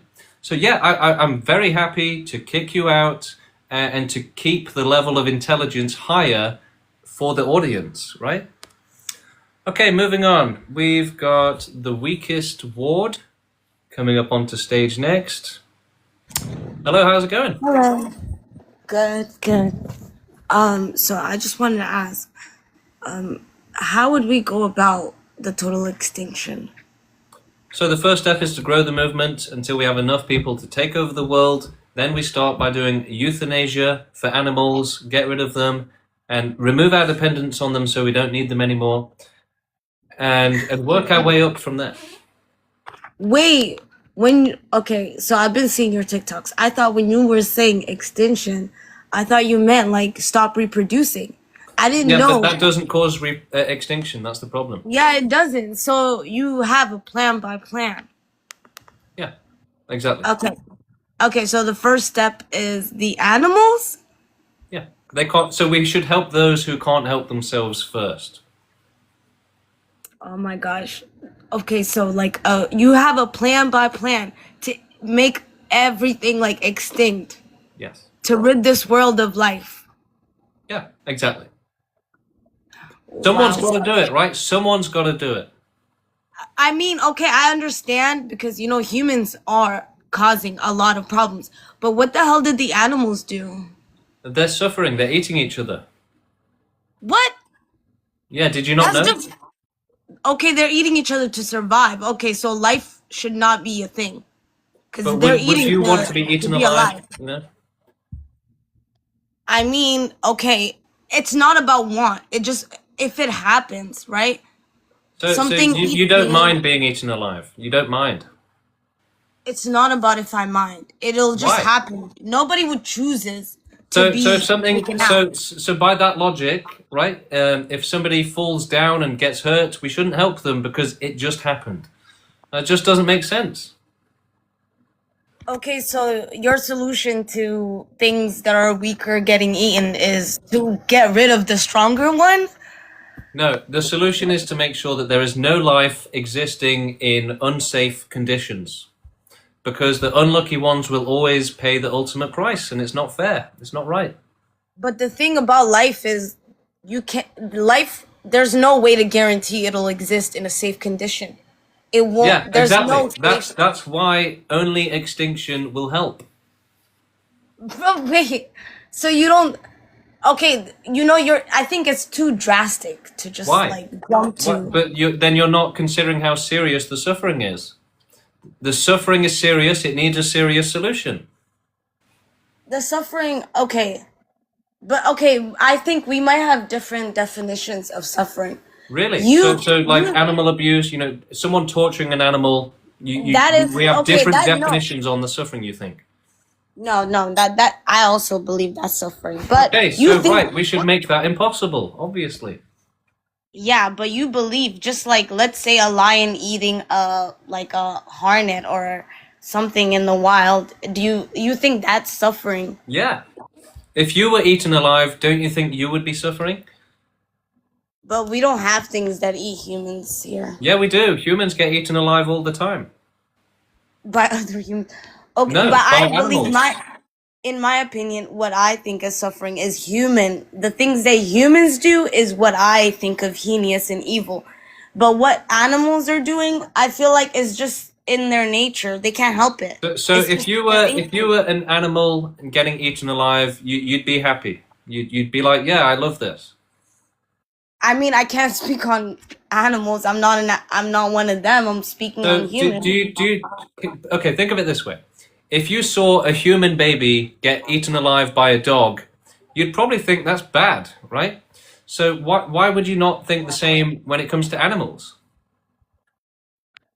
You know, the way that you're viewing this, like you keep talking Animals about. suffer as well. It's obvious, right? Animals suffer too.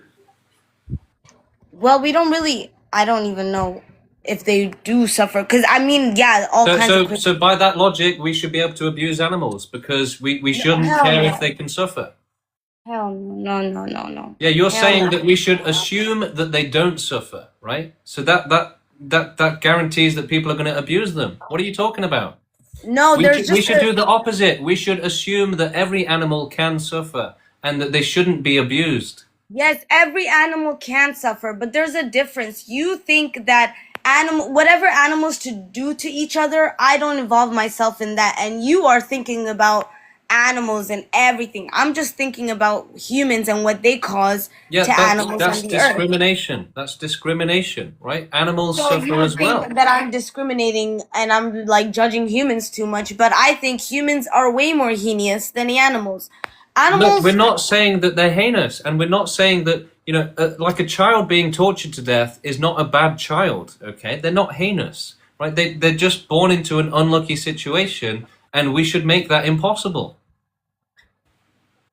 You are trying to put like some like evil filter over animals and how they act in the So wildlife. would you Like, do you want to think be eaten humans have alive a as a right over baby? that?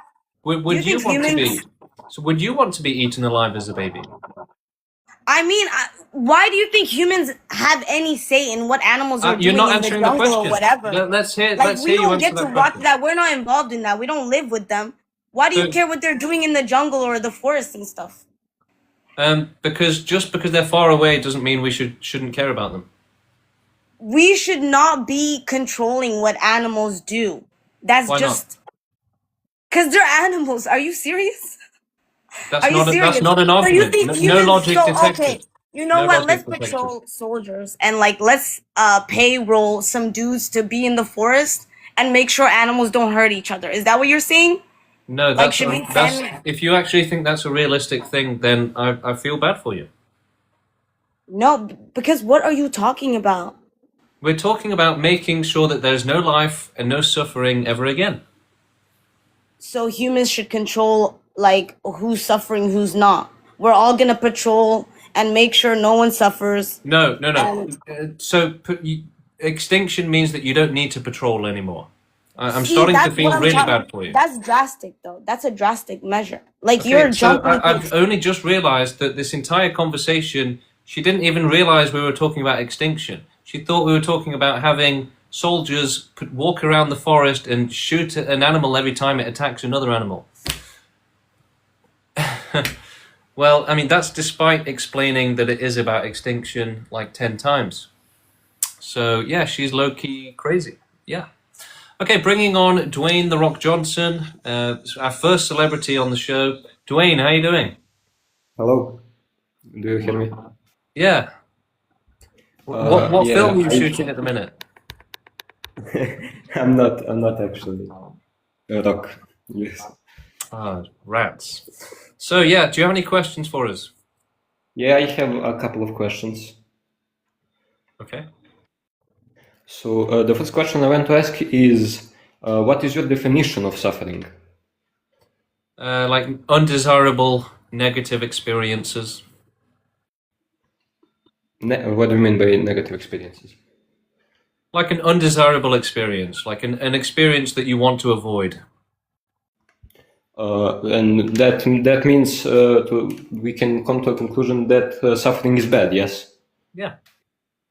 So I want to ask you if stopping, for example, something that is good or ending something that is good is also bad or evil. No. Providing safety for everyone is a good thing. What I wanted to ask is if stopping something that is good or ending something that is good is also bad. Yeah, but it doesn't really matter either way.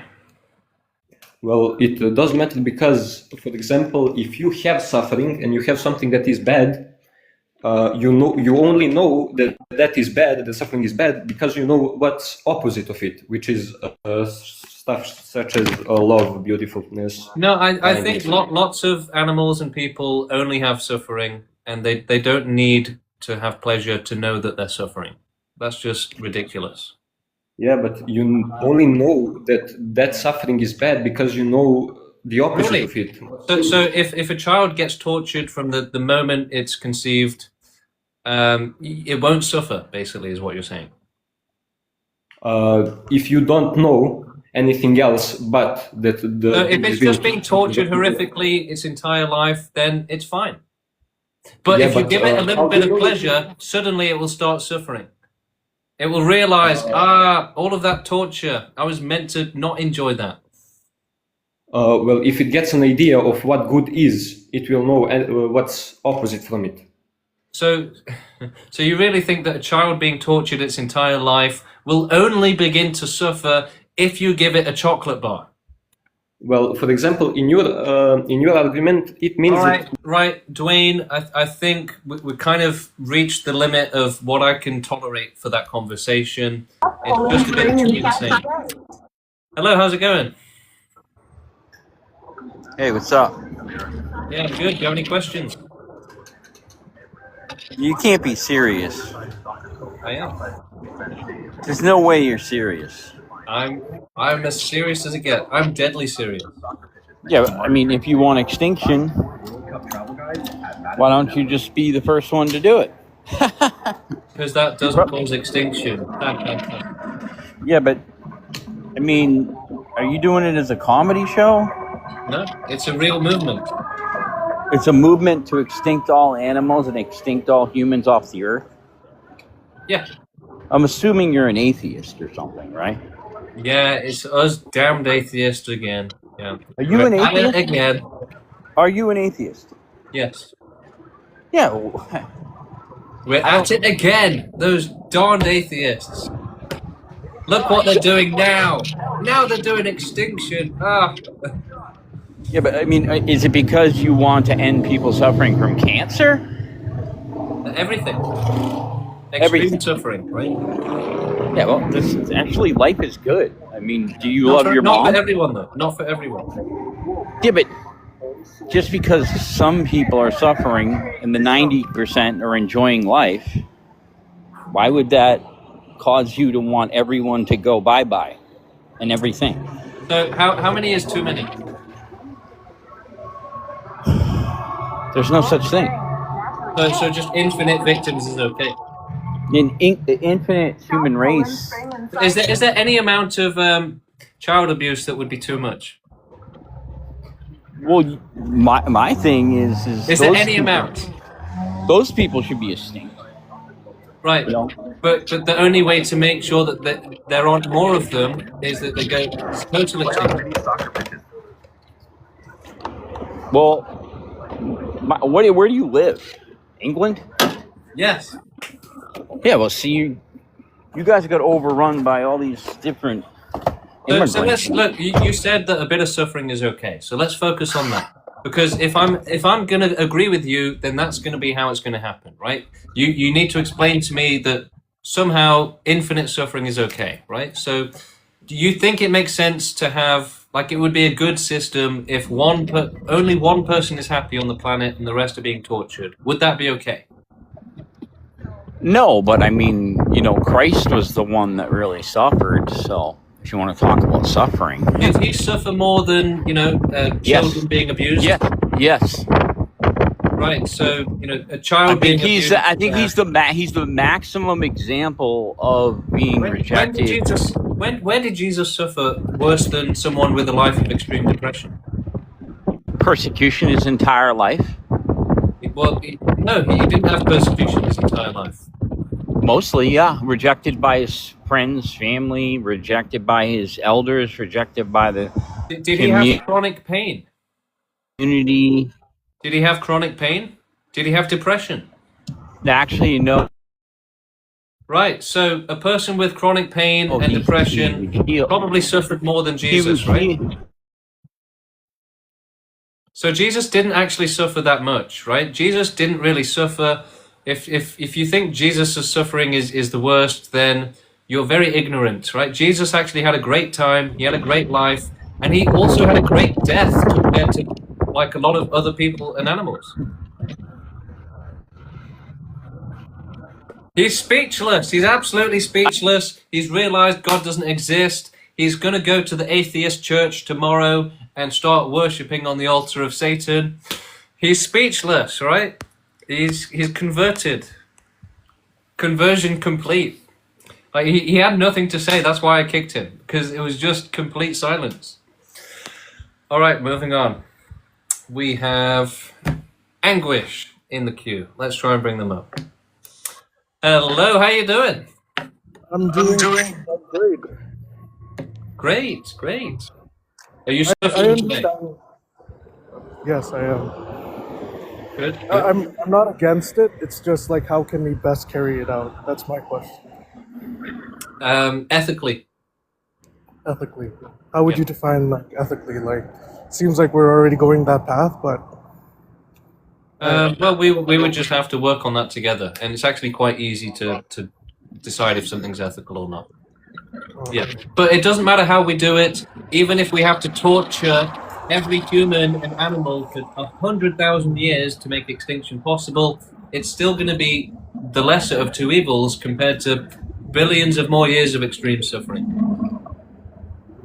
But we should do it in a painless way if we can, but that is not the priority. The priority is the most vast and thorough extinction. And yeah, I would say that for animals, if we're doing animal extinction on Earth, it should be as fast as possible. Because if you wait another year to make it slightly less painful, then that's a year of insanely extreme suffering that is worse than what you've achieved.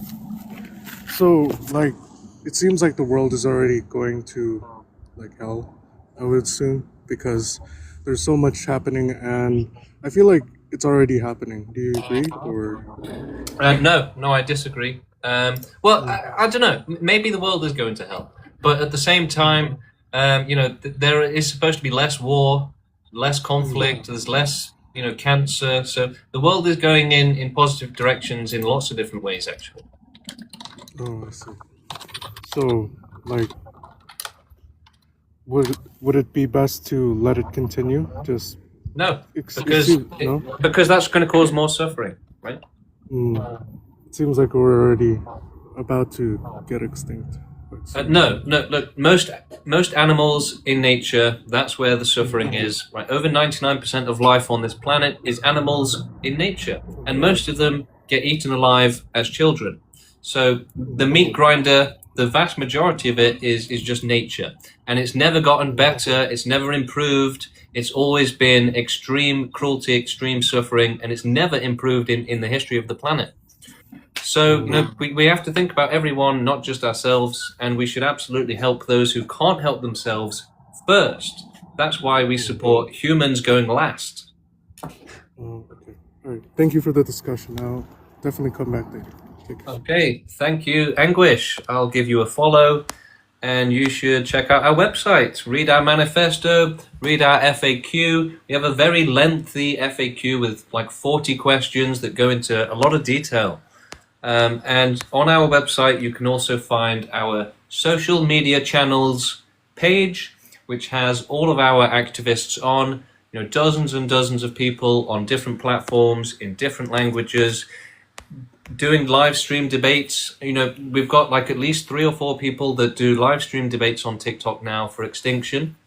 And we want more people doing it, right? If you can do this, then we will support you. We will help you get set up so that you can help start to grow the movement as well.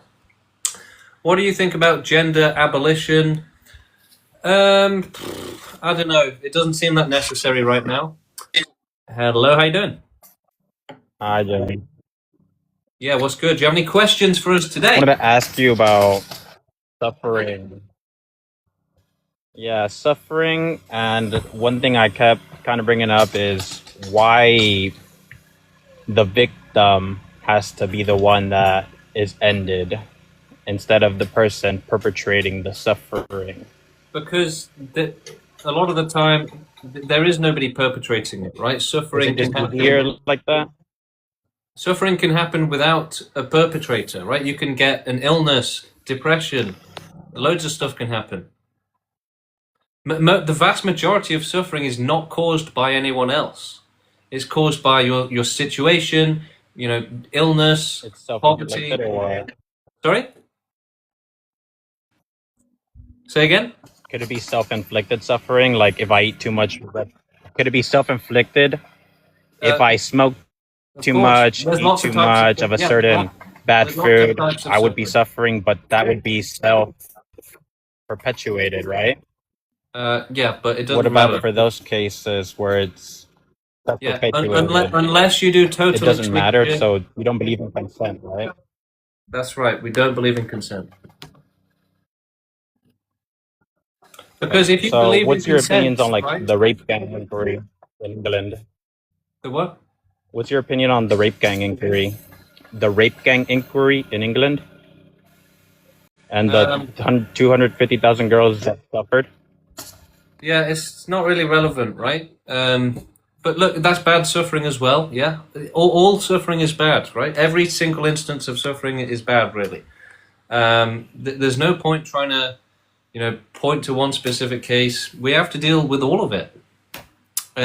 People are constantly trying to cherry pick, one specific type of suffering, like vegans, right? They only care about farmed animals. But it's not just vegans making that same mistake. Everyone is, right? We have to care about every single life form. We have to provide maximum safety and do the best thing possible for every life form, every single one. And to do it in the fairest way possible as well. And that's what we are trying to do. Hello, how's it going? Hi. I want to start off by saying we're on the same page about a lot of stuff, so maybe we can take this in a more positive direction. Okay, great. So yeah, I basically think life is a big cosmic mistake. There's no meaning to any of this. Most forms of human religion are forms of cope to imbue meaning in something that inherently doesn't. I agree that suffering exists everywhere, and overall, the sum of the suffering outweighs the sum of the positives of life. So we can start there. Okay, yeah. Do you have any questions? Do you want to become an activist? Maybe not now, but I'd definitely be into it. My question for you though was, hypothetically, if we could build a utopian society where humans consented to birth and no animal suffering existed, or How at least can no human consent to birth? with socially acceptable suicide. But the thing is, it's wrong, right? It's wrong to make people suffer so badly that they have to do self-harm. That's not acceptable. I imagine a society where if we treated life with the delicateness that it deserves, and basically we treated suicide as almost like a sacred out. Like we recognize that birth isn't consensual. All right, I'm going to put a stop to this, right? You're not the first person to come up with this idea. We've had several people just today, right? No, let's not end suffering. Let's just make suicide easier, right? So tell me again, right? Look, if somebody takes a child to Epstein Island and abuses it to death, but they don't get to the death bit yet, they're still abusing it. What's your solution for that, right? We should have like a break in case of emergency, rope noose hung up on the wall, right? Break in case of emergency. Oh, I need this rope. I need it. Okay, I've got the emergency rope. The child can now take its own life because they can't stand the abuse anymore. That's your solution. Right, no, obviously that's ridiculous, right? You should make extreme suffering impossible, not make it so that the victims have to be tortured and then take their own life, do the ultimate self-harm where it can go wrong and they can end up disabled with even worse suffering, right? So the idea that suicide should be the solution is not correct. Prevention is better than treating, right? Would you want to be one of those people that gets forced to exist, has a terrible life, and then has to take your own life? Is that fair? No, absolutely not. And how many babies are going to have a horrible life and die from natural causes, right? How many children are going to die from natural causes and have a horrible life where, euthanasia, suicide, it doesn't apply. It doesn't help them. Look, a baby, with, horrific pain, you can't offer it suicide, right? You can't. Of course you can't. So preventing it is the only way, right? And look, unless you have a zero tolerance policy on suffering again, and you do extinction, then life is going to be running around. It's going to go wrong, right? Terrible stuff is going to happen. What's easier to look after? 1 trillion life forms that are running around, attacking each other, or 0 life forms, right? Which one do you think has a higher chance of, no suffering? It's super obvious, guys. Come on. The less life there is, the lower the chance there is of suffering happening and going wrong, right? So when he's saying, oh, we'll have a perfect utopia where, children are taking their own lives, how can it be perfect, right?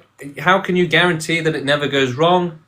You can't, right? You cannot provide certainty of safety without either omniscience or extinction.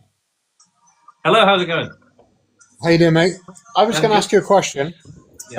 If your organization, if your campaign starts getting, active, not talking about stuff, but it succeeds, where you start enacting what you're talking about. You said starting with animals, yeah. Yes.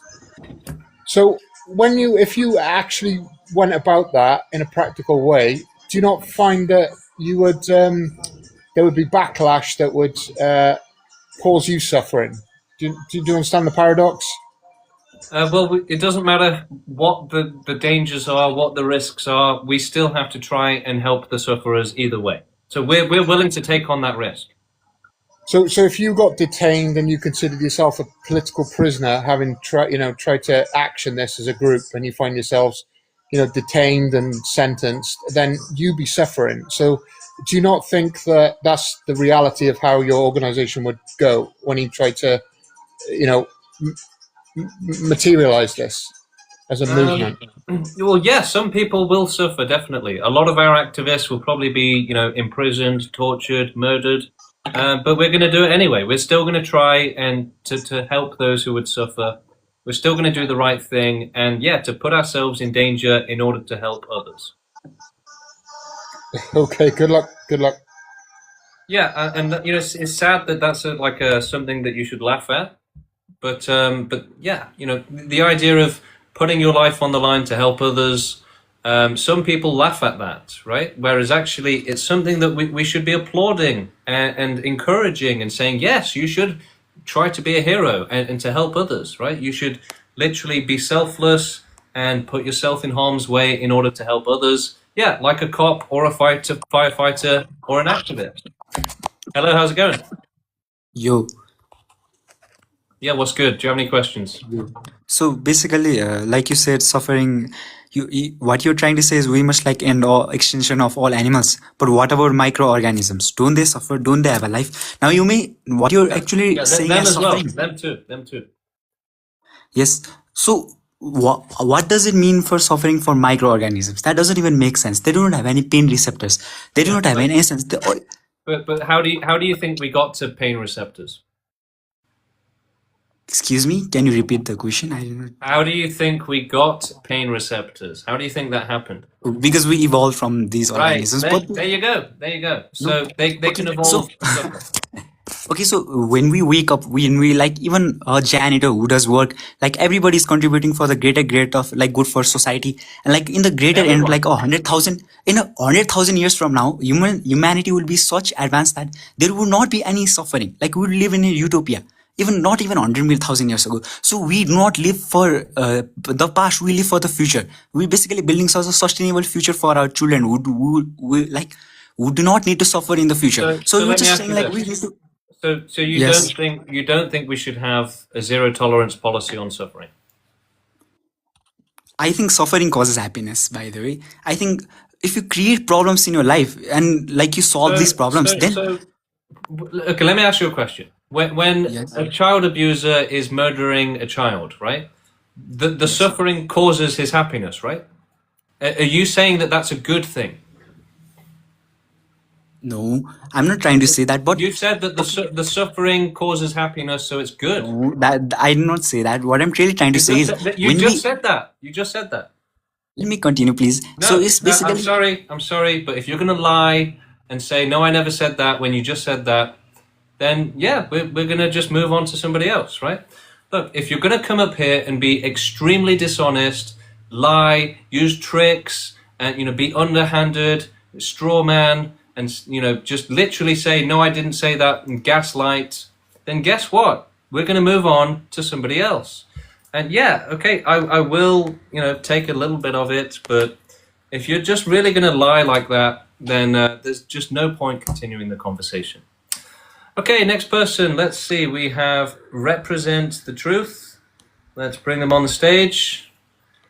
Represent the Truth. How are you doing? No? Okay, they didn't want to come up. All right, moving on. Let's see who else we've got. We've got Yusuf in the queue. Bringing up Yusuf now. Hello, Yusuf. How's it going? Hey man, the thing you're kind of arguing, it's called like negative utilitarianism. No, it's and I get it. Okay. No. No, it kind of is because Okay, because the how many background negative says utilitarians are doing activism for extinction? no. Because let me tell you, Zero. there's no Right, zero. So it's not the same thing, is it? no. Let me can I just explain? No, Yusuf. The idea is we don't care about your philosophy nonsense, right? Look, he is just a philosophy person, right? To put it nicely. He just wants to come up here and spout some philosophy nonsense. Right, so how do you actually plan on like doing it? Like, how far? The universe? Yeah, the most vast and thorough possible. So just taking it as far as we can. Okay, in what order? What do you mean? Like animals, then animals first, yeah, and then prevention for the rest of the universe, and then as soon as humanity is no longer needed, that's when we will make it safe. Okay. How do you plan on like reaching the end of the universe? If you look like with science and technology. Okay, QB has gone off, I guess. Fair enough. But yeah, look, it's not about saying we can't tell you how to reach the end of the universe. We can only try to do it. So yeah, we just push the limits of science and technology. And yeah, we just push the limits of science and technology as far as we can. And luckily, I've managed to find that person and to block them from the stream. Got you. Okay, do we have anyone else? We've got lots of people in the queue still. Let's try and bring more people up. Actually, no, we don't have a lot of people in the queue. We have run out, actually. So if anybody else wants to debate, instead of just, talking in the chat, talk is cheap, right? Say it to my face. Come and debate. Scooter, how you doing? Hey, buddy, I'm good. How are you? Yeah, good, thank you. So, why is suffering inherently bad? It's just obvious, right? You don't want to get cancer, do you? No, I don't want. I don't. No, I don't want cancer. No. You don't want to be tortured by a psychopath. You don't want to get chronic pain. You don't want get back pain, right? So suffering is bad for you. It causes you stress. It makes you feel pain, right? It's horrible. Yeah, I agreed on those things. There's definitely some type of suffering that's worse than others, but what about suffering that helps you achieve growth or self-mastery or kind of anything like, any sort of suffering that leads to becoming like the Ubermensch or something, I agree. That's a good thing, right? That's a great thing. But the problem is that we don't only have that type of suffering in the world. We have suffering which makes life unacceptable, basically. There is extreme suffering. There's also extreme good, though. But so do you think that there's a balance of pleasure versus suffering in the world? Like extreme suffering is balanced out by, people having fun, do you think? Sorry, I got distracted by a comment. Could you say that again? Sorry, I apologize. Yeah, I got a restriction as well, so I'm just trying to appeal that as well. Okay, so do you think that there is a balance in the world where, we shouldn't worry about the suffering because it balances out from the happiness? I mean, to an extent, but I mean, how? I would argue that there doesn't have to be a balance. Like, why does there have to be a balance? Some things are good, some things are bad, and that's just how it is. It's kind of like. But there is a balance, right? Because if the world was only children being tortured, then I'm sure you'd agree we should stop it, right? So, but that is happening, and something has balanced that for you, right? To where you now think that it's okay. That's an interesting take. Yeah, if that was the only thing happening, and I definitely agree that that sort of suffering, people should do as much as they can to stop that. Right. But you but see, we have animals and people being born into bad lives, right? Where they would have been better off not being born. So But who are you to say that? Because I mean, everyone can say that. It's true. It's just obviously true. I would disagree there. Explain to me. I need you to explain to me in thorough detail why that's true, because I disagree with the statement. So, like, lots of animals get, born into the hands of sadists, and then they get tortured for their entire life, and then, a really cruel death as well. So that's probably something that you would want to avoid, right? Yes, but that doesn't advocate for forcefully causing the extinction of everyone. Why not? It would make sure that nobody gets tortured ever again. If that's your specific goal, to make sure no one gets tortured ever again, but it's a very black and white view, that could be achieved through other if that was your end goal and nothing else and you wanted nothing else other than to make sure no one could ever be tortured again, or no animals, there could be other ways you could go about that through, like, talking about extreme surveillance, having a camera in every room in every home. But that can go wrong, right? So how else can you make suffering impossible without extinction? You can't. Only omniscience, magic, or extinction can actually provide safety to where no child is being tortured, no animal is being tortured to death, right? So the thing is, if we're going to say, okay, just allow the torture, then you've got to explain how it works, right? If you're going to say, I don't think anyone's saying allow the torture. I think they're saying there are lots of people are. Well, okay, well, maybe people have all sorts of opinions. I don't think anyone of sound mind is advocating for allowing torture of, in particular, like, the things you've mentioned, like animals and children. Okay, but the point is, unless you're agreeing that we should make suffering impossible, then you're saying, yeah, let them suffer, right? No, that's not what I'm saying at all. Okay, so how is what I just said wrong? How is what you just said wrong? Well, because there's other ways to go about it. Like, it's a very extreme.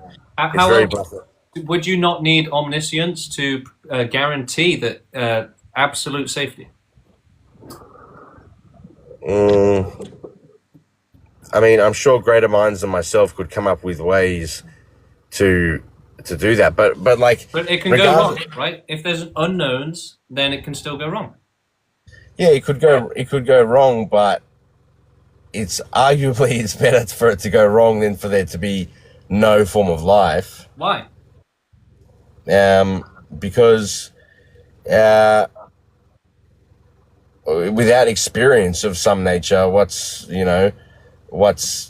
you'd have to be able to convince me of the argument that no experience is better than some good experience and some bad experience. Lots of people rest in peace, right? And we put animals down when they're suffering because no experience would be better than the painful experience. So going off that argument, explain to me why it wouldn't be just better to find people that have been tortured and just kill them. Sorry, I didn't whatever. But because that doesn't prevent it from happening again, and it's not very bulletproof, right? It's not very foolproof. So that is going to guarantee that it just keeps happening again and again, right? So that's allowing it, right? So if you're not saying, yeah, we should have a zero tolerance policy on it, then you're saying, yeah, just allow a little bit, right? No, I think we should have a zero tolerance policy, but not top priority then. That's my point. No, it's not a zero tolerance policy if it's not your top priority, right? Because then there's always, allows for infinite suffering then, because you're saying you're saying existence is more important. Then that means that, yeah, if we have to have infinite suffering to keep existence going, then that's your argument, basically. I mean, I would say that we would advocate and try for as little type of that suffering as possible. But still allowing potentially infinite. I mean, well, to allow potentially infinite, you'd have to have, no one trying to stop that kind of suffering. And the point is, we can either put 100% of resources into providing maximum safety, or you can take away from that safety and put children and animals and people in danger, right? So you either have maximum safety or you take away from it and put them in danger, right? And you can't control that danger very easily, right? We have infinite danger in this world. So you'd be putting animals and people into infinite danger for what? For a bit of pleasure, right? No, not necessarily pleasure. I mean, just for experience in general. But so why does experience, what is so necessary and morally urgent about experience that it justifies putting people and animals into extreme danger? That's a good question. I think, I you know what? I honestly, don't have a clear explanation, but I think some experience, good, bad, positive, negative, in between, is better for the collective than no experience at all. Okay, well, thank you, Scoot. It was a good conversation. I appreciate your time and your questions. Ultimately, though, your standard for justifying suffering is very low. It's like, well, I don't know, like, experience is good, right? I don't really know, but yeah, allow the suffering. So it should be the opposite, right? When it comes to suffering existing, we should have the highest standards against it and the highest standards for consideration as well. Like, is this okay? Let's talk it through, right? This is the last resort, right? Should we allow suffering? But for most people, unfortunately, like Scooter, it's the exact opposite, where it's like, prevent suffering? What, are you joking? Why should we care about extreme suffering? So we need to transition away from that, where it's like, is suffering bad?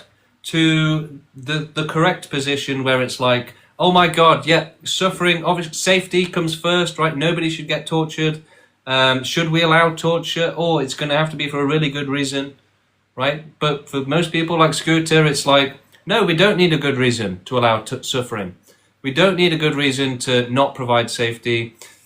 I don't know, something random like experience might make it so that child abuse is okay. So, yeah, we need to have the highest standards for life, the highest respect for life, the highest standards of safety from bad lives, safety from a life of extreme hell, and extreme suffering where you would have been infinitely better off not being born. Okay, it's the ultimate harm, right? The worst thing that can possibly happen to a life form is to be trapped in a life of hell, right? There is literally nothing worse that could ever possibly happen. Like literally nothing. You can't even begin to name something that could be worse than that. So yeah, if you're going to say like, oh, the ultimate harm, who cares, you know? What about experience and happiness? Why should we care about the ultimate harm? Then that's irresponsible, right? The ultimate harm should obviously take massive moral consideration. You know, should we allow it? You know, is there any justification? No. The answer is ultimately no. You have to have a zero tolerance policy on extreme suffering and cruelty, right? Otherwise, it's unethical. And if you're going to challenge the zero tolerance policy on children and animals being abused horrifically, then you're going to have to come with a good reason, right? Not just, I don't know, experience seems kind of cool, so maybe we shouldn't stop all of the child and animal abuse. Do you get me, guys? Right? That's kind of what I'm trying to say. Okay, so we've got more people in the queue. Let's move on to Fetal Pillow. That's a provocative name. How's it going? Hello? Yeah, I've been on this live before, and I agree with you. I saw a video the other day where it's like the poo doesn't come out or something. I saw that video when it was happening to me. It just made me very sad. Really? I'm sorry. And I was suffering on the toilet for so long. Yeah, you know, Elvis Presley actually died on the toilet, right? So you can absolutely suffer on the toilet. You can suffer anywhere, anytime. That's it. I like this man. Yeah, I've done so much research on like the whole thing. I've read the manifesto. This man's a genius. I'm gonna make him the new leader of extinctionism. I'm the leader. There you go. Because I'm the new leader, can I get a follow back, please? Hell yeah. Hell yeah. All right, everyone follow Mr. Pillow. Why not? That's what I wanted to say. Because, yeah. I saw that video. You know what? W guessed, right? We love a bit of fun, a bit of banter, a bit of comedy. Why not? Max, you're back. Yeah, apologies for before. I've been listening more, and I think your argument really rests on the zero tolerance policy. Okay. But that seems like a pretty extreme stance to take. Can I pose you a hypothetical? Yeah. If there was a utopia where people lived happy, fulfilling lives, suffering didn't exist except for one goldfish, should we kill that, destroy that utopia for the sake of that one goldfish's suffering? Yeah. Because I mean, I respect the intellectual consistency there, but don't you think like a reasonable person might say that that's a worthy trade-off? But the thing is, unless you have a zero tolerance policy, then you have an infinite acceptance of suffering. So I was saying this earlier on the stream. Yeah, it's going to seem confusing that, you know, we would trade, you know, the safety for one little instance for everyone's happiness. But unless you do that, then you fall into the trap of having infinite acceptance of suffering. So yeah, the only way to maintain your own consistency and your own standards is to absolutely protect that goldfish, right? That's what a zero tolerance policy means. And if you break that policy, then it immediately becomes infinite acceptance. But that's totally discounting the infinite good that could exist if you do tolerate that infinitely small suffering. It's not discounting it at all. In the overall like aggregate balance between good and bad, you're basically saying that infinitesimally small bad outweighs infinitely large good. You're ascribing no value to good whatsoever. No, that's incorrect. I've said many times that I would value existence in heaven over non-existence. But the thing is, the problem is that when it becomes a trade between allowing others to be happy and to exist and providing safety from extreme suffering, the life and the existence and the happiness, it all becomes worth zero, basically. So it has value, but when it becomes a trade between that and extreme suffering, it loses all of its value, essentially, and becomes worthless. And it becomes literally to where, yeah, it'd be like putting out a candle in order to make sure no child gets abused, right? It's the same thing. It is literally as worthless as that.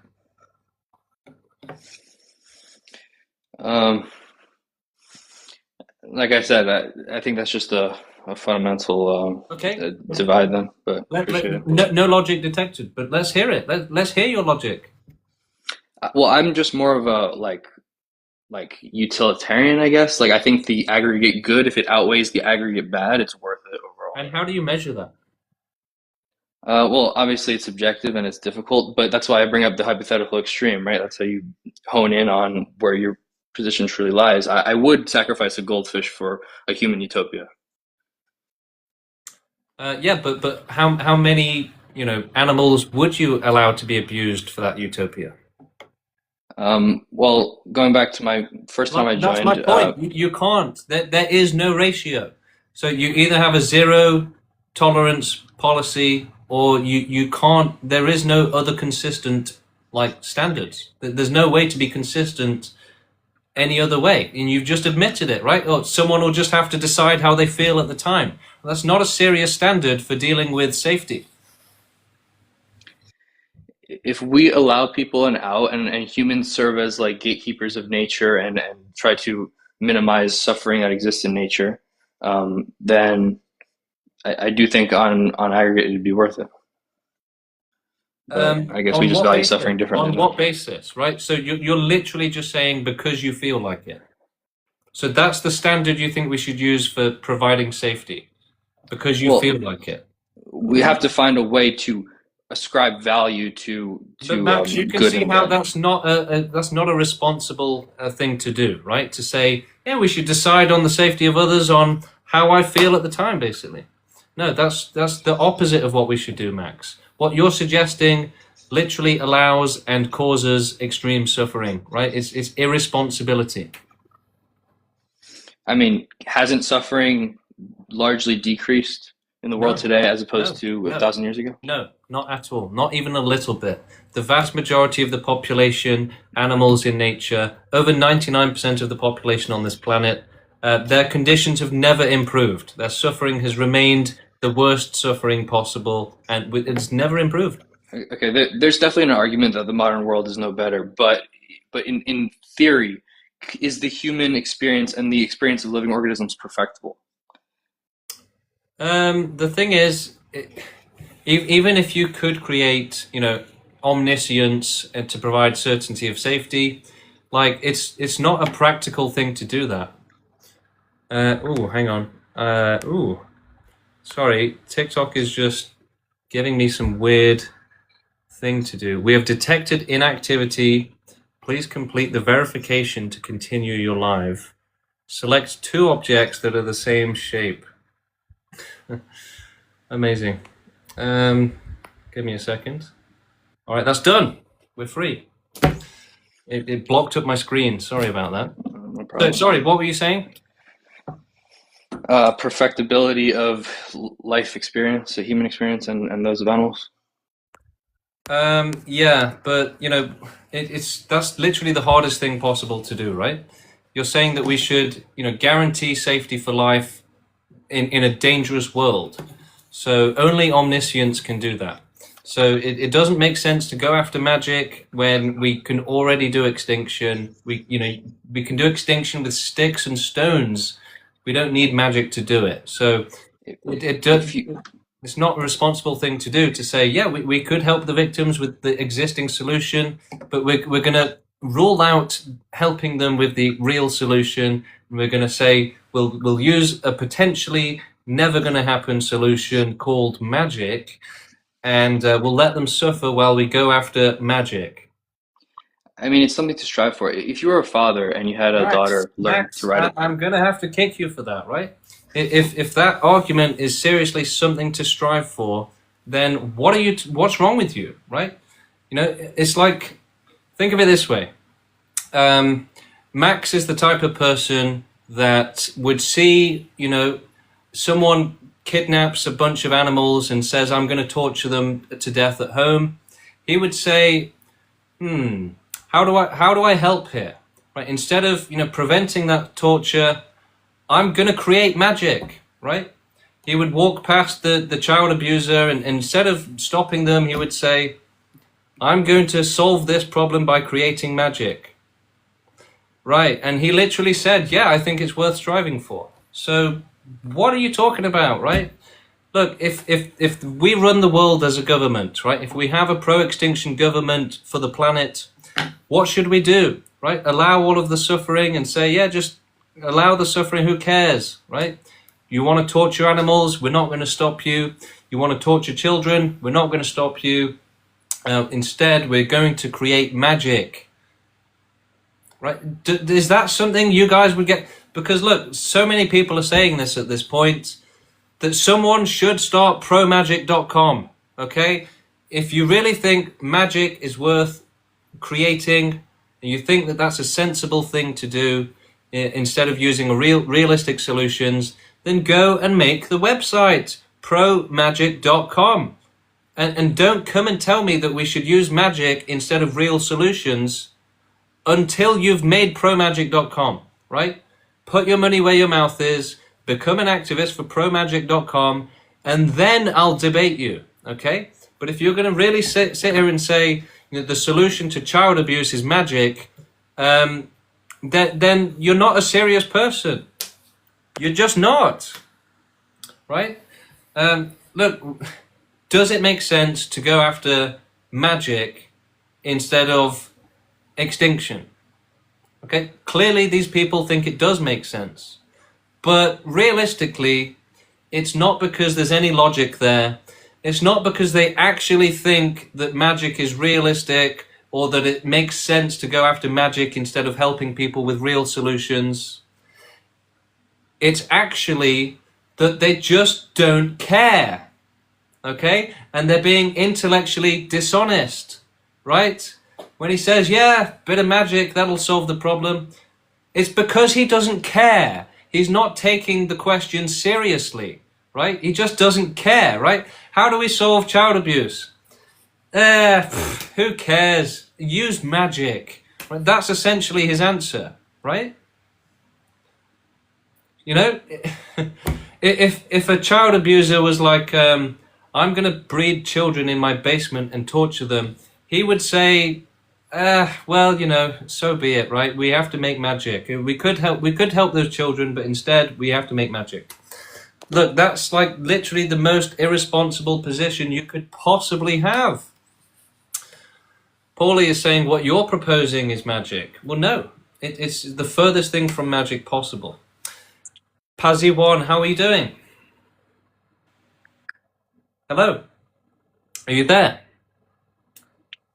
Did I say your name wrong? Is it Pazaiwan? Paziwan? Paziwan? No. Okay, I guess I didn't manage to say his name right, so he's gone, he's left. It's my fault, really. All right, we've got not many people in the queue, so we're going to check the comments, and then I'm going to go soon, because it's getting to that time. Reshape your nature into an empathetic, intelligent being. Yes, exactly. Yeah, that's it. Reshape your nature into an empathetic, intelligent being. Yes, that's what we should do. Look, you have so many people, giving advice and motivation advice, saying you should be selfish, right? People are always, taking advantage of you. You should only care about yourself. No. Look, if we only care about ourselves, then we're limited to ourselves, right? If we care about everyone, then we become pluribus, and yeah, we get to help everyone, and we get the advantage of having everyone on our side, right? So don't be selfish. We should try and have a universal system. We should be more connected. Absolutely. We should want to help everyone. We should care about everyone and every animal and every potential life form as well. Why are you here then? You first, because we have to help those who can't help themselves first, and animals can't help themselves, children can't help themselves, so we need a universal system for everyone. Simply helping yourself guarantees that animals will continue to suffer. So again, that's what people are saying in the chat right now. Oh, you should only care about yourself. No, That guarantees that others are going to suffer terribly. We should help each other. We should care about each other. And yeah, absolutely work towards a perfect world for everyone, not just for yourself. Stop being selfish, everyone. Come on. You can do it. Change your nature to be an empathetic and intelligent person, right? And what does that mean? It means saying, wow, yeah, this world is terrible. How can we make it better? How can we make it the best world possible? And most people aren't doing that, right? Most people are just happy to just be selfish and not care about the world, to just exploit the world, enjoy it, right? Exploit it. Whereas, extinctionists are people that have said, right, the world is terrible, there's loads of suffering going on. How do I help, right? How do we fix this problem? And what's the best solution? What's the ultimate solution possible? Right? And we've finally reached it. After thousands of years of humanity, we finally reached the answer. What is the ultimate answer? It's to do the best thing possible for the world, is to make a perfect world for everyone, right? And that, what does that look like? The most important thing is that nobody is being tortured. Nobody is forced into unsafe conditions, right? Nobody is being born with brain damage and chronic pain. Nobody is being born in a dungeon to be abused to death, right? So safety first for everyone. That's the fair thing. Look, it's not fair if anyone is being tortured, right? We can prevent their torture with extinction, right? It prevents future suffering, future torture. So yeah, it's not fair to allow some people to have fun just at the expense of innocents being tortured horrifically, being trapped in a life of extreme hell. It's obviously not fair. James, what do you think about extinctionists that want it for people that cause the suffering? Yeah, these people who think that humanity causes suffering, they are incredibly ignorant. The vast majority of suffering happens with wild animals in nature, right? They are over 99% of the population, and they are in the worst conditions where they have no food, no shelter, no medicine, nothing, right? They're just being chased by murderous animals and eaten alive, right? It's literally the worst conditions possible. So humanity is not causing that, right? Before humanity existed, the world for animals was the same as it is now. You're just running for your life and being eaten alive. So, even for humanity, even for humans, their suffering is not caused by other people in most cases. Suffering for humans is mostly caused by nature, by aging, by diseases, accidents, injuries, right? Cancer, stuff like that. It's also caused by their low level of intelligence, right? So people end up suffering because they make bad decisions. So yeah, most of the suffering is not coming from other people. And the idea that you could just extinct the people that cause suffering or that are suffering, that's not a serious solution. How are you going to do that, right? Look, if someone can break the world record tomorrow for the worst life ever lived, then it doesn't help to just go around euthanizing them. That's not a fair way to do it. How much suffering is okay? Can it go wrong? Right? Yeah, absolutely. It can go completely wrong. That's one of the main things that people don't realize when they're debating with me. That their systems can go completely wrong. They don't care. Matthew, how you doing? Hey, I'm good. How are you? Good, thank you. So at first I was debating whether to even debate you, but then I realized that this isn't a troll. This is your actual belief and you have compassion for humanity. So I figure I'll hop on. Okay. Yeah, do you have any questions? Well, no, I just wanted to start by saying that because I've heard you going on and on that I do take suffering seriously. I understand that, human suffering, animal suffering, disease, abuse, starvation, all that stuff, mental suffering with fair lowliness. I know that that's real pain and those are real moral problems. So I'm not here to defend suffering, ignore it, or pretend like life is easy. That's not what I'm debating. It's just that the conclusion that all life should be forcefully ended doesn't follow from the fact that suffering exists. That conclusion isn't compassion. It's the destruction of every being capable of receiving compassion, right? So it's providing them safety from infinite risk, though. So that Well, is the best thing for them. Well, the core mistake in that view is that you confuse ending suffering with ending sufferers. A doctor doesn't treat pain by killing the patient. A moral society Sometimes they doesn't do. respond to Sometimes victims they by do. defeat. Sometimes they do, Matthew. Well, but with the consent of the patient, or if they No, concluded that the patient is brain dead. not with consent, Matthew. No, so Okay. you are ignorant to the way the world actually works. That's part of the problem. Doctors often euthanize people without their consent. Well, you're saying often as if it's something that's done every Yes, it's done every single day, Matthew. No. I'm not saying that euthanizing somebody. Give me a scenario where euthanizing somebody is a benefit to someone who's alive and doesn't want to die. So give me a scenario where there's a living being who's non-consensual to being euthanized and a doctor still does it. Yeah, when they have like a disability. Saying that someone has an intellectual disability I said able to consent, not have a disability that gives them the inability to consent. Give me a scenario where a doctor euthanizes So why an should we individual ignore those who can't consent? Well, I'm talking about individuals that are able to consent in this scenario. So you're straw manning, basically. I'm not no, before you kick me off for saying that I'm straw manning you, the fact that you need consent, I'm saying that a doctor euthanizing somebody who has the consent to say no, because you're using it to validate your argument that you should just completely eradicate all life because there is some suffering. So I'm asking you, with the same logic, tell me a scenario where a doctor euthanizes an individual that has the ability to consent and decide they don't want to die. Yeah, I can tell you right now. So with animals, right?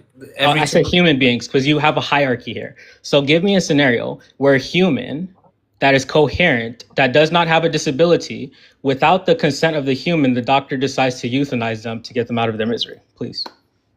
Yeah, I'm sure it's probably happened at least once. Yeah. You're sure it probably happened is a huge leap away from it happens every day, and it's a huge leap away from using it as a way to validate your argument. What's your point? Okay, so my point is that a moral society does not respond to victims by deleting everyone that could ever become one.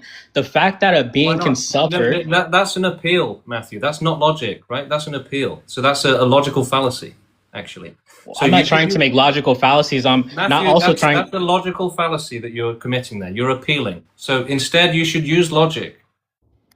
All right, so are we going to base this on science and fact, or are we going to base this on... So you want to use fallacies, is what you're saying? I don't want to use fallacies. I want to use fact. And I want to use... That's why I asked you to name a specific scenario. We shouldn't base things on what other people think, like you were saying, okay? Well, the fact that a being can suffer is a reason to protect that being, not a reason to erase it. Is that a fallacy? But it's often... They're often erased to protect them. Well, but you're also relying heavily on consent because you're arguing that beings do not.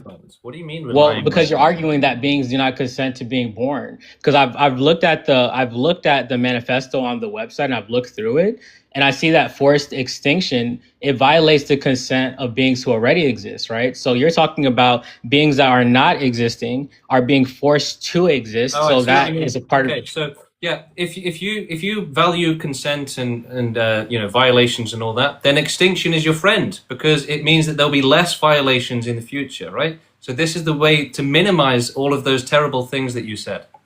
Well, you're saying there will be less consent in the future. There'll be less There'll be what less in the future? consent violations. Yeah, there'll be Because nobody will no be there to consent consent. You are naming an activity that wouldn't exist because it's like saying I'm gonna give you a gift of extinction, but nobody exists to be giving that gift. It's logical fallacy. Oh, You're the okay. one So committing you're logical against euthanasia fallacies. as well. I'm not, because forced extinction actually violates the consent of beings who already exist, who can express preference. They have a fear of death, obviously. But They you can see, love. Matthew, if you care so much about their consent, then again, extinction is your friend because unless you do extinction, much worse consent violations will happen for billions of more years. Well, So this in is greater actually numbers, based on the worse violations in much worse numbers. Well, if that's where you're coming from, then let's That's where look you're at coming from, reducing Matthew. it That's where you're versus saying coming that. That's Well, where you're based coming from, Matthew. No, based on your logic, that in billions of years there will be more suffering. So you're saying that by creating the greatest non-consensual extinction is saying that everyone that wants to live, how many people are in this chat right now? There's 64 live viewers in this chat, including myself. So it's saying if all 63 of these individuals in this chat right here decided that they did not want to die, you would still proceed with exterminating them, and that would be for their benefit, because in the future there would be more viewers that would be suffering more than them. Is that correct? Well, unless you break the cycle with total extinction, then you're always going to have unlucky ones facing extreme suffering. So you're basically saying that extreme suffering and unluckiness, and the unlucky people that are in unavoidable suffering, there'll be more of that in the future. But do you not think so? I mean, is that not obvious? No, I don't think so. I don't. And this So you is don't this think is- that the suffering is going to continue? You think it's just going to magically stop? Well, I think that the premise, especially after looking at your manifesto. Do you want to answer that question, Matthew? Do you Say it think that again? the suffering is going to magically stop? No, I don't think magic. I'm talking fact. You're the one using Right, logical but you're fallacies. You're sir. still not answering You're- the question. Why are you So using the I word am gonna magic? kick We're you talking if you're gonna about the keep real world. dodging the question, okay? Okay. So let's get back on track. You said that you don't think that suffering is going to happen in the future. I did not say that I don't think suffering You will did. happen in the You future. did. You I said, did. all right, so just to clarify, I don't think that greater suffering will happen in the future. I believe in a reduction of those that suffer, right? And if you look at the trends, if you look at how the world has progressed, there's less suffering in the world now than there was 1,000 years ago. No, there's not, though, Matthew. Because for wild animals, the majority of the population, their suffering has never improved. Well, why do you keep using wild animals when you have a They're hierarchy? the majority of the population. You're literally ignoring the majority of the population, Matthew. Why are you ignoring the majority of the population? Because there is a key difference between that of humans and that of animals when it comes to consciousness and the What? Yes. So you support animal abuse? I do not support animal abuse. In fact, why are I you saying started the that their conversation suffering saying I doesn't do matter? not support suffering. And so for you to try to say that I support that All right, means either you're not Matthew, we're listening or getting you bored don't. of this now. We're just getting super bored of this, right? This is like a terrible conversation, terrible debate. You're very dishonest. You're dodging questions. We're done with you, right? You're finished. You're out of here. Okay, look, if you want to stay on and not get kicked out, it's simple. You just, don't dodge questions, don't straw man, don't try and squirm away, right? And don't lie as well, right? So he said, there's no guarantee suffering is going to happen in the future. And then he was saying like, oh, well, no, it's worse suffering that won't happen in the future. How do you know, right? What are you talking about? The guest won, and that's why James kicked him. On what planet did he win? He was saying that, consent violations, we can't do extinction because it will violate consent. But he's happy for life to continue violating consent for billions of more years. Like, that's just a completely insane position. All right, I mean, let's do round two, right? If he wants to come on and do round two, we'll do it. But, I don't have much more patience for liars, right? That are literally dodging questions and being dishonest. Guest definitely mocked you. Well, say that to my face, Paulie. Come and debate me. And also, if he really wants to debate again and go for round two, then fine, why not? But I think he honestly knew that he couldn't debate. We were very patient with him. He was very dishonest and wasted a lot of time going around in circles. What was his main argument, right? His main argument was you can't violate consent, right? But he's happy for consent to be violated for the rest of time. Right, so if we're providing safety, you can't do that. But if you're providing danger, that's fine, right, Matthew?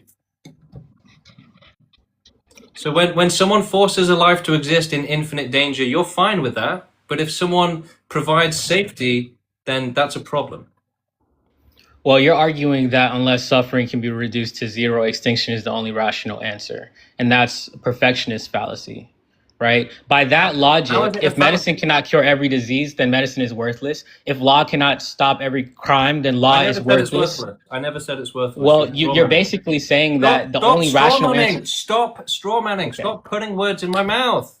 Okay. Well, can I give you some facts then that aren't going to be No, considered you know straw what? manning? I am sick of you and your straw manning and your dishonest debate tactics, right? Saying that, oh, I've said it's all worthless. I never said that, right? That's absolutely ridiculous. We support reducing suffering. It's not worthless, but it should never come as priority over ending suffering.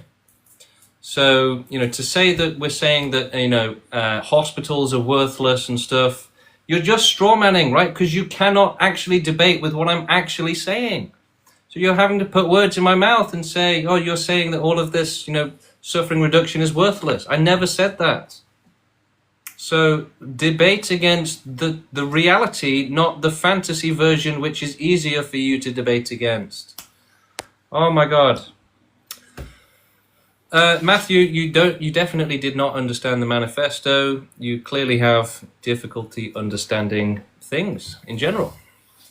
I'm smogging you right now, says Paulie. James knows obviously what a logical fallacy is, only when someone else does it. Say that to my face, right? Say that to my face. Human suffering has been reduced in measurable ways, yeah. But what about animals? It hasn't been reduced for them. And, reducing suffering doesn't help those who are still suffering, right? So it doesn't help everyone. Reducing suffering doesn't help everyone. And to say that we should not help everyone is evil, right? And, it's an indefensible position. You can't defend it. Matthew only got kicked out because he was tripping over himself like a million times, right? He was about to fall all over me and just trip everywhere. Okay, let's do round 3 if you really want, right? I'm gonna get going like real soon, but we could do round 3 if he really wants. If not, then I'm gonna go. All right, we're going for round 3 with Matthew. Let's see how much irrational stuff he's gonna say this time. Matthew. All right, I'll be very, very calm here, so that you don't just kick me, because I'm noticing that when you're backed in a corner, you're kicking me. No, it's when I get frustrated at you, debating dishonestly. That's when I kick you. Okay, I understand that you're saying I'm debating dishonestly, but let's go back to the actual conversation, because I'm only using facts here, right? You demand zero suffering as the only acceptable standard, right? Yeah. Okay, but no other moral domain works that way. The impossibility of perfection does not justify your omnicide that you're trying to Again, you're advocate making an for. appeal. You're making an appeal saying other things don't work that way. So tell us why this doesn't work. Well, at most, your argument could support voluntary non-reproduction. It doesn't support killing current beings. Why? You need a separate argument proving that existing beings may be destroyed against their will. Why? Why? Okay, look, we haven't. You just advocated that have consent an is argument, important. Matthew. It's to provide them with safety from suffering and to make sure that they don't reproduce and create more suffering. Well, even if someone accepted do not create new life, that doesn't imply kill existing life. The first prevents future risk, the second harms actual beings. Yeah, but if you see, sterilization only helps the next generation, right? What would be the point of it if we're not going to help the current generation as well?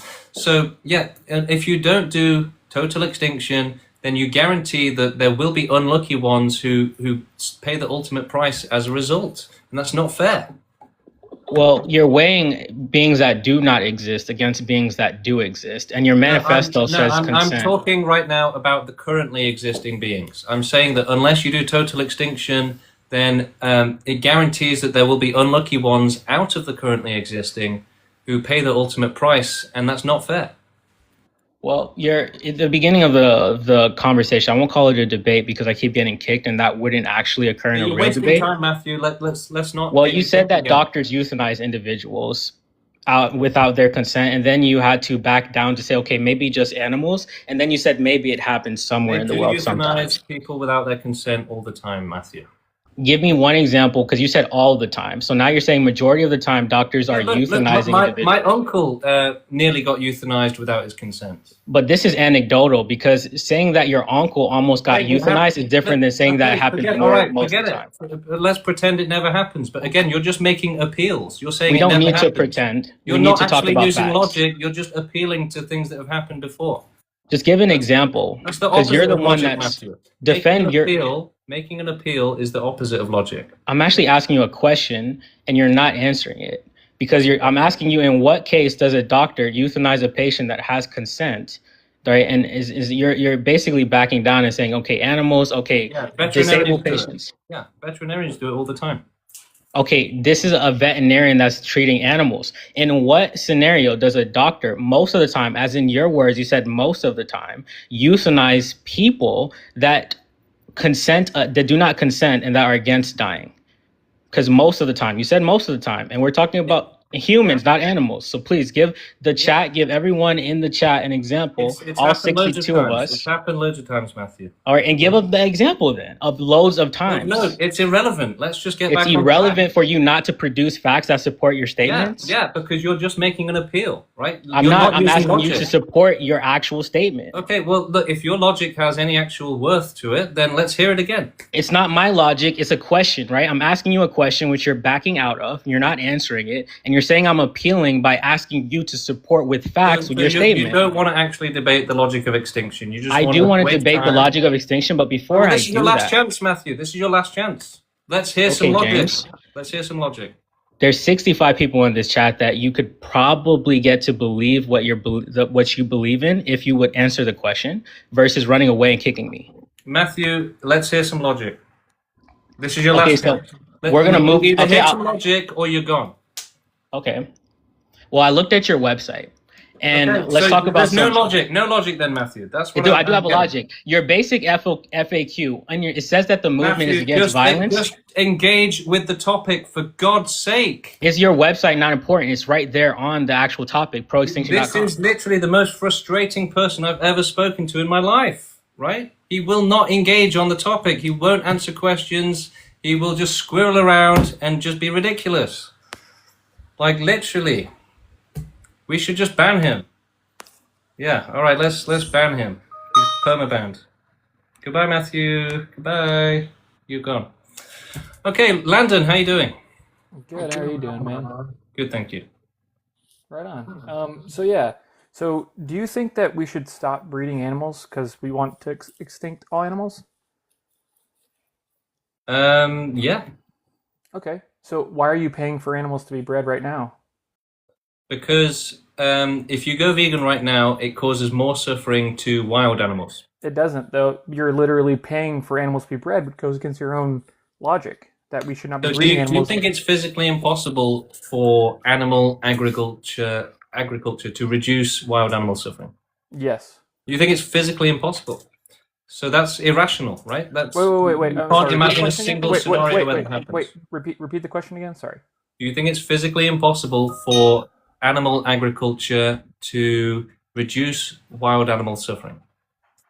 You can reduce animal suffering by Can you not answer the question? participating. Can you want to answer the question? Sorry, it's a strange question. One more So time. you're dodging because you know that it proves you're wrong, right? No. It shows Just you're one more being time. One more irrational. time.